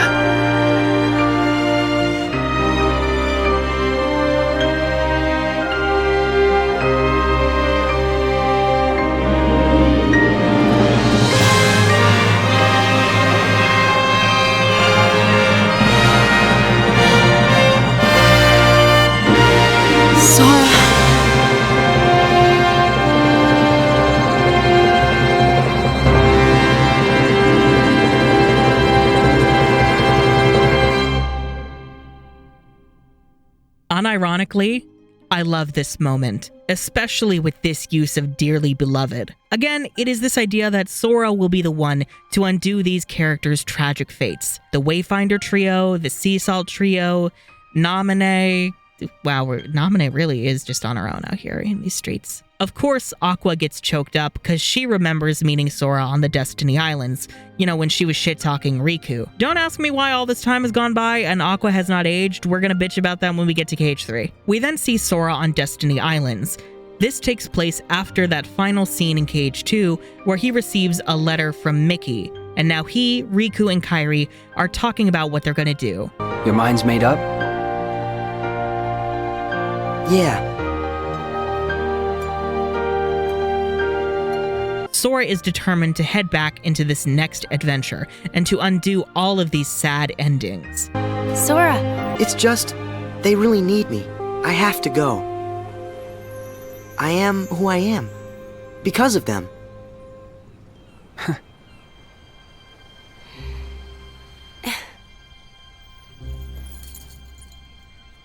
See you soon. Love that for him, even though the continual building of hype is gonna be such an undoing for this. Also, obligatory Kairi deserved better. Like, what do you mean she doesn't get to go with him? What? Just another see you soon? See you soon. Flashback. Well, let's go. You can't go. Why not? Because it's way too dangerous. I can't help? You'd kind of be in my way. I guess nothing's changed. Nothing's changed. Look, Nomura, I get that you did not think of Kairi as anything beyond a motivation for Sora, and to you she's not a character, but is it that hard for you to see her as one? As a character with her own desires? Is it that hard? This time, I'll fight. 12 seconds later. See you soon. God, I wish I was dead. Oh yeah, Ansem also name drops the title here. So many are still waiting for their new beginning. Their birth by sleep. So birth by sleep is kind of a rebirth, I suppose, an awakening from a long tragic sleep, not unlike some of our Disney princesses. That goes for the Sea Salt trio, for Naminé, and for our Wayfinder trio. Personally, I find it kind of bullshit, but okay. Oh, yeah, also, if you're wondering why it's called Birth by Sleep in the first place, it's because Nomura really enjoys his weird little quirks. So Nomura has always had like a weird fascination with like online formatting, specifically like chat forum formatting. Like, you know, when you're in a forum or whatever, I say this having like never really touched forums, Jesus. But like there's this thing when you're replying to something in a forum online, like a chat. The reply is like re with a colon after. That's why the remakes like Chain of Memories and Recoded have that. It's because Nomura really likes that. And Birth by Sleep has that name because he really liked BBS, like the letters together, which normally stands for Bulletin Board System. So he was like, I really want a title to have that. And also, I feel like a lot of titles don't have by in the middle. Like a lot of titles have of in the middle. What about by? That sounds fun. So I want a title with by in the middle that also stands for BBS. Something by something. Birth by Sleep. There you go. Nomura, oh, for fuck's sake. You couldn't have called it like Kingdom Hearts 0: Birth by Sleep. You know, like, at least the 0 would indicate to people that this is a prequel. I'm just saying. You can have your quirky little title what is this fixation with like the non-numbered versus numbered titles? Like, come on. And now, the playable bit. 0 point.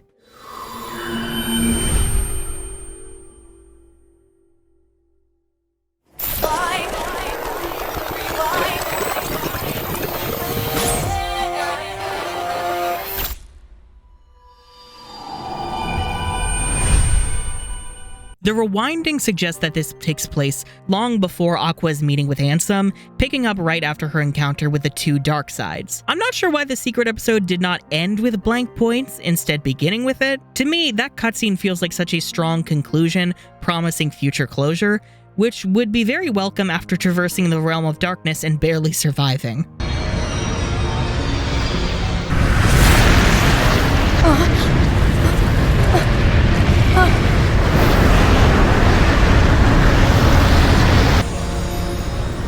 What is going on? There's also not much to talk about here, sadly. You play as Aqua, making your way down these winding paths and battling waves of Heartless, all of them of course supercharged to deal more damage. This culminates in the Hunter of the Dark boss.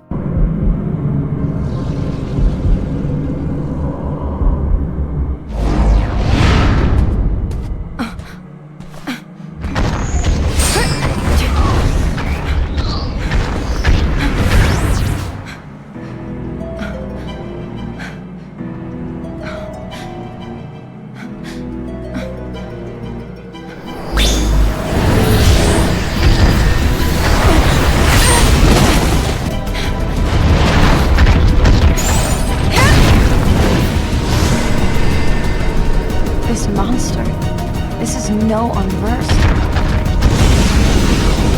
Just a dweller of darkness. There's this cool recurring bit of seeing through the boss's perspective as it stalks and lunges at Aqua. Keep stalking them. But in the actual fight, it doesn't do much to disorient you, since all you gotta do is cartwheel for those sweet iframes. Also, is anyone else getting like Darkthorn flashbacks from KH2? This feels like Darkthorn's like very boring cousin. I do like getting to see more of the Realm of Darkness, at least. I prefer how it's depicted in a later game, but for a secret episode, I think it does well enough. Gray roads that almost look a bit fleshy, suspended in a dark void. The boss arena is actually that forest from Castle of Dreams, where Aqua fights the cursed carriage. This is what happens when you go against my wishes.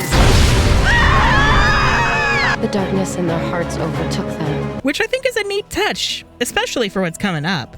After the boss, Aqua makes her way out and is shocked to see the Castle of Dreams. Oh, could it be?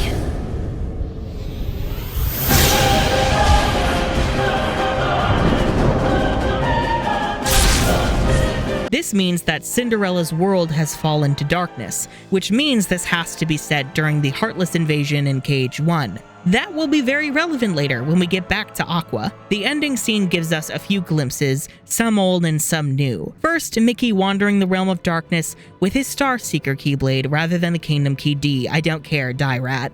Second, Kairi and the Twilight Town gang outside the abandoned mansion. What? When did that happen? I can tell you it's not something from a future game. Am I going to be angry about this glimpse of Kairi being relevant that was never expanded upon and was stolen from me? Oh, you betcha. We see Ansem the Wise as Diz using a weird tablet PDA thing while Sora is asleep in the pod. This moment is Ansem hiding some of his data inside Sora. Please do not take that as an innuendo. I beg you. While the boy slept his long sleep, I hid the results of my research inside him, transplanting the data to where it might best serve a purpose. And last, we see the young Xehanort on Destiny Islands as he becomes Evil Ansem, Xemnas, and Master Xehanort. There's other shit too, but it's shit we've already seen, so I don't fucking care. We then end with Birth by Sleep Volume 2. What the fuck does that mean? Well, it means we'll be checking back in with Aqua soon.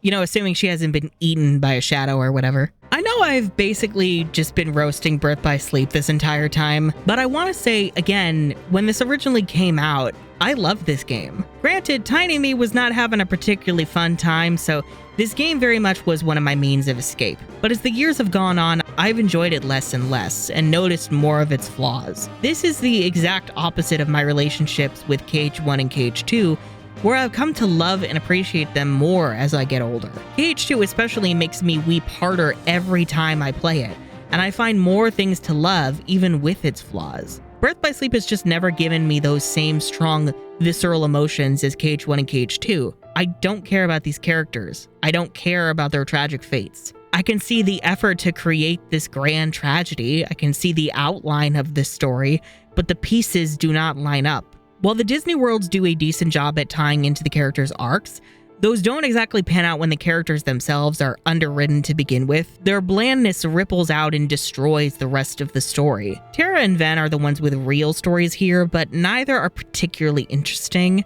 Terra's lack of agency and his evil and all the misunderstanding tropes undermine his supposed fall to darkness. Again, I would rather see Terra knowingly make fucked up, morally ambiguous choices as Xehanort manipulates him, because I just don't buy his fall the way that it is. And Ven is just kind of there. The tragedy of his fate of being used and objectified never hits home, because I don't think the story fully recognizes that's what it's about. Aqua has no reason to really be here, aside from giving us a perspective to follow after Terra and Ven are out of commission. Even Vanitas feels severely underutilized. He could have helped in giving these three more to do, tracking and encountering him more often throughout the worlds, and seeing him directly causing the unversed crisis, rather than having it occasionally alluded to. Radiant Garden's depiction here will never not disappoint me, again because of arbitrary timeline and consistency constraints, like not letting Ansem hear Xehanort's name before he becomes Ansem's apprentice,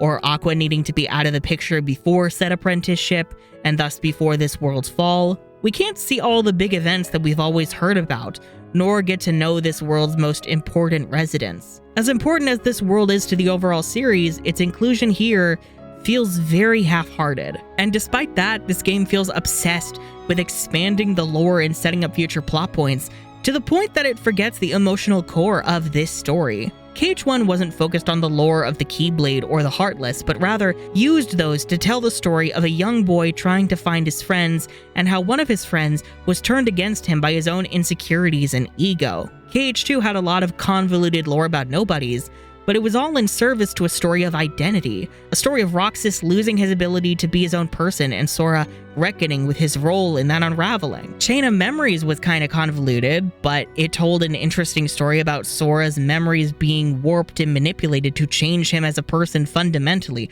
on an insidious level, and also had great antagonists both in the organization and in Naminé. The pity that you feel for Naminé is so palpable. Like, I love her character. And I think she also had more going on than Aqua, so that's, yeah. And same for Xion, really. Ugh.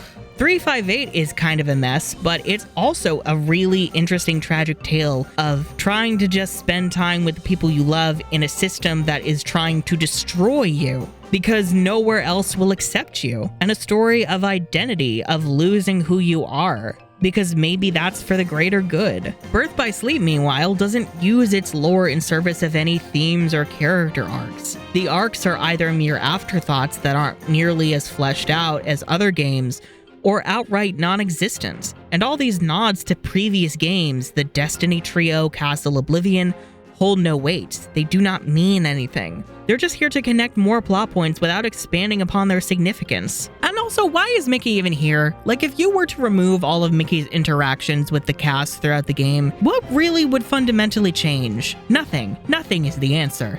On the whole, Birth by Sleep saddens me.